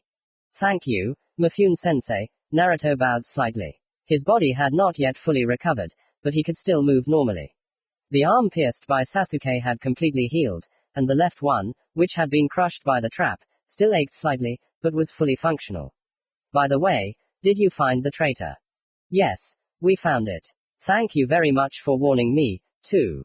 Mifune thanked him again. The traitor turned out to be Nobuo, who equipped you for the journey. Nobuo. Naruto was surprised. But why didn't he slip me something that would delay me? Well, I dare say he was simply paid for a one-time help, Mifune suggested. Although it doesn't matter now, because everything worked out. Probably, Naruto agreed. Am I free?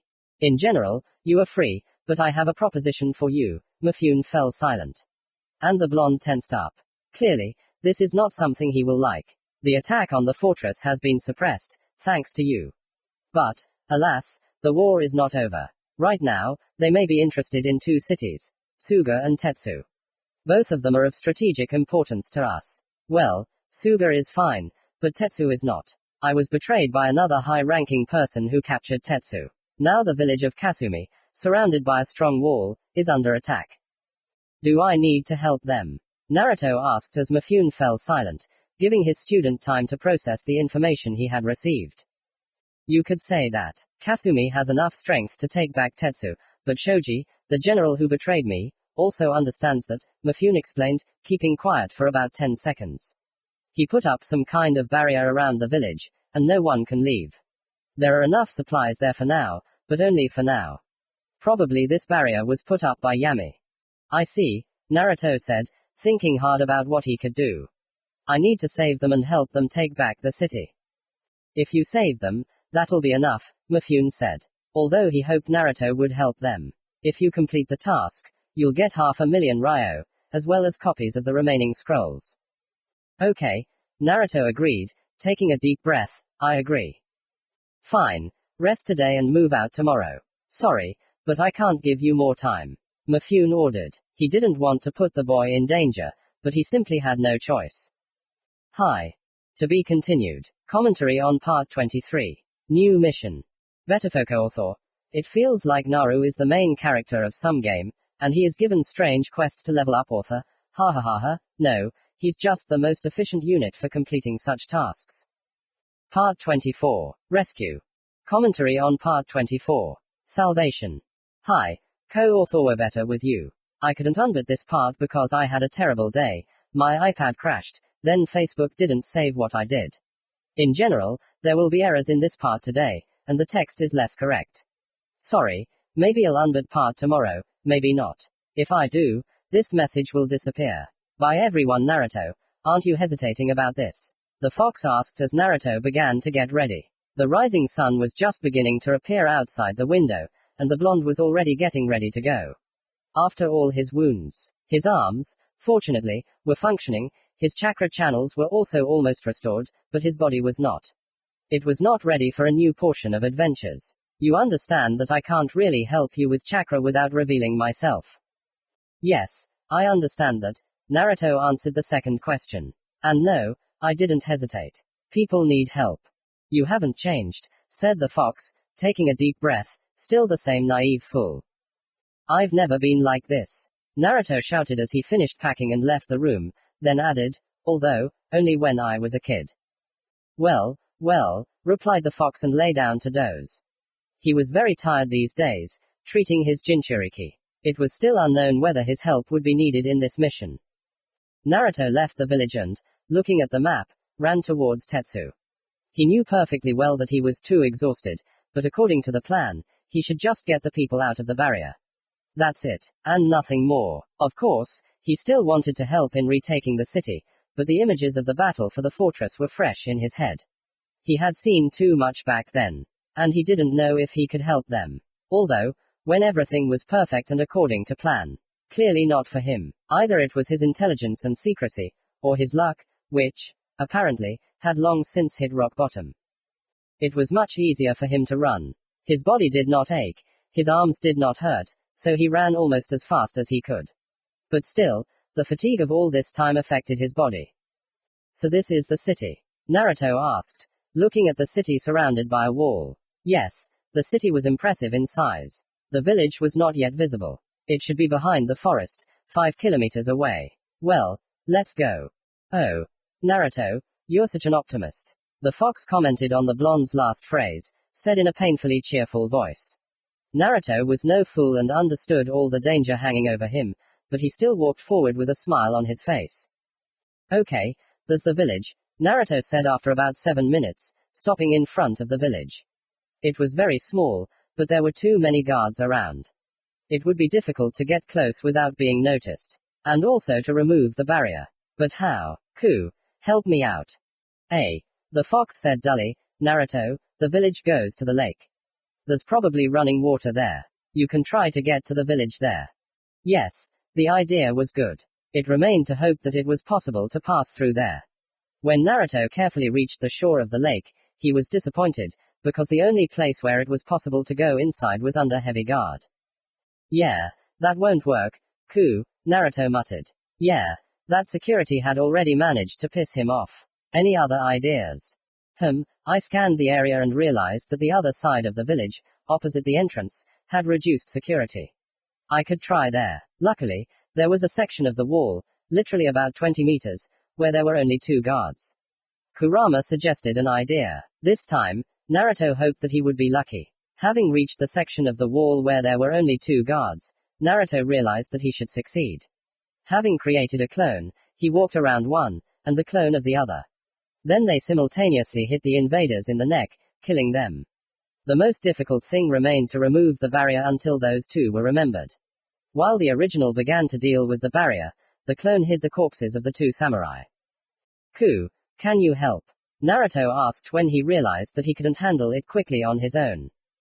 Yes, you can. This barrier is maintained automatically. The barrier is powered by some chakra source, but it's clearly not a shinobi, the fox agreed. Yes, where did the samurai get such technology? Probably from Uzumaki. Hit him with a rasengan, but only quietly. But keep in mind that he will quickly recover. Naruto did as he was told. The hole was big enough to crawl through. And Uzumaki crawled through the barrier, and then through the fence. However, it is not yet clear how to get out. So, what next? Naruto asked. It wouldn't hurt for you to introduce yourself to the samurai, the fox suggested, and Naruto accepted his offer and carefully, hiding, went to look for the prisoners of this place, having previously hidden his chakra. And then it depends on the circumstances. As always, Naruto said, wandering around the village. Now, having come out to what was probably the main square, he saw about 20 people discussing something. Sorry to distract you from the meeting, but I have something to talk to you about. Who are you? A woman asked rudely, drawing her blade and getting into a fighting stance in about half a second. My name is Shin, Uzumaki answered, and then added, Mifune sent me to help you get out. I'm a shinobi who knows FUNN, so I can help. Shinobi. Yes, you would be useful, young one, the girl said, lowering her katana but not ceasing to shake it. Can you destroy a large section of the barrier? I think I can. I have an idea. Just tell me where. Naruto asked. Let's go, the girl ordered. By the way, my name is Naruto Sakata. Nice to meet you, Sakato-san. Naruto replied and bowed slightly. The girl simply nodded and led the boy behind her. As Naruto followed the girl, he noticed several locals peeking out of their houses. They were probably all hidden in their houses when the samurai were trapped, so that they would be safe if anything happened. Here, said Naruto, stopping at the wall. Can you destroy it? Yes, the first thing to do was to destroy the wall. It wasn't thick, just bamboo, but some of the technique's power would go to it. You'd have to use the most destructive technique, as well as the hermit mode. Yes, I can, Naruto stated confidently. Okay, then wait here. I'll be there soon. Having thrown one last word, Sakato ran off after her subordinates. Sakato herself looked very young. Probably even younger than Kiyoshi. And already, apparently, she was a general or whatever they were called. Where did all these young people come from? Hey, Ku, what's the best way for me to break through? Naruto decided to ask. I would hit you with a Bijudama, but that would expose you. The fox replied. Yes, the tailed beast's bomb is indeed a useful thing. Alas, it cannot be used here. We're ready, kid, said Sakato, running up. Kid, there's not much of an age difference between them. Excellent, Naruto replied, entering hermit mode. Fortunately, his clones had already collected senchakra. Raten, Wolf's Roar. After the name of the technique was pronounced and a series of seals, lightning began to form in front of Naruto. After about 10 seconds, it finished forming and shot a stream at the wall, and then at the barrier, destroying them. It had a strong soundtrack, so the enemy samurai should soon run here, but the hostages of the village, without delay, left it. Now there will be a bloody massacre again. Uzumaki clearly did not want to see it, but he did not want to leave them here either. More could die if he did not intervene. Therefore, with a creak, he decided to help. Hey, kid, are you going to stand there? Sakato said sternly to Naruto. Either get lost or help. Yes, I know, Uzumaki replied and left the village. When he did, he saw enemy samurai surrounding the former prisoners. He had to help. Having created a dozen clones, Naruto ran towards the group of samurai. The first thing he had to do was simply turn off his mind. And Naruto succeeded. He was able to kill quickly and mercilessly. Yes, he had never participated in such a massacre before. He would probably dream about it more than once, but now was not the time. They were traitors and they had to be killed. Yes, kid, you really surprised me. Sakato sincerely admired. Not everyone your age can kill so many people. And they were killed mercilessly. Yes, thank you, Uzumaki said dully, wiping blood from his face. They recaptured the city, killed most of the enemy, and captured the rest. Naruto helped a lot, killing about 50 samurai. I think I'll be going. Okay, good luck to you, kid. Naruto Sakato said goodbye cheerfully, and Uzumaki only nodded at the end. Yes, she understood perfectly well what had happened. But this only made her respect the guy more. Not because he mercilessly killed everyone. No, he killed, turning off his mind, and this suggests that all his movements were perfectly practiced. He did not think about how to hit. He just hit. Naruto, how are you? The fox asked carefully when they had run from the city for about 5 minutes. Almost bad, Naruto chuckled. I have a feeling these events will keep me awake for a long time. But there really was something to remember. Some died quickly and painlessly, some slowly and painfully, some were completely torn to pieces. At one point, something fell in front of Naruto. The remains of some organ. Then the mind almost took control of the body. Almost. Naruto even now did not fully understand what was happening. He did not remember it to the end. Yes, Naruto, this is war. Everything you've encountered is nothing compared to this. The fox replied.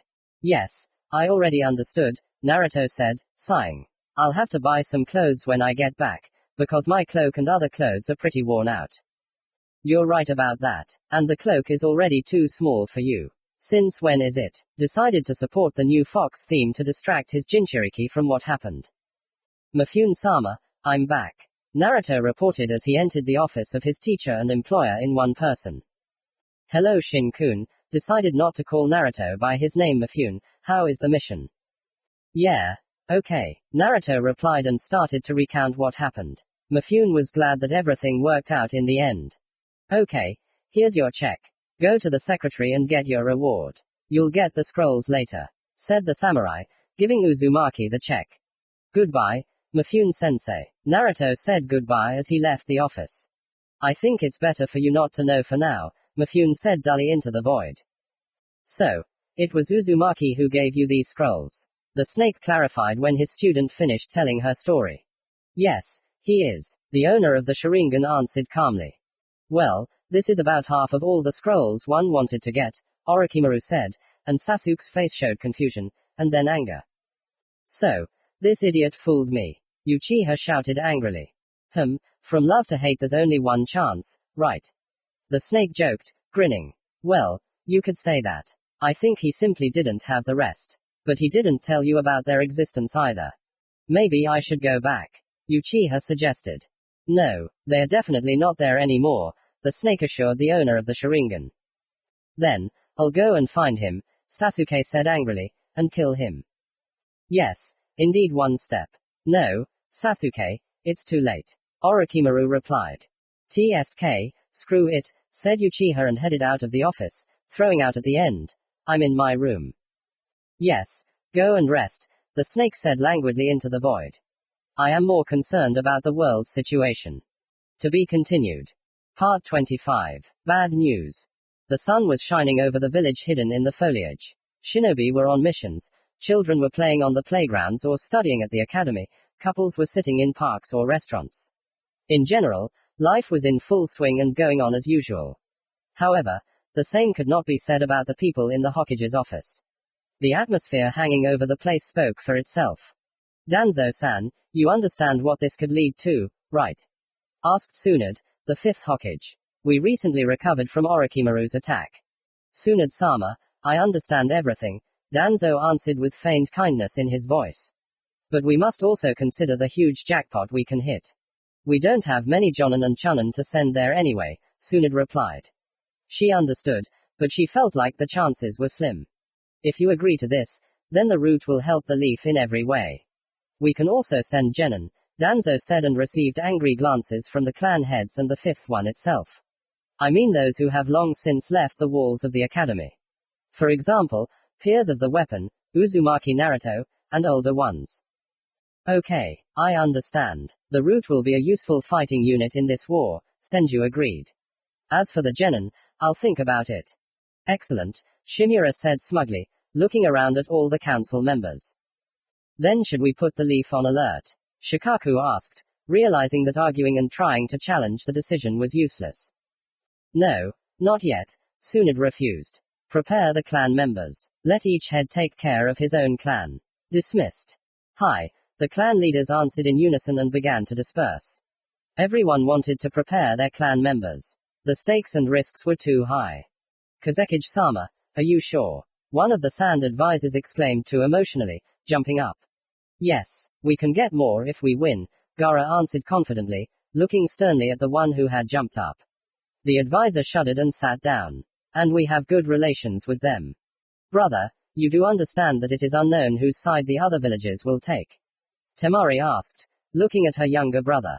Konoha will be against us in that case. Nothing can be said about the others yet. Yes, I understand everything, Gaara said with a sigh. Konoha will definitely be against us. After all, everyone knows who she is on after her recent statements. But I don't think it will be a problem. And I can't say for sure about the other villagers. We have to wait. As you wish, Gaara, Temari replied. Although she didn't like the idea, she trusted her brother. Onoki-sama, are you sure? Maybe we should remain neutral. The man with the bandage on his shoulder, where the symbol of the village hidden in stone was, suggested. Yes, I'm sure. We will participate. And as for the side, then, said the Tsuchikage and sighed deeply, we, to my great regret, will be with Konoha.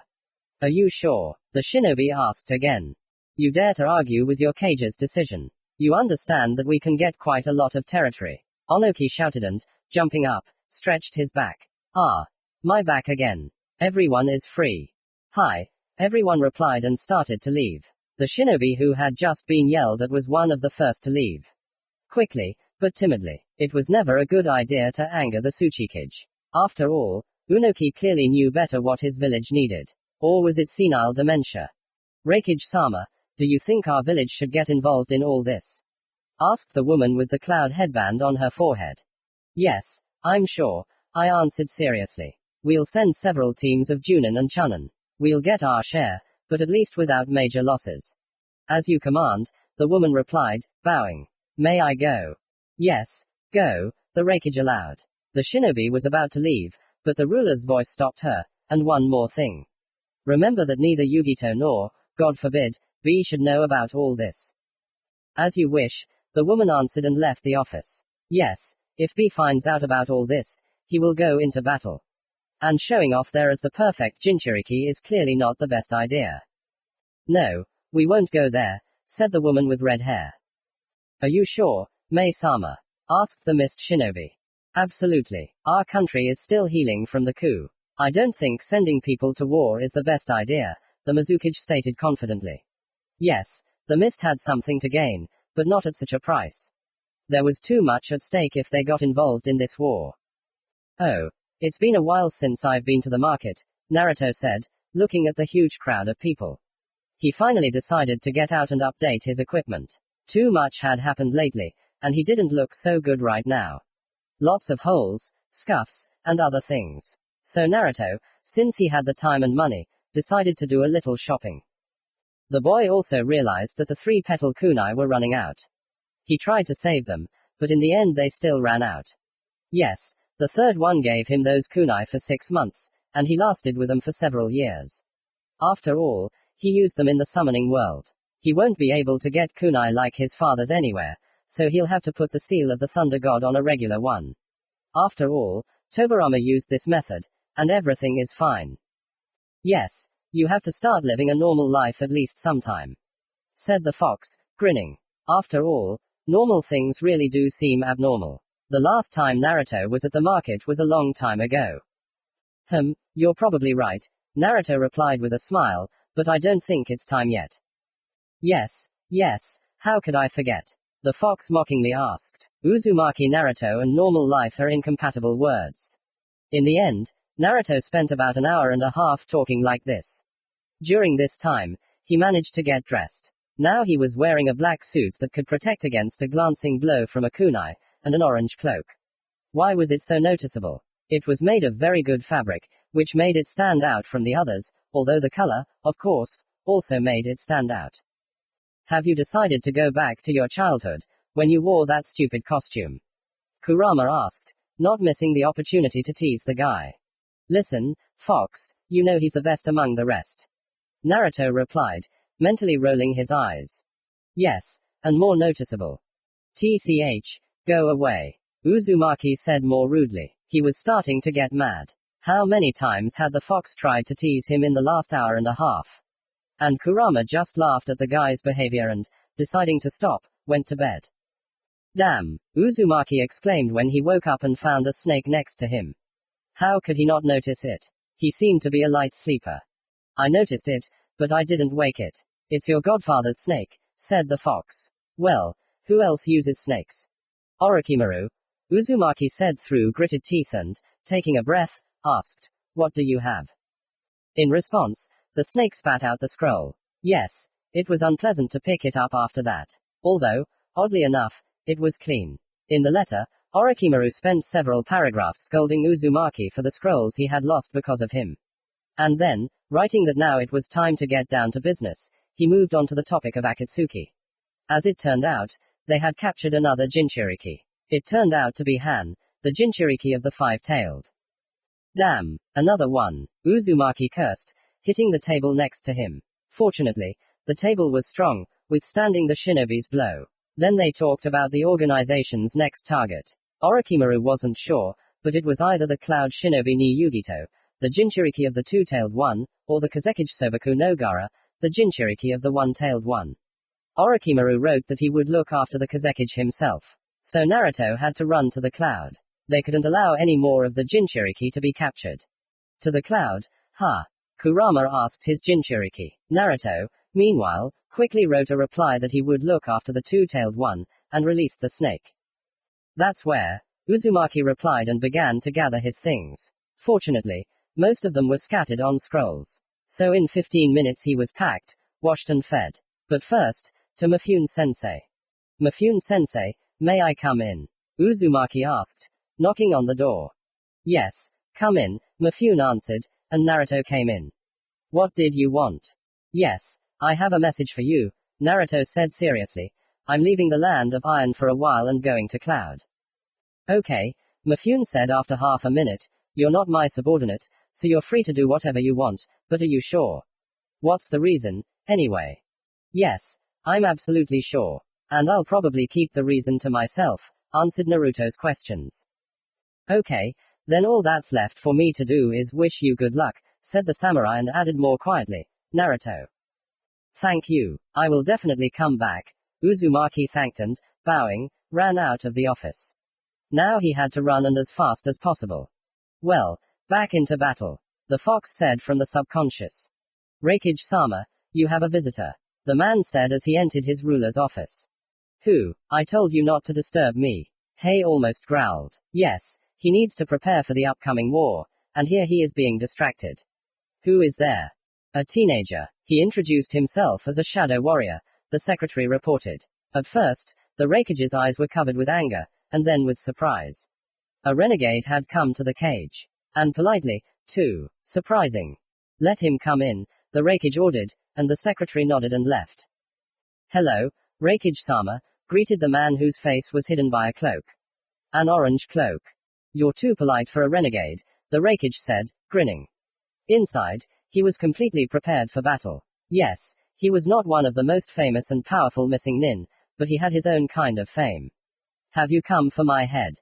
I would have done it somehow more discreetly, Uzumaki replied. On the contrary, I came to help. Help? Hei was surprised. Why do you need this? It's not that important, Uzumaki snapped. Do you know anything about Akatsuki? I've heard of them. There are many dangerous renegades there. I know that the Jinchuriki of the Seven Tails was killed, the Raikage replied. Why, yes, almost everything is correct. Only recently they killed Khan. Do you know him? Yes, I know. Also a Jinchuriki, the Raikage replied, frowning. He didn't like where the conversation was going. What does this have to do with me? According to my information, the next victim will be either the Jinchuriki of the one-tailed, Naruto paused for a second, taking a breath, or the Jinchuriki of the two-tailed. Yugito, exclaimed the Raikage. Okay, thank you. What do you want for the information? I'm helping you for personal reasons, so I don't need a reward. Just let me keep an eye on her. Naruto asked. Hei was surprised, because he was going to give the man a reward and let him go. But now he wants to help, and for free. A trap. Well, I will allow it. Just no nonsense. I warned and let the uninvited guest go. Uzumaki only bowed and left the office. Eagle, send a squad to keep an eye on Yugito, and a squad to keep an eye on the Shadow Warrior. Everything should be as discreet as possible. Hi, replied a man in an eagle mask who appeared out of nowhere and immediately disappeared. To be continued. Part 26. Cloud. Well, we need to find her, Naruto said as he left the cage building. He needed to find Yugito first, and only then could he think about the rest. After all, a clone could keep an eye on her. Naruto, I can feel it. Move to the northwest of the village, the fox said. Yes, he found it quickly. Although it is difficult not to feel the tailed one, right? Naruto ran there and when he reached it, he took off his cloak, sealing it in the scroll on his hand. Got it, thanks, Naruto replied and ran in the direction indicated. When he got there, Uzumaki entered the building Kurama had pointed to. As it turned out, it was a bar. Yugito was there too. Was she sitting and drinking with her colleagues or friends? Although it makes no difference. Hey, kid, isn't it too early for you to go to places like this? The employee of this bar addressed Naruto. Most of the customers turned to look at Naruto. And the Jinchuriki of the two-tailed was among them. Yes, it was impossible not to attract attention. Now Yugito knows his face. Oh, sorry, I just want to find my sensei, and he likes to go to bars. Naruto answered cheerfully and, smiling, left the establishment before they started asking him questions. Now he can think about where to stay. So Naruto went to look for a hotel, creating 3 clones for surveillance. Well, now he can look around the village. Yes, the village really lived up to its name. It was located entirely on cliffs that rose to the clouds. When Uzumaki had just run to the village, to the Raikage, he had no time to look at the village. He was so afraid that he wouldn't make it in time. Naruto had taken on the task of saving all the Jinchuriki, and now he was scolding himself for not helping Fu. Now he had to prevent a repeat of those events and hope that his godfather wouldn't let him down either. Naruto, calm down. No need to worry so much, Kurama tried to calm his friend. I understand perfectly well that you want to save them, but don't die yourself. Yes, you know how to choose words of support, Naruto replied, grinning. By the way, Naruto, Kurama said, becoming more serious, you have a squad of Anbu assigned to you. They are currently keeping an eye on you. Wow, that's interesting, Naruto replied. Now he's reached the hotel and rented a small room. Now he can go for a walk around the village. Long time no see, Gaara, Orochimaru greeted his acquaintance. Orochimaru-sama, yes, from the exam, perhaps, the newly minted Kazekage answered. What brought you to my village?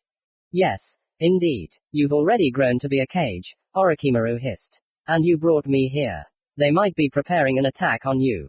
The Akatsuki are collecting Biju, and you are most likely the next target. Me, well, thanks for the warning, Gaara thanked, lost in thought.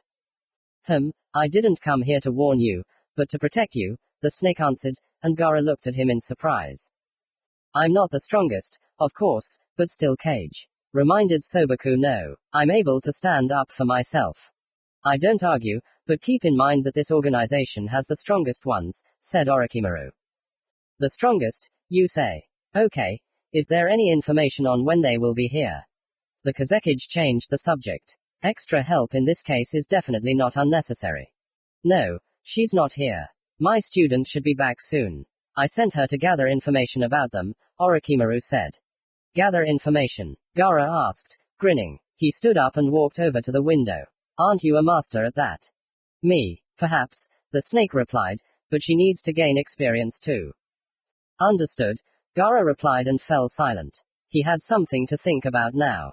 His main task was to protect the village. He couldn't let the Akatsuki attack the village itself. He had to intercept them before they did. 10 minutes passed like this until there was a knock on the door, and then it opened.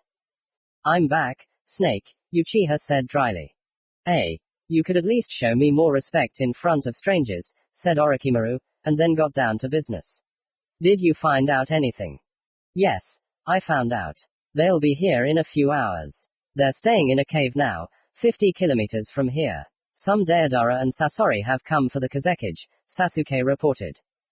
TCH, these aren't the ones I was hoping to see, Orochimaru said dejectedly. Are we moving? Yes, I'll leave a clone here and warn everyone about this in about 15 minutes, Gaara replied. Lead the way, Uchiha. Sasuke just nodded, and the three quietly left the village. Gaara didn't want anyone to get hurt in the battle with this organization, so he decided not to tell anyone about it. And besides, he had two strong fighters on his side. So everything should turn out well. About 30 minutes later, Orochimaru stopped Sasuke and Gaara. I think they'll be here soon. We need to catch our breath and take cover, the Snake Sannin suggested. Yes, perhaps. I can offer to hide under my sand. It is, of course, easy to notice, but I do not think that they will be attentive here, the current Kazekage put forward the idea. It was worth a try, Sasuke agreed, and the shinobi lay down on the ground and were covered with Gaara's sand. Sasori is mine. He will pay for betraying the village, Gaara said menacingly. Okay, Sasuke, will you take on Deidara? He has a Bokuton that your lightning can neutralize. I have to see what you've accomplished, Orochimaru suggested. Okay, Snake, have it your way, Sasuke agreed. That's great, I'll cover you if needed, Orochimaru hissed. TCH, who needs you? Sasuke said arrogantly again. Yes, she didn't take Orochimaru seriously at all. Why? Because that's just her nature. She was thinking about leaving him, but she hadn't done it yet only because of Naruto. Now each member of the group was lying on the sand and waiting for Akatsuki. 5 minutes later, a large clay bird appeared in the sky, and on it were two people. They didn't pay attention to the ground, because they were so busy gathering. Chidori spear, Uchiha muttered, and the technique flew towards the enemies. It was aimed at the blonde, Deidara, but he noticed the technique in time and changed the direction of the flight. As a result, the spear hit the bird, piercing it.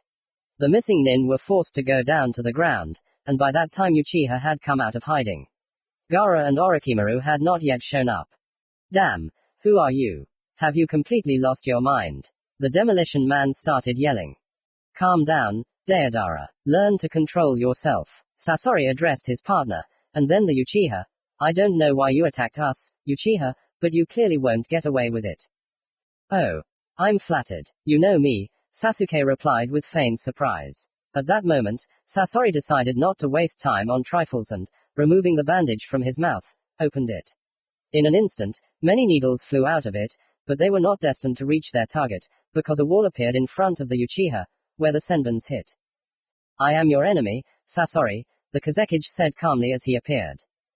Oh. Sasori, it's him. The Jinchuriki of the one-tailed one. What happiness. The demolition man rejoiced and wanted to switch his attention to him, but Sasuke appeared in front of him, trying to pierce him with Chidori. Don't forget that I am your enemy. They have their own fight, Uchiha said dryly. TCH, Uchiha, get out. Deidara shouted, but Sasuke only took out her katana, Kusanagi, and struck the enemy from below upwards, but Deidara managed to jump away. Enough. Bite me. The demolition man put his hand in his pouch, pulled out some white bugs and threw them at Sasuke, and when they flew up, he shouted. Explosion. Fortunately, Sasuke managed to jump away and, activating the Sharingan, put Deidara in Genjutsu. Sasuke ran up to him at full speed and pierced him with a katana, but sensed danger. Clone. Uchiha, having taken out the katana, used a replacement a few moments before the explosion. Bitten. The demolition man shouted happily. But the girl with the lightning-covered katana appeared in front of him, trying to hit him, and she succeeded. She left a deep cut on his arm when he put it out to block, jumping away. Only you got it here, Uchiha said dryly. Beast. Deidara cursed and created a clone that ran at the Uchiha. She dodged when the clone self-destructed, but its purpose was simply to buy time. Now the demolition man stood on a large clay dragon. What the? Flashed through the girl's mind, but outwardly she did not change at all, still looking at her opponent with the activated Sharingan. She was even more surprised when a large number of some round things poured out of his mouth. When they reached the Uchiha, she decided to act. Chidori stream, Sasuke said, and lightning flashed around her, disarming the mines. Kirin. Lightning formed in Sasuke's hand, and behind it, an image of something like a dragon or a samurai began to form. Deidara only watched this, wasting time. When Uchiha, hitting the ground, launched the technique at the demolition man, he barely managed to dodge. But, riveted by the technique, he lost sight of Sasuke. She revealed herself when she pierced the man's chest with a katana covered in lightning. The game is over. Die, said the Uchiha. Only with you. The demolition man wheezed and began to fold the seals. C0. The bomber's body began to expand, covered in clay. At that moment, Orochimaru grabbed Sasuke at full speed, and then Gaara. After that, he folded the reverse summoning seals, disappearing. That evening, a huge explosion thundered over the desert, taking 2 members of Akatsuki. Damn, I almost killed him. Gaara cursed as they returned from the reverse summoning. Shouts of Gaara were heard. When the 3 turned around, they saw the sand shinobi running towards their Kazekage. Naruto, I can sense their chakra, the fox said as Uzumaki sat and ate lunch at a local eatery. Who are they? Naruto asked, becoming wary. The immortal is blowing, Kurama replied. Naruto at that moment put the money for dinner on the table and, having dispelled one clone, ran at full speed to the outskirts of the village, where the 2-tailed Jinchuriki was now. He had his own scores to settle with these Akatsuki members. Well, this time I'll take them to the next world, Uzumaki said dryly as he ran up to the training ground where Yugito was. There he saw the girl herself, as well as 2 Akatsuki members opposite her. To be continued. Part 27. 2-tailed Yugito. Commentary on Part 27. 2-tailed Yugito. Yes, guys, I'm alive. Amazing, huh? I hope that after this chapter I won't disappear for an indefinite period of time. And that's possible. Taking a closer look, Naruto realized that Yugito was already pretty battered. The battle had clearly lasted for quite a while, and the Jinchuriki wasn't having the upper hand. But the immortal duo didn't look tired. Well, Naruto, are you ready? The fox asked his friend. If it weren't for these 2, Uzumaki would have rushed into battle without thinking, But now everything was more complicated. He hesitated, he was afraid.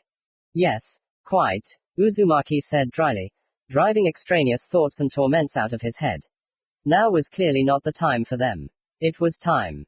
With that said, Naruto unsealed his katana and threw a kunai at Hiden. After that fight, it was clear that he couldn't do much without his head. Hiden, move aside, Kakazu shouted, noticing the kunai, but Jashin's fan was too careless to react in time. Cutting lightning, Uzumaki muttered, taking off Hiden's head. He didn't immediately understand what had happened, and when he did, he began to curse Uzumaki with a ton of obscenities. This caused him to fly somewhere into a ditch. Having gotten rid of the irritant, Naruto turned his attention to the second one, who was unable to help his partner because of Yugito. She attacked the Akatsuki member when he was distracted. Long time no see, Kakazu. What a stupid partner I have, Kakazu said angrily, jumping away from Yugito and looking at Naruto. You're the last thing I need. Who are you? Yugito asked her new acquaintance warily when she realized that Naruto was not going to continue the dialogue with Kakazu. Shadow Warrior, Uzumaki replied, catching Yugito's surprised look, who thought that he had come for her too, so Naruto added, also, I am the fox's Jinchuriki and I have come to help. The Jinchuriki of the Nine Tails. Yeah, I heard you left the leaf. Well, if you came to help, then all is well. Yugito answered, deciding to leave the interrogation for later. If you came to help, then let him help. Are you ready to die, Kakazu? Uzumaki asked rhetorically. Kakazu was not ready and was thinking about how to leave here. He might not be able to cope alone. Besides, he had not restored all of his hearts. He did not have a Sutan. Naruto and Yugito were about to attack, but they were stopped by some kind of technique rushing towards them at great speed. Only the upper part of it was sticking out, which resembled a sword. Naruto, get out of the way. The fox shouted, gathering himself. He saw the person who used this technique as a greater threat than Kakazu. Naruto, without hesitation, jumped back with Yugito. A few seconds later, the technique crashed into a tree and exploded. What the hell? Yugito was surprised, but Kakazu's next phrase explained everything. Kiss him, long time no see, he grinned. Now he understood that the chances of survival had increased many times. After these words, Hoshigaki came out from the side where the technique had come from, grinning. I see you're in trouble, Kakazu. It's not for nothing that Pain told me to keep an eye on you, Kisum said, approaching his comrade. He was clearly confident in his victory. Oh yeah, I'm without Itachi today, he has a solo mission. Can you buy me a few minutes? I need to sew some idiot's head off, Kakazu said and rushed to the side where Hiden's head was thrown. Naruto tried to stop him, but was thrown back by Kisum's sword. Naruto, his sword is sucking chakra. Be careful, Kurama warned, and Kisum removed the bandages from his sword. It was quite scary to see the shark sword. Kisum launched a punch but it was blocked by a man who appeared in a flash of lightning, very similar to the second and fourth Hokage's Hiraishin, but a knowledgeable person would have realized that it was a technique of another Kage, but no less deadly than the flight of the Thunder God. You were right, Shadow Warrior, the man said, appearing in front of Kisum in a blanket of lightning, and tried to strike the shark man, but the sword stopped him. I and my Anbu will handle this. Those two of you. Hi, Reikage-sama, Yugito replied and turned to Kakazu, who had already managed to sew Hiden's head back on. Fortunately, his body was in a convenient place for Kakazu. Shall we continue? You fucking scum will pay. Hiden started screaming, pointing his scythe at Uzumaki. I'll bury you in the fucking ground for this, you faggot. You fucking will answer for everything. Hiden's screams continued until Kakazu shut him up. Naruto and Yugito stood and listened to the Akatsuki member's speech, and each of the Jinchuriki thought about how to defeat them. Yes, Naruto could fight them, but defeating them would be difficult. Having made some decision for himself, Naruto rushed from the spot, having previously left a kunai with the PBG seal. It will be very difficult to defeat them. First, we need to get rid of Hiden. I don't understand his power. I don't think it consists only of immortality and mastery of the scythe. Yugito, apparently, understood me, since she attacked Kakazu. I don't know how long she can hold out, but I have time. We need to act. Uzumaki made a decision for himself while approaching Hiden. The latter, in turn, only stood with his scythe extended towards Naruto. He is either overconfident, or has some kind of trump card, or both. Naruto was leaning towards the third option. Running close enough, which took a couple of seconds from the moment he started running, Naruto threw a kunai at Hiden, who immediately swung his scythe, deflecting the weapon. He wasn't stupid after all. Naruto took advantage of the swung scythe that opened his torso and stabbed his katana into it. This katana was left over from the recent events in the Land of Iron. He took them when he killed.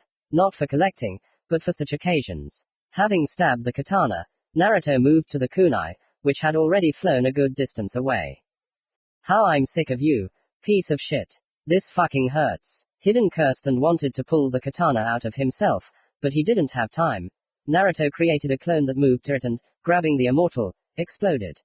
Hiden wasn't seriously hurt by this explosion, but it gave Naruto a couple of seconds.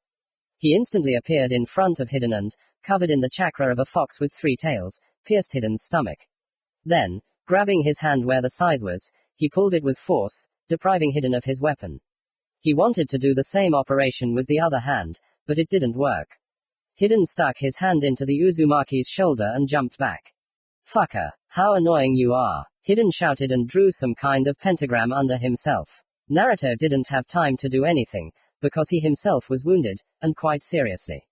Kurama, of course, stopped the bleeding and relieved the pain, but by that time the pentagram was drawn. Take that. Shouting this, Hiden pulled out a pole from somewhere and stabbed himself in the stomach. Hiden himself changed. His skin no longer resembled human skin. It became black with white spots and stripes. Naruto, force him out of that thing. He could kill you like that. The fox cried out sharply, removing the pain so that Naruto's movements would not be hindered by anything. Naruto threw a kunai at Hiden and another tail, a fourth, was added to his cover. When the kunai was in front of Hiden, Naruto moved to him and hit the enemy's torso with both palms with all his might so that he flew off, leaving the circle. The marks from this blow were reflected on the Uzumaki, but he pushed more than hit, so there was no strong pain. Naruto wanted to continue the battle with Hiden, but he heard a scream. It was clearly Yugito's voice. Looking back, he saw the Jinchuriki of the 2-tailed fox, who was pierced by a needle from the ground. One of Kakazu's Doton techniques. Naruto did not hesitate and, having created a clone without the fox's chakra, ran to help Yugito. The clone used a protective dome to prevent Hiden from reaching his circle. Yes, it was short-lived, but Naruto had to save Yugito. He appeared in front of Kakazu at full speed and slammed him into a nearby tree. The masked man, who had not expected this, lost control of the technique, and Yugito began to fall to the ground. Naruto managed to catch her and, together with her, moved to the kunai that he had left with the clone, put Yugito down and rushed at Hiden, who broke through the barrier and dispelled the clone. Fortunately, he did not enter the circle. How you've pissed me off, asshole. Hiden cursed, swinging his scythe at Uzumaki. Unfortunately, he got his scythe back, but not his arm. Apparently, he can't grow limbs. Naruto thought, this is a chance. Uzumaki jumped up to Hiden, dodging the scythe, and hit him with all his might, throwing him into the sky. Then he removed the fox's cloak and unsealed his main katana again and jumped after Hiden, depriving him of his leg. The immortal did not have time to react and removed only his torso from the blow, which was the target of the blow in his opinion. Now he's almost immobilized. Naruto thought and pushed off Hiden so that he flew away from the battle site. Now there's no access to the pentagram. Now we need to kill the second one. Uzumaki looked to the side where Kakazu had been thrown. Kakazu had already attacked Yugito, but fortunately she had come to her senses and could not hold out for long. Uzumaki wanted to attack him, but the water did not let him. A huge water dome formed above Naruto and everyone else, covering absolutely everything. This surprise increased the distance between Kakazu and Yugito, which was good news. Naruto also noticed that Hiden's pentagram had almost been erased. That was another plus. The problem was something else. The center of the dome began to move towards the trio at great speed, so it would be difficult to leave it. Kurama, what the hell is going on? Uzumaki was surprised. I can't say for sure, but it's probably that shark's technique. Kiss him, I think Kurama answered. If anything, I have no idea how it works. How sick I am of all this. Uzumaki cursed and, taking Yugito, tried to move her to the kunai, which was not in this dome. It didn't work. It's getting worse and worse. Naruto started to think what to do. Fortunately, the dome stopped moving.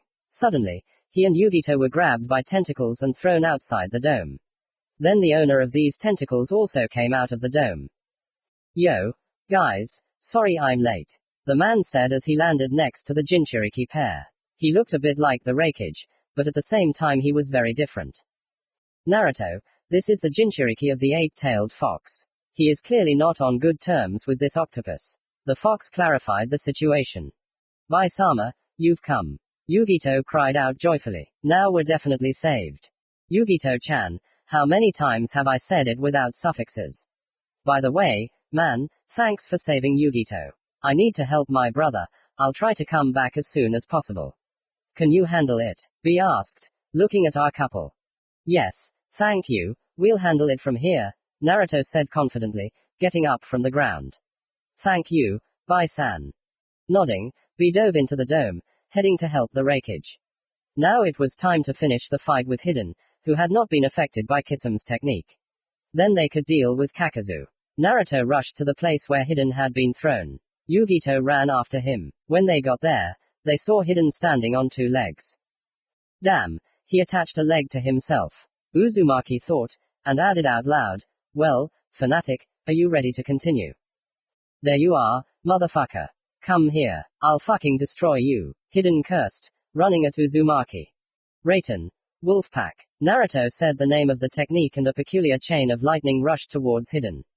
Hiden managed to dodge this technique and, approaching Uzumaki, wanted to attack him, but Naruto jumped back, and Yugito at that moment in the cover of the two-tailed struck Hiden. He was already greatly weakened, so Naruto unsealed two katanas and rushed towards Hiden. With the first blow he cut off his legs, the second his head, the third his second arm. Die, piece of shit. Uzumaki growled, cutting his enemy. Yugito looked at this in horror and could not move, but Naruto could not think because of the pent-up anger. He only continued to cut his opponent into pieces, covering himself in the fox's chakra. This is for your FUU. Naruto continued to attack Hiden until Kurama got through to him. But now it can be said with certainty that Hiden is no longer a hindrance to anyone. When the fox managed to stop Naruto, Uzumaki saw with horror what he had done. Everything around was covered in blood. It was a terrible sight. But he understood that this was the best decision he could make. Naruto managed to break both katanas. Fortunately, not the main ones. Naruto decided to collect them from the defeated samurai, because he was afraid of being left without a sword. For him, it had become an essential part of his equipment. Shadow Warrior, how are you? Yugito asked, stuttering, still unable to recover from what she had seen. My name is Naruto. This time Uzumaki said honestly and, after a pause, added, we need to move on. Kakazu is still alive. Why yes, okay, let's go. Yugito answered with a voice that was almost not shaking. Yes, she was a shinobi, but it was unusual for her to see such cruelty. Uzumaki took a few more breaths and ran to where Kakazu was. When they got there, they saw that the dome had disappeared.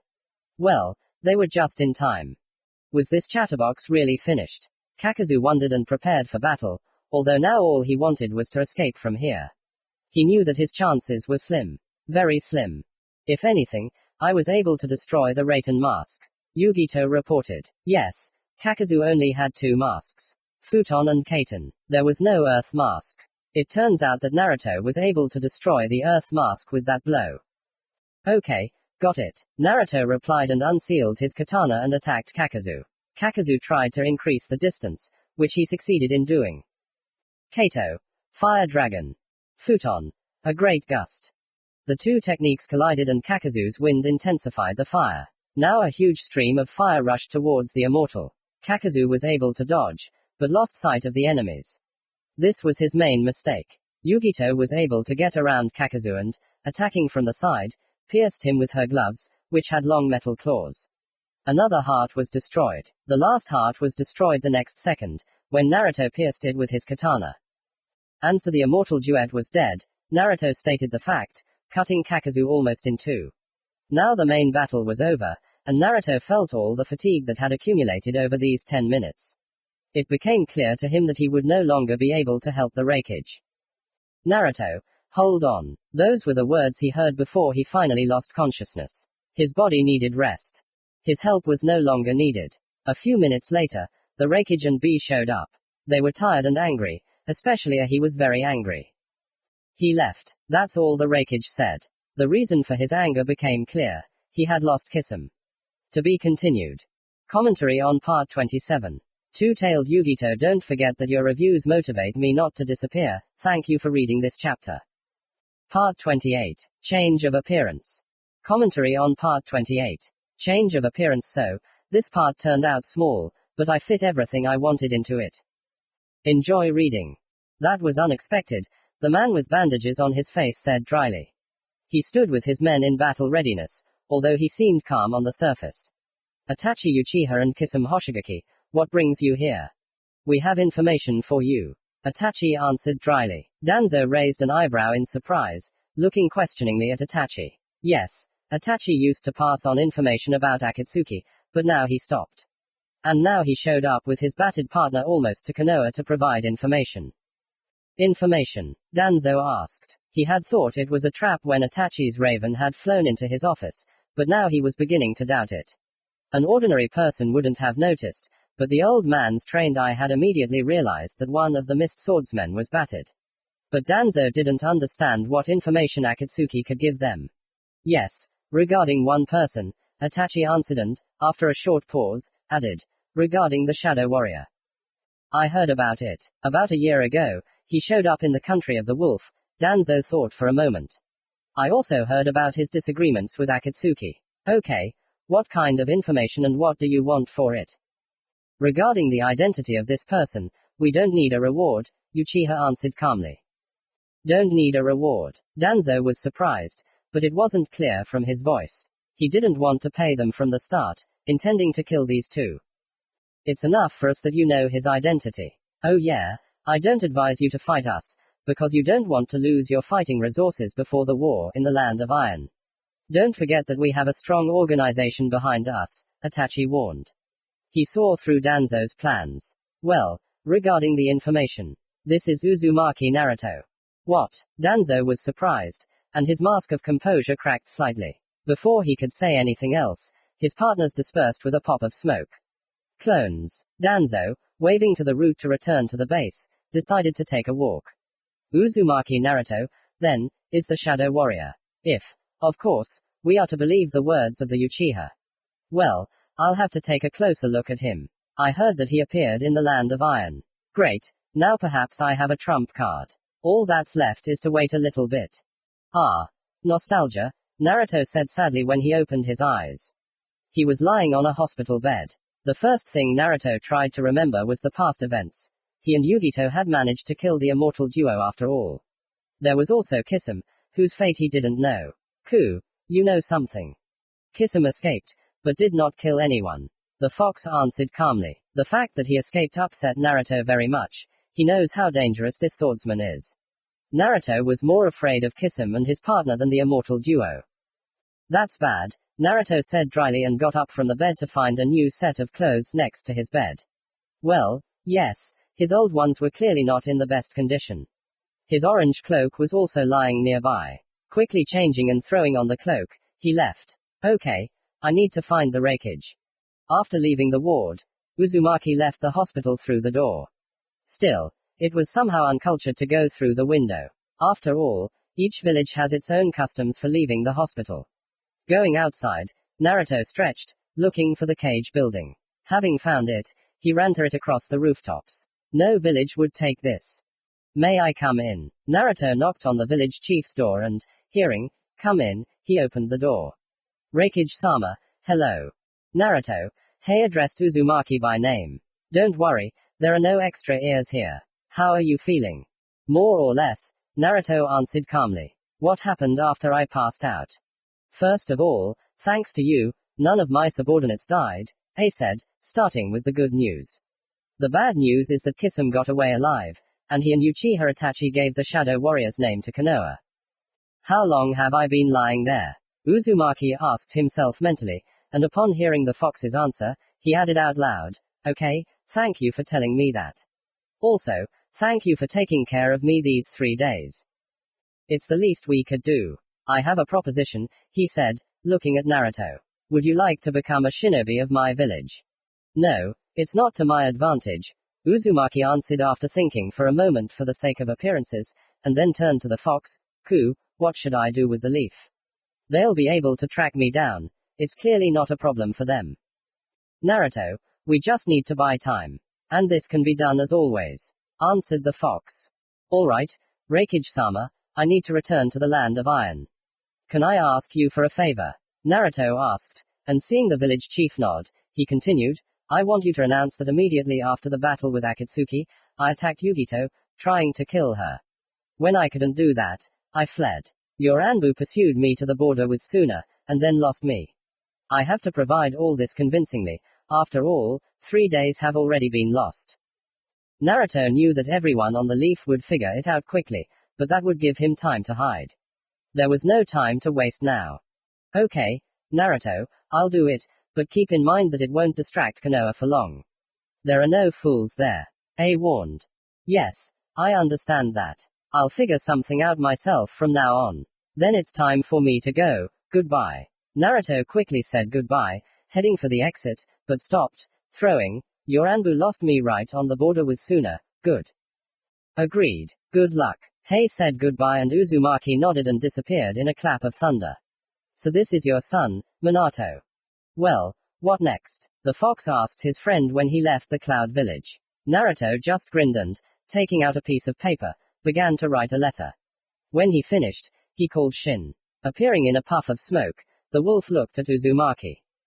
Hey Shin, I have a favor to ask of you, Naruto said as he greeted the wolf, who merely nodded in response. Listen, could you please deliver this letter to my godfather? Okay, whatever you say. Shin replied and ran away. Naruto's plan was now crystal clear. He wanted Suna to play along with Kumo by reporting that Uzumaki had been seen, sending the leaf on a false trail. Clever, the fox commented, grinning. Now it was time to cover up the tracks. Well, now we're heading back to the Iron Country, right? Mifune-sensei, I'm back. Naruto reported, flying into the samurai's office. The first thing that caught Uzumaki's eye was his teacher's attire. He was dressed in a military uniform. Apparently, the situation had already escalated to the limit. Is it that bad? Yes, there is such a thing. Well, have you settled your affairs? Mifune stood up and, going around the table, came closer to Uzumaki. Listen, Naruto, if I were you, I would leave here, from this country. You understand that you have nothing to do here now, right? You are a good guy, I don't want you to die here. Thank you for your concern, of course, Naruto thanked. He appreciated it very much, because he understood his value to this country in the war, but, Mifune-sensei, I have to refuse. You see, the identity of the Shadow Warrior has become known to Konoha. If you can hide me at least for a while, then I will gladly help you. Deal. Yeah, I see you've got some bad news too. Well, that's agreed. From now on, you're Shin, samurai of the Iron Country. I'll send you to report to Naruto. You happen to know each other. Mifune informed. Yeah, being alone is dangerous and will attract attention. But I didn't want to end up in that woman's squad. She's too brazen, or something. Okay, so be it. Naruto said resignedly, sighing. Afterwards, it became clear that they were still in Tetsu City, which Naruto had helped recapture. Well, it's time to move. See you later, Mifune-sama.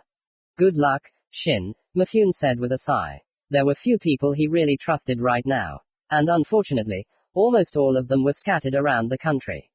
There were far more minuses than pluses here. But Mifune had a plan, and Naruto was far from an unnecessary link. Yes, the country was in for a bloody time. Ah, if only I could go back to the academy now. Naruto-san, hello. A few hours later, not far from the city, Naruto came across her squad.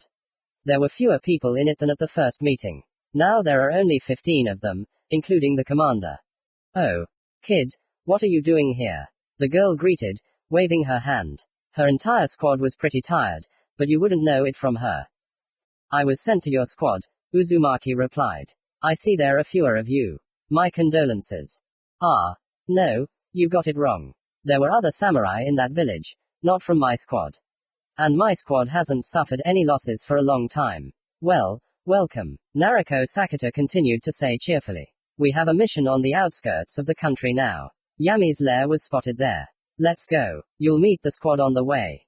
To be continued. Part 29. Team Psycho. Sasuke, I have a task for you, said the snake, sitting on a chair in the Suna Hotel. I received a request from the Land of Iron. Apparently, things are really bad there. You will have to help suppress the rebellion. Why do you need it? And why don't you go yourself? Uchiha asked. I'll go, but later, I have a couple of things to do. And you won't be going alone, there will be 4 of you, Orochimaru replied. Why do I need this, you say? Well, they offered good money, and let's not forget that my godson is most likely involved in this. Okay, Sasuke agreed immediately. Where is my team? And who are they?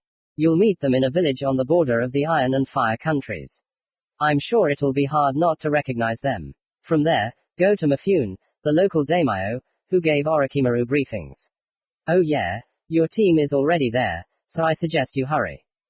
Hi, Sasuke replied and went to pack her things. She didn't have much, so in about 7 minutes she was already on her way. The road was long, but with the Uchiha's speed it could have been done in a couple of hours.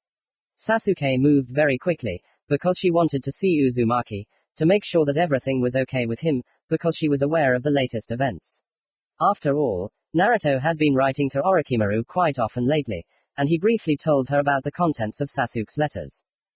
The journey took about 2 hours. Uchiha spent all this time in her thoughts. Now Sasuke was standing at the village gates. The village itself was not very small, and there was some kind of fair there now. And how am I supposed to look for them, snake? Uchiha asked herself irritably and went to wander the streets of the village. Life here was truly carefree. They apparently don't know yet that the war is getting more serious. And Leaf is going against Iron, laying claim to these lands, among other things. I'm afraid that at this rate, your carefree life will soon end. Muttering something under her breath, Uchiha continued to examine the village. Well, finding the team turned out to be easy. At one of the stalls, she saw 2 guys and 1 girl.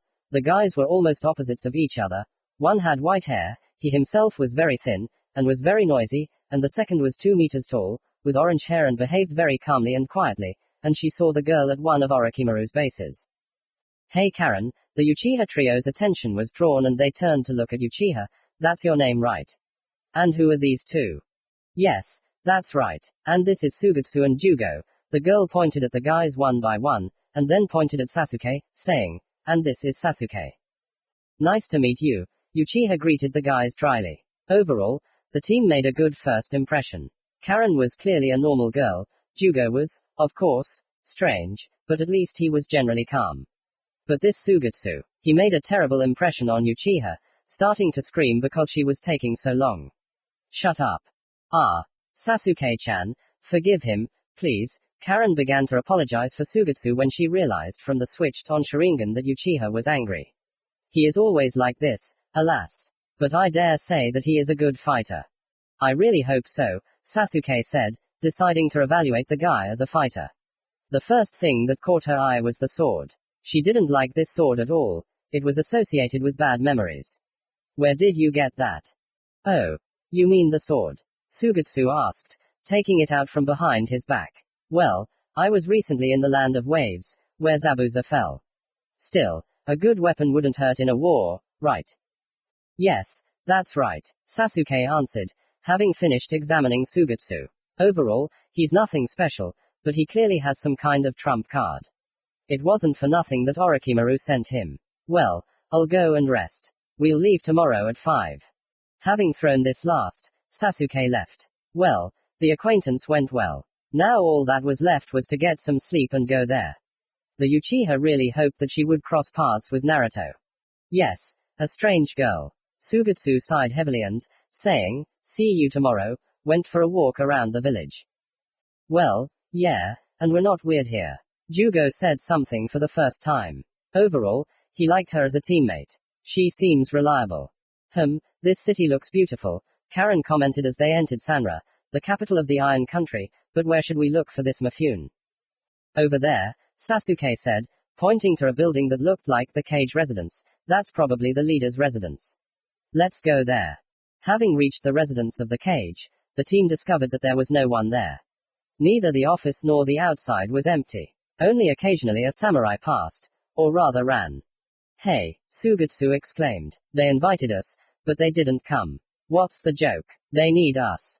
Shut up. Karen yelled at him, hitting him. Then, for the umpteenth time in these few hours, Sasuke observed Sugetsu's trump card, his head turned into water, and then gathered itself again. She was forced to admit that he was not weak. They're at war here. Have the conscience to wait a little. What do I care about their war? We came for an assignment, and they are not here. This is not cool. Sugetsu continued to get angry. And you are our center of gravity. They will come when they can. Is it so hard to wait 10 minutes? If only you were a little more human. Karen screamed and in the end hit the guy again. Yes. Wait. Shut up, both of them. Uchiha said dryly, looking at them with her Sharingan. In general, she agreed with both of them in this argument. One was too kind for a snake student, and the other was really a little cruel. But because of their argument, they didn't notice the samurai who approached them. Excuse me, we came on an errand. Orochimaru sent us. Hello, sorry we didn't meet you right away, the samurai apologized, probably having heard the guy's conversation. Please, follow me. Having led the boys to the room, the samurai introduced himself, and it turned out that he was the daimyo's secretary. Mifune himself did not meet them, because he had gone to the battlefield in the morning.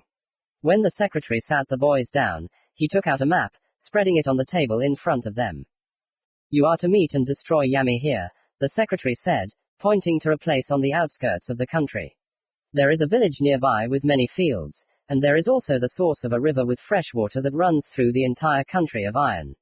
If they poison it, we will notice, of course, but that will make the task much more difficult. Your task is to destroy them all as quickly as possible. There will also probably be samurai with them. They are all traitors. Okay, then we'll leave right now. Guys, we have to go. Sasuke said goodbye to the samurai and ran out of the residence with the team, and then the city. Right now, her top priority was to save the river and fields from destruction. Although it was strange that they were so unprepared for war, strategically important objects were almost unguarded. Listen, Sasuke-chan, what do you know about the land of Iron? You were here recently. Why are they so unprepared? Sugetsu asked. Yes, a smart thought haunted this man, but he clearly did not understand what he asked. Did you understand the question yourself? Uchiha answered sharply. How should I know? I was here on a short mission, and before that I was trained by a snake, and I had no time for politics. Oh. Okay, why so rude? Sugetsu chuckled, pretending to be offended. Not ready to talk, and that's fine. I understand, you need to think. Listen, Sugetsu, that's enough. Karen yelled at him, and Hozuki just laughed. Of course, he was already annoying everyone, except for Jugo, who didn't pay any attention to them at all, but he knew how to defuse the situation, which was necessary. Oh. He reminds me of that Naruto. Uchiha thought when she remembered her first team. The ever-noisy Naruto, the ever-angry Sakura and the detached Sasuke. Yes, one could easily draw a parallel between these two teams. Objectively, one could only say that this team was already, or something, more united.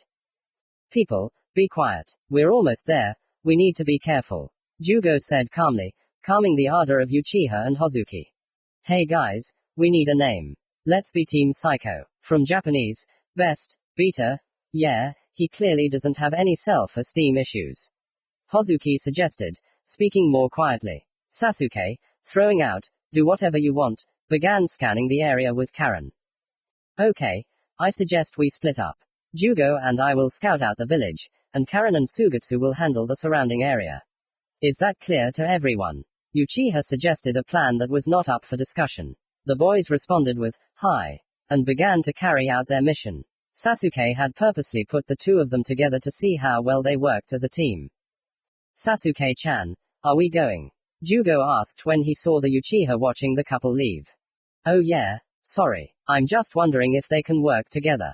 Sasuke replied and, catching up with Jugo, walked into the village. They had previously hidden their ninja affiliation as much as possible. They didn't need that kind of attention. Believe me, Sasuke-chan, they can do it. Jugo replied, grinning. He had worked with this pair before, and the pair themselves had known each other for much longer than it might seem. To be continued. Commentary on Part 29. Team Psycho. So, it's been 2 days. I won't be working in the office, I won't be working. Part 30. Introduction. Brother, congratulations, you have achieved your goal. The boy exclaimed joyfully, hugging his brother. He did not allow himself to do this often, but today was a special occasion. His brother became one of the 7 swordsmen, having tamed Shibuki. This time I lost to you, big brother, but do not worry, I will become a swordsman too. Aha, Sugetsu, you still have a lot ahead of you. You are strong and talented, so I believe that you will succeed. Mangetsu Hozuki said, holding his fist out in front of him, and the boy responded in kind, punching his brother's fist. Okay, thank you, Mangetsu.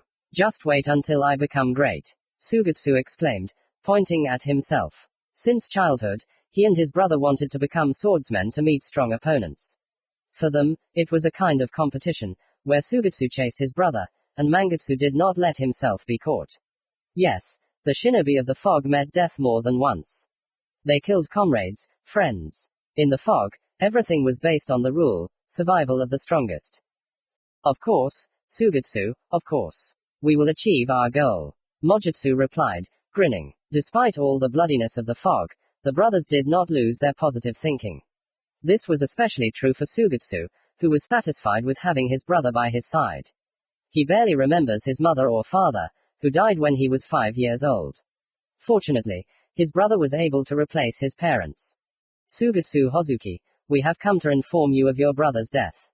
The funeral will be held in a week. The Mist Anbu continued to speak, but Sugetsu was not listening.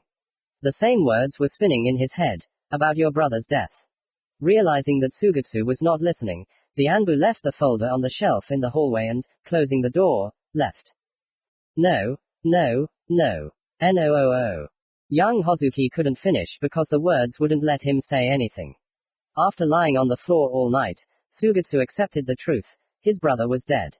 It was this realization that became the turning point for Sugetsu. His goals changed. Brother, I will become the strongest swordsman and change the mist. He promised himself and his late brother Hozuki. He wanted to eradicate the bloodiness of the mist by becoming the leader of the swordsmen.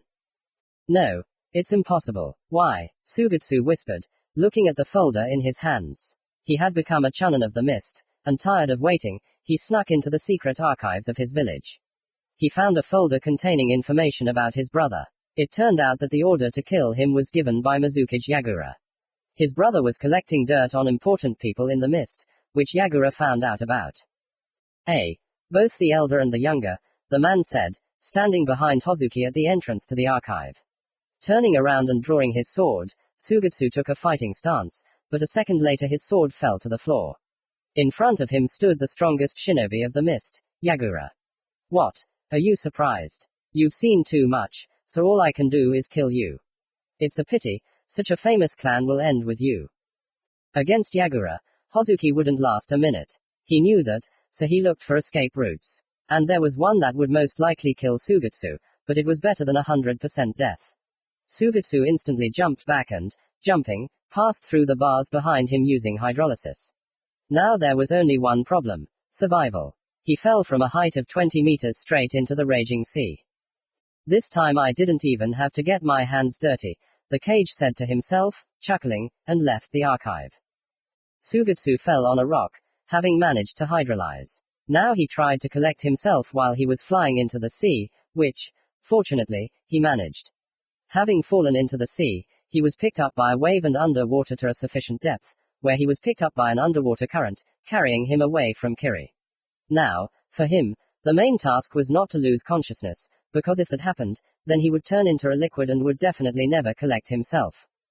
Having reached the shore, Sugetsu climbed out with difficulty and fell. He found himself on a rocky shore. Fortunately, he noticed a little further away a stone with a hole inside, where he, having reached the stone, lost consciousness. Kakuku, you're an interesting thing, someone said with a grin when Hozuki opened his eyes. He was on the same rock, and a man whose face Hozuki couldn't see because of the sun was looking at him. He tried to stand up to be ready for a fight, but he couldn't. Don't worry, boy, I won't hurt you. But I don't mind keeping an eye on you, I suppose. You must be one of the Hozuki. A great clan. I heard that there are only 2 members of that clan left, Majutsu Hozuki and his brother. Don't you dare say your brother's name, Sugetsu hissed angrily, barely audibly, as he managed to see the shinobi in front of him. In front of him was one of the leaf sannin. Sugetsu knew exactly what they looked like, so he spat out the sannin's name angrily. Orochimaru. What an honor, Hozuki himself from Kiri knows me, the snake answered jokingly, lifting Sugetsu. Don't worry, I won't hurt you. I promise you, boy. Hey, Sugetsu, don't overdo it here. Orochimaru warned as Sugetsu charged into battle. As you say, Orochimaru-sama. Hozuki shouted back. Now Orochimaru has decided to help one of his subordinates save the clan. Kimimaro recently made a request to Orochimaru. He asked for help in saving the clan from the attacks of the country of grass. They have been arguing for a long time, but recently the grass has become active, starting to push back the Kaguya clan, which was very weak now. Come here, bastards. Sugetsu was merciless to his enemies, killing without hesitation. He respected several people, one of whom was Orochimaru. He sheltered him and trained him. Sugetsu owed a lot to this snake. Now he was moving towards the northern fortress, which belonged to the enemies. Having reached the walls, he jumped onto the wall in a couple of jumps, where he continued to mercilessly kill enemies. Most of them did not pose any threat to Sugetsu at all due to his hydrolysis. And the owners of the elements were too inexperienced, which made him an easy target. Moving forward, Sugetsu reached the field hospital. The main battles were long gone, and Hozuki was simply curious about what was here, so he broke into the fortress. Ah, so many alive. Hozuki said with disappointment as he entered the hospital. With a light swing of his katana, he killed 2 shinobi. Well, shall we dance? Sugetsu charged at the wounded shinobi and killed mercilessly. This was his first serious battle after his journey across the sea, which was a test of his strength. Yeah, it's boring, Sugetsu drawled, shaking the shinobi's blood off his sword. And why the hell did I come here? I should have continued the fight behind the fortress. Boring. Sighing, Sugetsu wanted to leave, but then he heard some crunching behind him and, turning around, he saw a frozen girl who looked at him with horror in her eyes. She understood perfectly well that this was her end. Don't kill me, please, the girl said with a pleading look in her eyes. She was about the same age as Sugetsu, and the bandage on her forehead gave her away as a shinobi, so Sugetsu had no reason not to kill her. He didn't differentiate between male and female shinobi, calmly killing everyone. Not to kill. Sugetsu smirked. Give me one reason why I shouldn't kill you. The reason? The girl asked again, starting to panic even more. Sugetsu, however, was slowly approaching her with a smile on his face. When Hozuki's sword stopped at the girl's neck, and she, looking at him with fear, whispered, I can heal. Just bite me, and all your wounds will heal. To prove her point, she rolled up her sleeve, showing her bitten arm. Young Hozuki grabbed the girl, looking at the teeth marks. So that's why they're not afraid of getting hurt, Sugetsu said to himself. Bastards. Hey, girl, what's your name? To Karen, the girl answered with fear. You won't kill me. No, I won't. Don't worry, you're safe now, Sugetsu promised, putting his sword back in its sheath. Jump on my back. Thank you. Karen thanked him with a note of fear in her voice, climbing onto the boy's back. When she sat down, Sugetsu ran away from the fortress straight to Orochimaru. He wanted to ask him to take the girl under his wing. This time, Hozuki ran around the battlefield so as not to inconvenience the red-haired girl. He wanted to help her, because he himself experienced the village's disregard. He understood perfectly well how painful and unpleasant it was, especially if you have no one. Stop. Why did I think she doesn't have anyone? Sugetsu was surprised at himself. Listen, Karen, do you have any relatives here or someone who replaces them? No, the girl answered after a few seconds of silence. Mom died healing others instead of me. Sorry, that's all Sugetsu said, running on.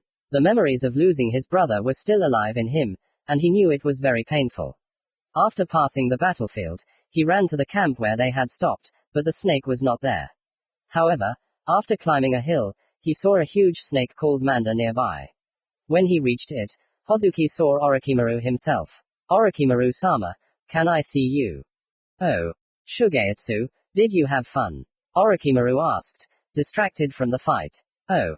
And who's that with you? Well, no, on you, to be more precise.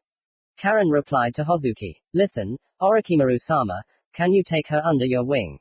Her story is really sad. And besides, She has abilities. Karen, you say. The snake looked at the girl thoughtfully. Uzumaki, am I right? Yes, you are right, Karen replied, swallowing. Kakuku, girl, don't be afraid, I'm not a villain. That's just what they say about me, said Orochimaru, but of course I didn't deserve trust. Well, we have a battlefield here, so I'll leave you and take the girl under my wing. He doesn't inspire confidence, does he? Sugetsu chuckled, looking at the girl sitting on his back. No, the girl answered fearfully. To be continued. Commentary on Part 30. Introduction. Well, it just happened that way. Unexpectedly. If you noticed, a new pairing appeared in the header. In short, yes, I really got excited about this couple. This is not some kind of filler, etc. No, I will definitely return to their story later. Well, people, I hope you liked the part.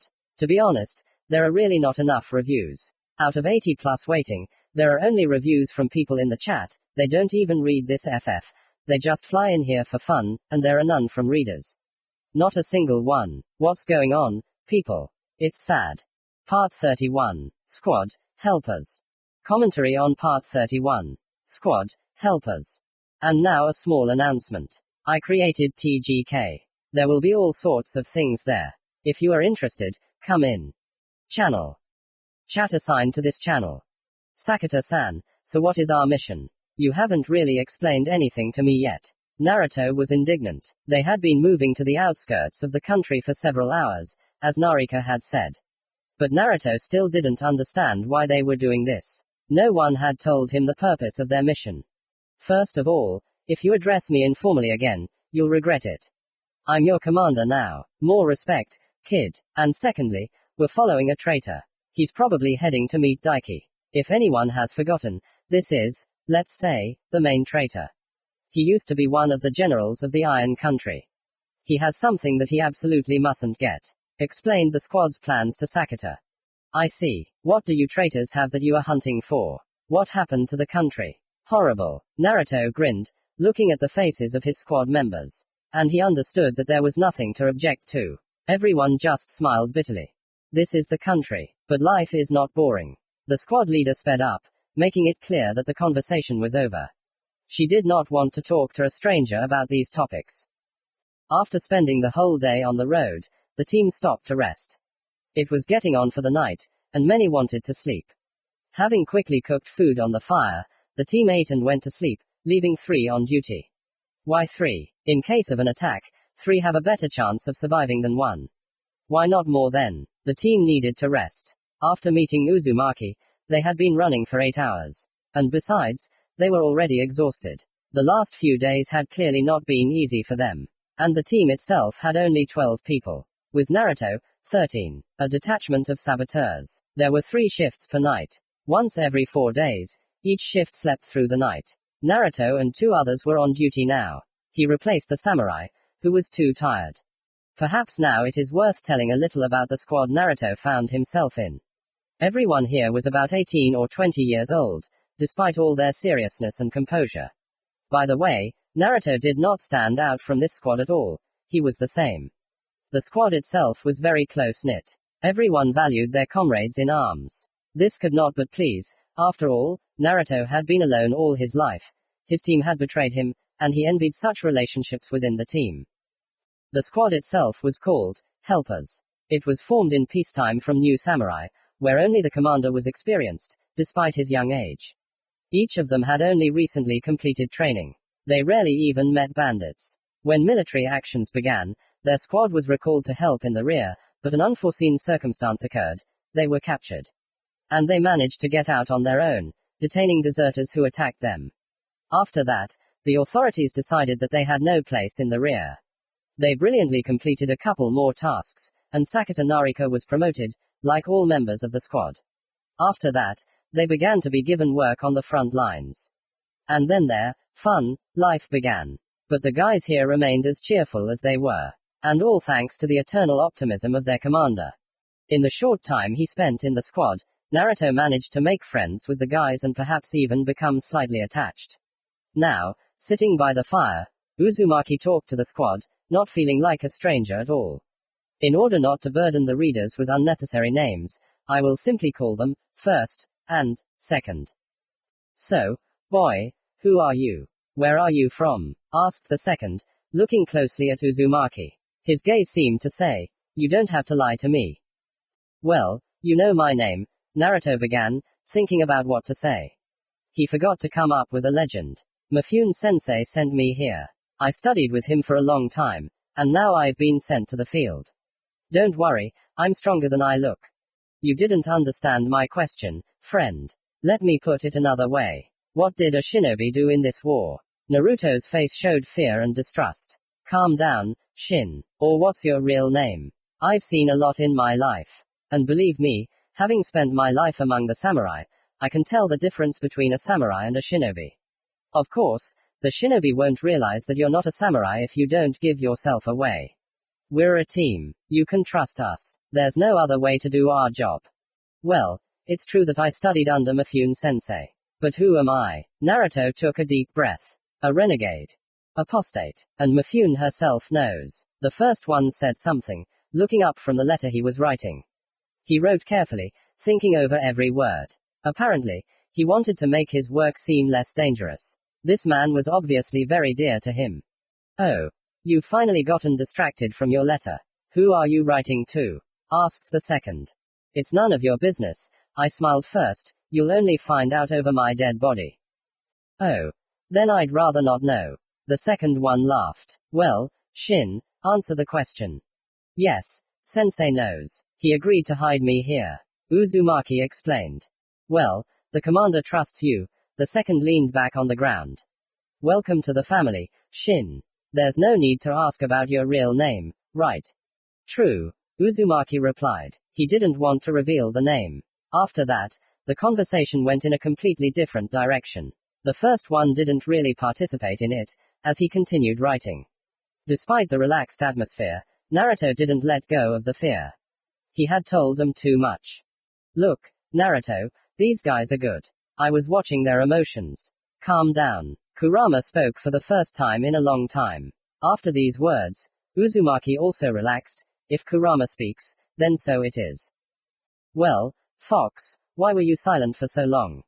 I was sleeping. You almost died 3 times in the land of lightning. So don't bother me while I rest. Kurama answered and closed his eyes again. Naruto had no idea that everything was so serious. Now he just smiled, glad that he had such a wonderful companion.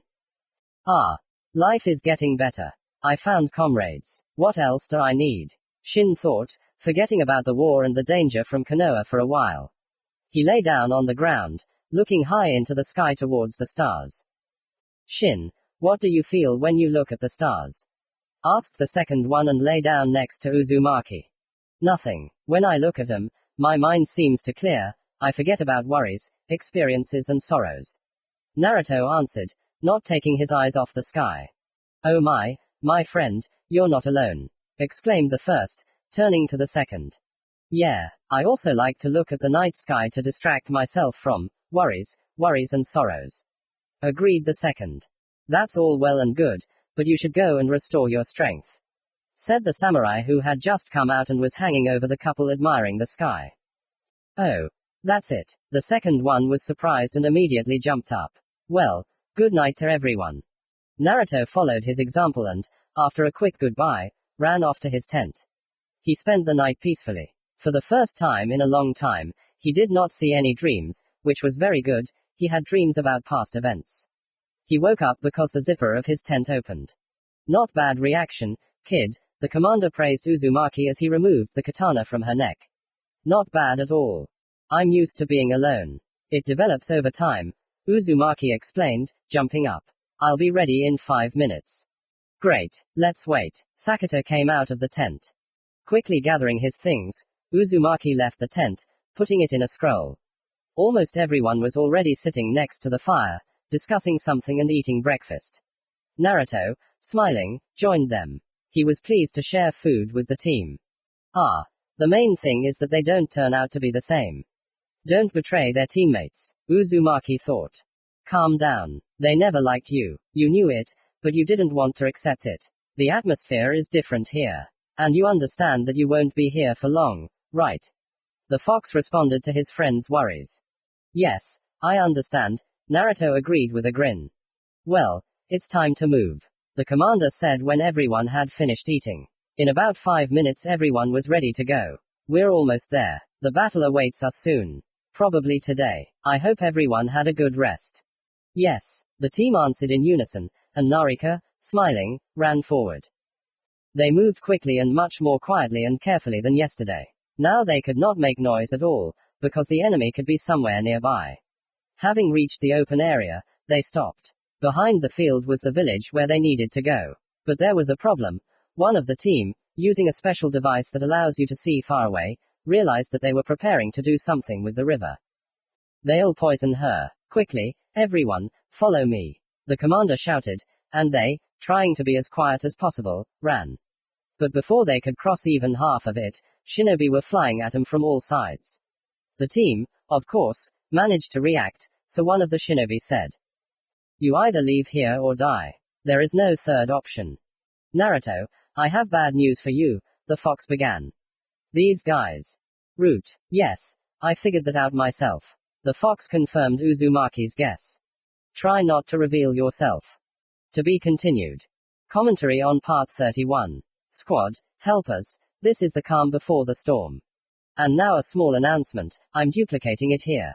I created TGK. There will be all sorts of stuff there. If you're interested, come in. Channel. Chat assigned to this channel.